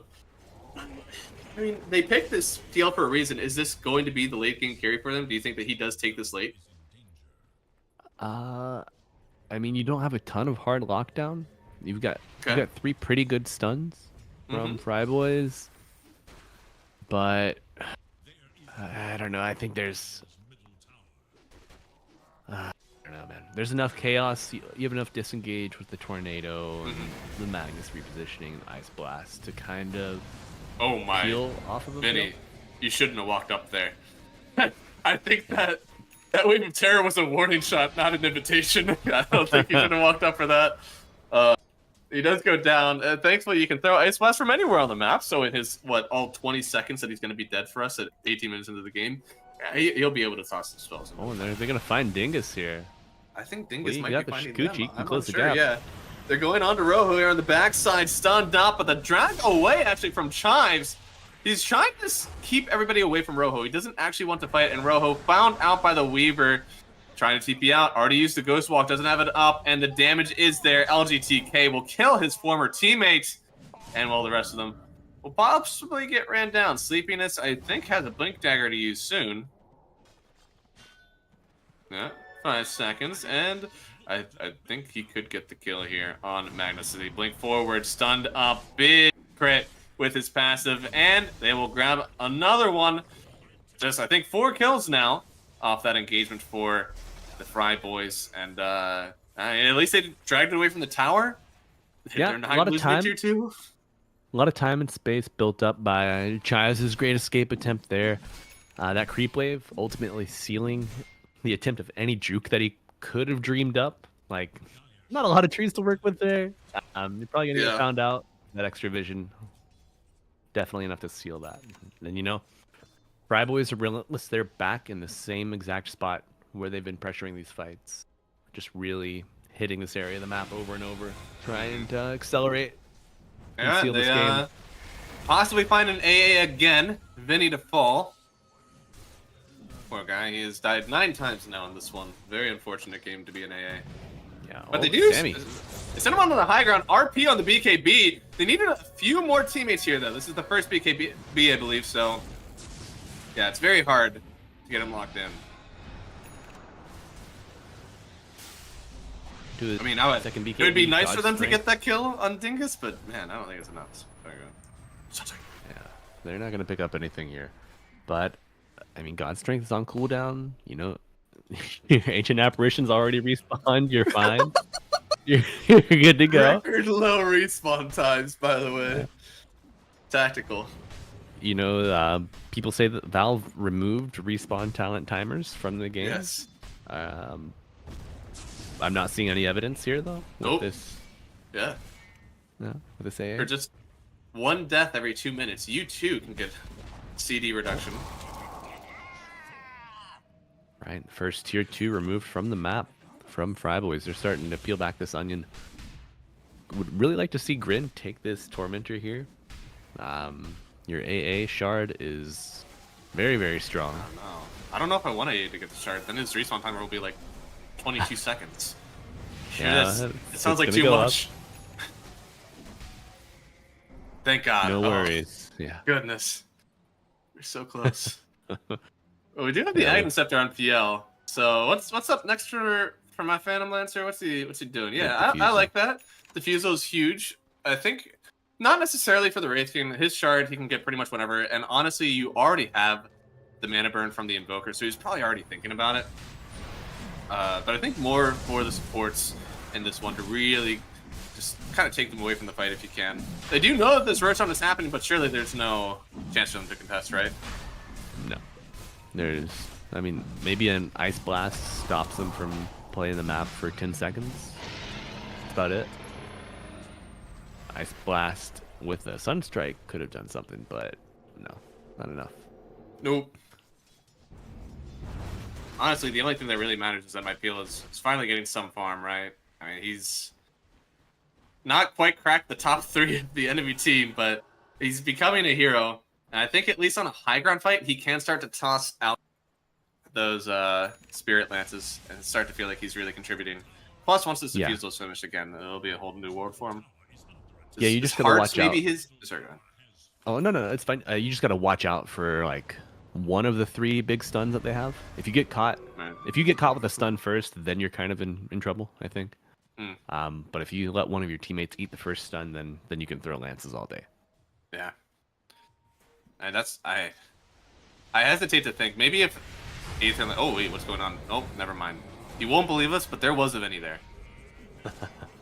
And there'll be another one in 30 seconds. There we go. If we're just patient enough, friends. Mm-hmm. But yeah, Vinny gets the Rod of Atos finished. Okay. Unfortunately, not as many stats as before, but he probably wants the HP that you now get from it. Yeah, that HP's gonna help him out a little bit. I do feel like if the FryBoys, as it's been evidenced, if they get on top of the Ancient Apparition, he's just going to die. Yes, absolutely. I feel like Atos doesn't really solve the problem there, but as a hero or as a team as a whole, GRIN really doesn't have a ton of control. Mm-hmm. Not a lot of point and click stun. Got some fun spells with the Invoker and Magnus, but that pretty limited. I feel like you almost need a like the Holy Trio of survivability, either Glimmer Force or a Ghost Scepter. Yeah. Maybe even an Eon Disc if you get this close. I don't know if he has the gold for an Eon Disc. No, I mean he's got the mana boots already. True. Puts him a little A closer. little bit more. If only you could disassemble Atos. And grab that. Oh, that would be, as well. that'd be killer, yeah. But oh, that is one hero. Into the tier 4s. Does he mind? I don't know if he minds that much. The extra life gets procced. They'll tornado him up, and I think the rest of the team is just finding an avenue to get in. But it is under the tier 4, so it's a little bit scary sometimes. They do Ice Blast up LGTK. He ain't mind. He just runs right on back. So they do trade 1 life for the AA. Probably not so bad. Ooh, and almost caught him sleeping with the jump through. I don't think we've even used our P yet. No, he has buyback. And Sammy, he's even going to get on top of the PL here, and he clears through those illusions so quickly. Yeah, kind of. I don't know what happened with the skewer there. It got stopped short. Maybe he misclicked. I don't know. Oh, ooh, nice dodge. Okay. And they steal the Stormhammer.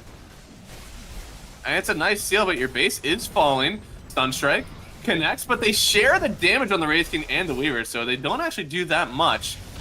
And now the BKB turn, Flea. The Godsmith is still up. Flea will fall. Godsmith just now ended, and the BKB, it won't get taken. It won't go down quick enough for this tornado to catch him. So Sammy will just TP on out, collects a few kills, collects a tower and racks, and I'm sure he's very happy about that. Yeah, you know, we were entertaining the idea of could PL just throw lances? I mean, was he throwing lances that whole fight? I couldn't tell because as soon as they touched the Sven, they just died anyways. Yeah, and I think that that trend is going to continue as they pick up this double damage. Yeah, I think I want to say that heart changes this game, but man, do you need heart butter? I don't know if the heart itself is enough. Oh my god, double damage and the shield rune. Dazzle is a walking tower. However, I believe both are dispellable. So, a single tornado will fix that, hopefully. It was a dream, if only for a day, you know. Yeah, I think the Copium has mostly left. I think, again, a lot of farm missing. Sleepiness is getting gone on. Doesn't have an ulti for 13 seconds, so he does fall. Okay. Vinny picks up the kill of all people. God damn, 35 seconds on the respan timer. It's over. Revenge of Vinny. Yeah. This time he's back for blood and bones. Mm-hmm. He's Hopefully gotta spill somebody the else bones. is. Yeah. All right, heart not unachievable here on Liam, on the Phantom Lancer. It can happen, you know. It depends on, since the agents just got reclaimed. I think had they had a little bit more time on it, you would be seeing another high ground push. But they were willing to just wait it out because of that low Aegis time. So now they have about what, 3 to 6 minutes to recoup. And they might try something here mid, but no, it's just Vinny throwing out Atos shots. Dangerous game, dangerous game there. Interesting pickup from Rojo. Decides to get the blink. Yeah, I think he's really trying to make sure that they disrupt with the combos. So if he's able to just kind of like blink in, get a nice tornado on everyone, and set up a hopeful RP for the Magnus, it could be nice. Disengage from the, or interrupt the initial jump. Yep. And that is, you really got to be careful about this BKB timing from the Sven. You almost have to save the RP for it because it's the only way that you're able to survive it, right? You can lock him down. If he's not BKB'd, you definitely can do it. It's just so hard once he has the spell immunity. Yeah. He also gets slow resistance in Godsmith, which I did not realize until now. Oh yeah. Big boy. He's strong and he's not slow anymore. Mm-hmm. But if I'm Flea, what spell do I want stolen? This game? Oh boy. Who knows? I mean, they want to steal the life here of the Sven, drop him up into the Ice Blast, and Sammy is farmed too close to the sun. Nice kill for them. I believe most of that gold going to the PL, which is desperately needed. And Heart, in reach. Are we coping? We're coping. We're But, coping you know, with every cope comes out a counter cope, and I see a Mjolnir finish on the Weaver. But Oh, no. Harpoon pulling Dazzle back into the river. The massive heal bomb coming out. Oh no, Flea just gets eviscerated on the backside. The PL seems like the only hero left really to fight it out, and they quickly find out which one is real. Oh my goodness. He didn't have the heart, alright? I'm still allowed to cope. No heart to be found. But it seems as if the heart of the GRIN Esports team has been ripped out of its chest. Dude, Weaver actually did so much damage to that. Oh my god. Yeah. He's got Shard. I good mean, item. you actually do so much damage, man. To PL. Yeah. You just Shikuchi through all the illusions, Mm-hmm. attack once, and then get like 3 Mjolnir procs. It's actually crazy. I don't know. Again, I've seen a lot of PL picks that have confused me. I think most of them hinge on like, it's okay, we'll just play the late game. But this is another time where your matchups that don't allow you to get to the late game. Yeah. Looks like DJ Dingus does volunteer to be on the high ground. They get out quite quickly on Chives. And yeah, it seems that they will try to kill before the grave ends. And yeah, Easy trade for them. Rojo gets Flea. part of the kill. And Flea yet, getting the ooh, ogre shield damage. Pouncing through. Nice. I wonder if they actually want to. Surely they don't do something off of this, right? Yeah, Sven's got all of his entire kit available. Right. And he's going to be running with a haste rune at you. They, unbeknownst to Dire, probably. But Yeah. yeah, I don't feel like the window is big enough to make a huge play here from Grin. Not at all. We'll see. I Sven's think. under your vision though. Yeah. He's. This is the last place he died last time. He should have some inkling of danger there. They're Yeah, just the not quick pings. enough. This haste is too fast. Too fast. But Too fast. after Samson's death, there were immediate pings on the high ground there. It's, Spotting on that ward. looks like they're gonna smoke up here. So, if they're managed to get into the triangle and they manage to kill at least one hero, it doesn't really matter who, they instantly have a win on the fight. And Chives on the high ground is gonna try to break some of it himself. Oh no, Nope, you he's cannot gonna try to farm farm. this. Ooh, good blink away. Charge out as well. So he's good. Oh, sleepiness. He's not done. Wraith King. No chance of the jump with the blink on cooldown. Mm-hmm.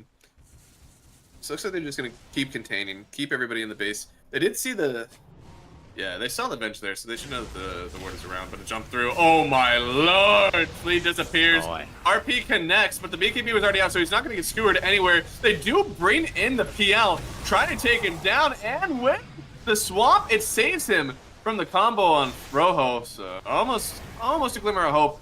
But they don't end up cashing in on it, and Sammy Boy gotta be a bit careful. He doesn't have an Aegis on him. This will just be the first death, but that's oh it. my god!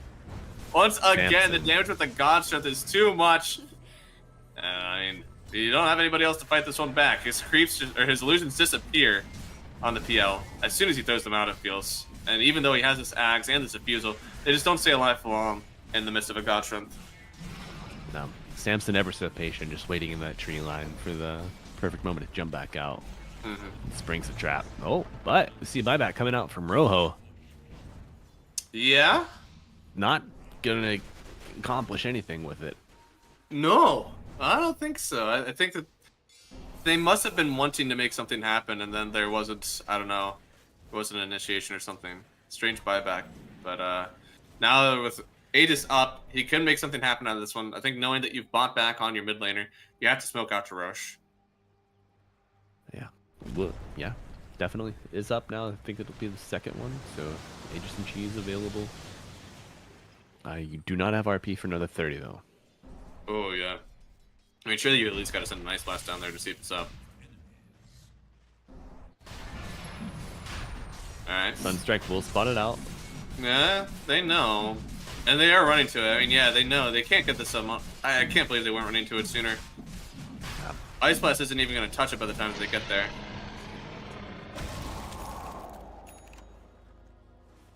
And the Swift Blink coming out for Sammy Boys. Been so strong.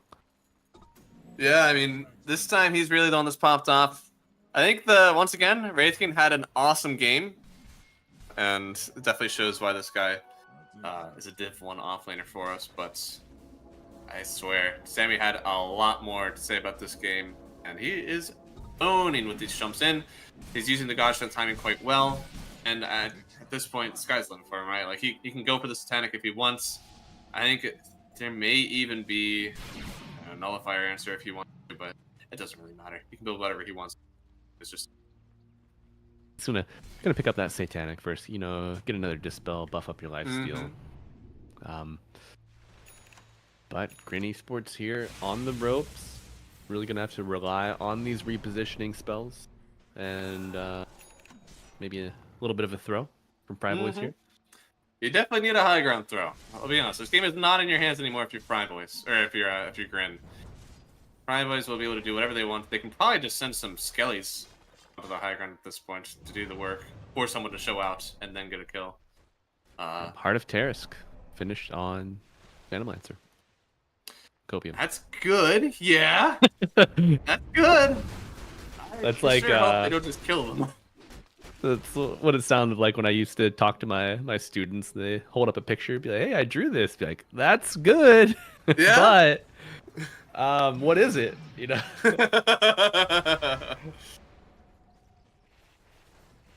Boy, dude, this Mjolnir on LGTK as well. They're kind of one of those games where you only have to itemize against one hero. You know that nobody else on this team has really caused you any issues. They're totally putting all their eggs in the basket of the Phantom Lancer. So if everybody on your team is itemizing for him as well, it just makes that much more difficult for them to try to pull this game out of their hat at this point. Yeah. Oh, but Blink into the skewer this back. is cool. However, there goes Sammy. Jumps in, gets lifted up. No more mana for him. He doesn't need much of it. He almost gets the kill on this Magnus. So a good job of kiting out the Sven this time around. And they're still sending some illusions in, but the jump through onto the Invoker, the BKB from Sleepiness. Nothing will stop him from killing Rojo, Fire Flu. And they take out the mid laner. Not the one that they started on, but the one that they'll finish. Yeah. Oh no. Yeah, Oh, Rojo just Sammy. getting deleted. Have mercy, buddy. They're trying to get away on everyone. Leem will barely get out of this one. Same with Flea with that Ogre Seal Totem, but everybody's just kind of taking 2 hits, walking back to the fountain and trying again. And nobody's had to move so far from FryBoys. The dude gonna swamp back into the RP. No shot! He gets out of there with the time lapse, and that's the RP down. You wanted to use it for something, you can't even use it on Sammy anymore.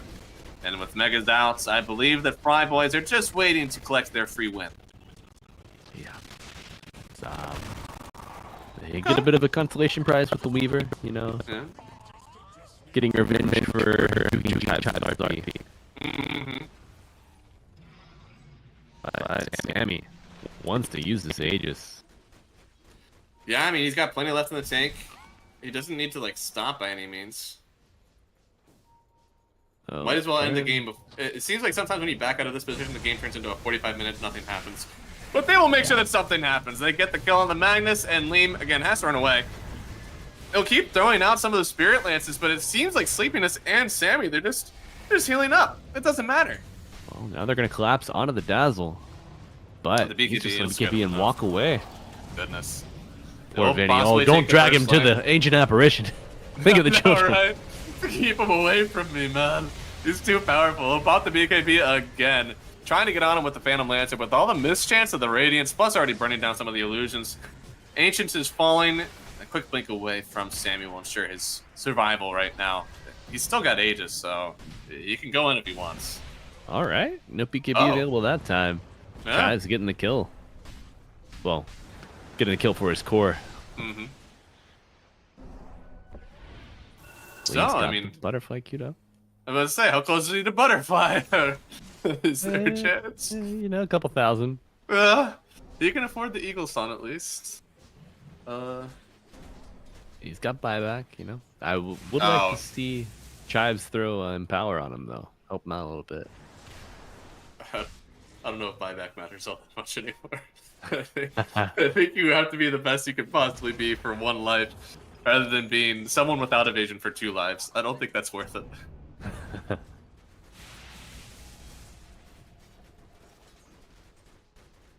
Oh, fell Prism for the Dazzle. Big pickup. Mm-hmm.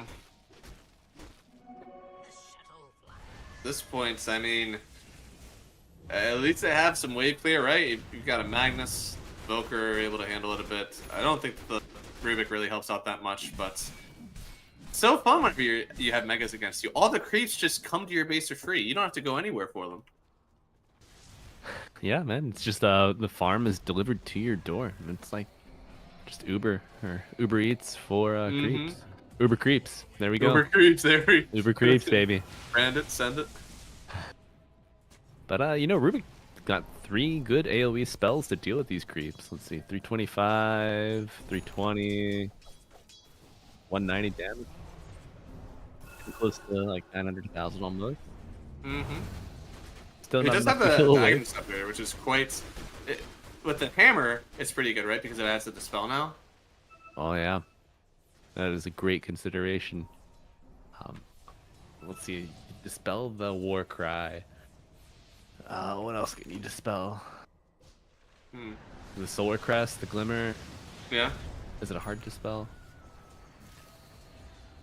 It should just be a basic dispel, right? On the Stormhammer. Yeah, basic. No. Unfortunate. Oh well. My copium contained. Yeah. I don't know. I guess that's kind of like. There's also the Ags is kind of cool, but I don't know how much you care about the extra attack. I think it's more just the healing. Yeah, if I'm that Rubik, I do not want to be on the front lines. Nope. I've seen what happens to the back lines, man. I don't even want to be anywhere near. Gonna be way worse up there. Looks like they'll jump through, trying to get on top of Flea first. Popping to BKB. He's sound stuff for now, so he can't really lift himself away, but they do manage to lock up. However, with the RP on Sammy, maybe they can actually turn on him here. No more BKB available on top of the PL. Oh my god! There was supposed to be a heart on that guy. Where did he go? You know, GRIN Esports making a valiant effort playing against the Megas.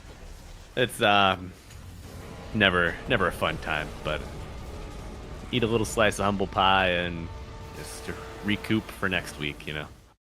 Yeah, I mean, they definitely. I thought they had a better chance in this one. I thought they took away the Centaur Grim. I had some high hopes. And then they gave away the Wraith thing without really dealing with it.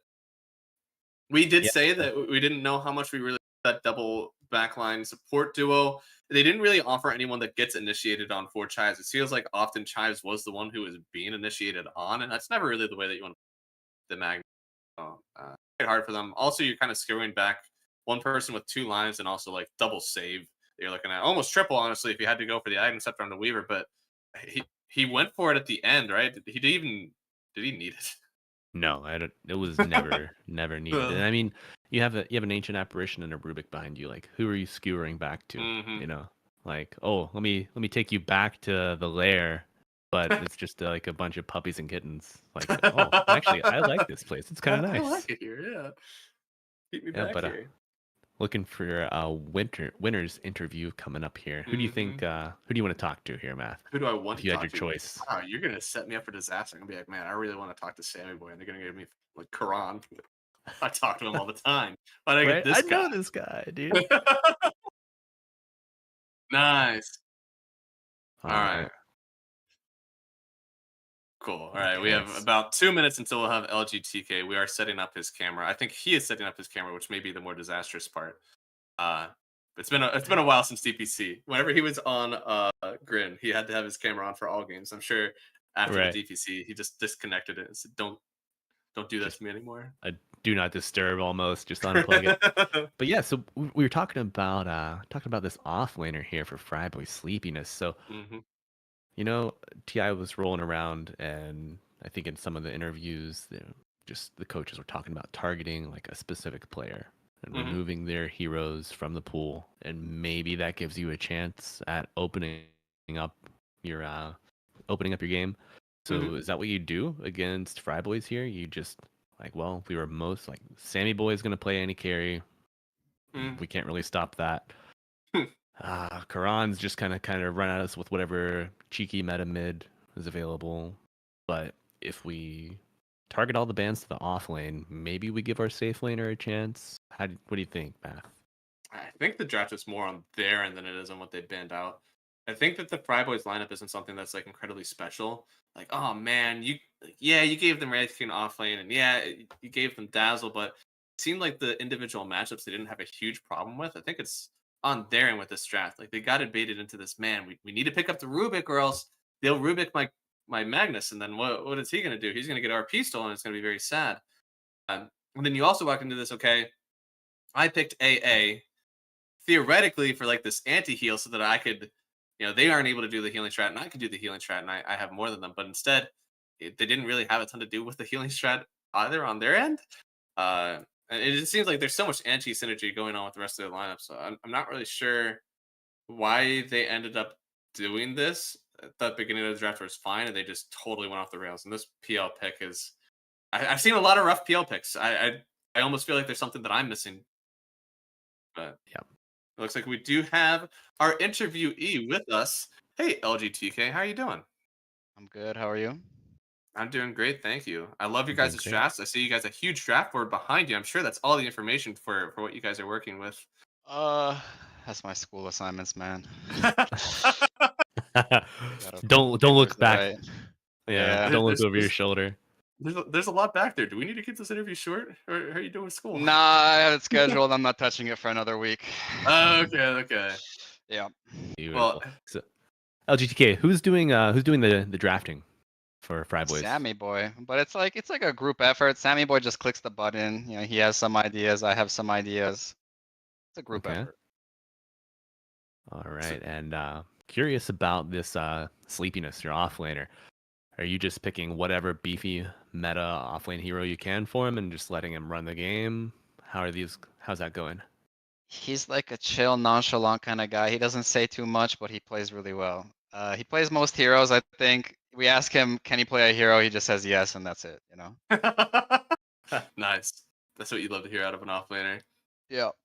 So you've been on a lot of teams lately. You guys were actually playing on GRIN. How was it to be on the other side of Rojo this time instead of playing with him on your team?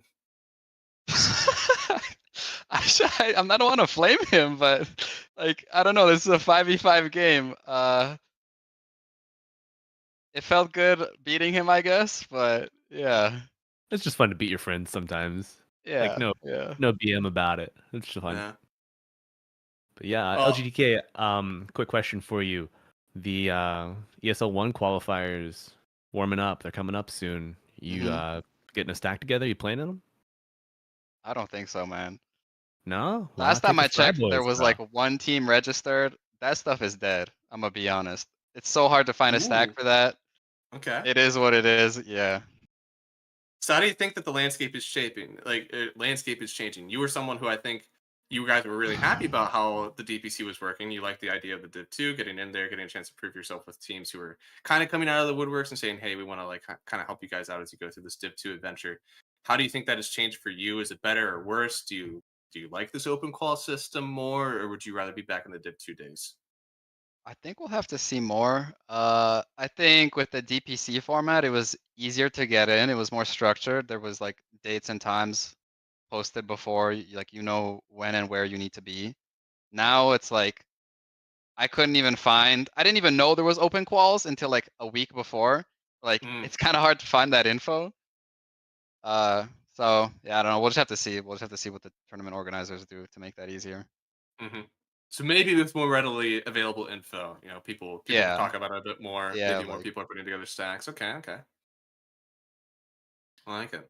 Well, hey, thank you very much for joining us. Congratulations on your win. You guys had a very strong 2-0. Hope to see more of you guys in the future. Anything you want to say before we kick you out of here?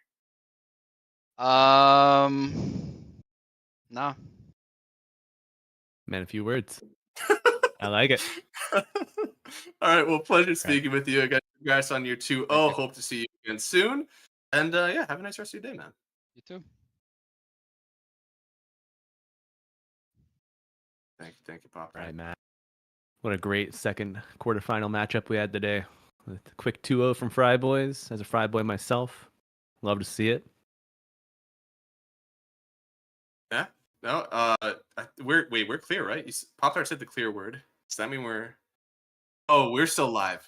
Wow. That's good. I was about to get up. That's Don't good. worry, I got you. I've been baited. Thank you, I Malibu. got you. Yeah, you started going right into it. I was like, what are you doing? This is. See, I thought it speak was over. Pop-Tart. Yeah. Okay. Oh yeah. No. It was a good 2-0. We can go to the schedule here to see what else is happening throughout the rest of this tournament here, and we do have. Oh wow, we have the whole thing in front of us. So our Div 1 tour happening this weekend. Div 2 will be happening during the weekday or by schedule. We're not sure yet. We're going to have some of our best community casters on that one to root for their teams and see who comes out on top for Div 2. And then we'll have our next D1 tour for next week. But also for this tournament, if you want to see the actual bracket here, we've got ourselves, of course, the FryBoy 2-0 with the Yodi Brody Nexus already happening last series. So they'll go ahead and play each other tomorrow. And I believe tomorrow on Sunday, is it?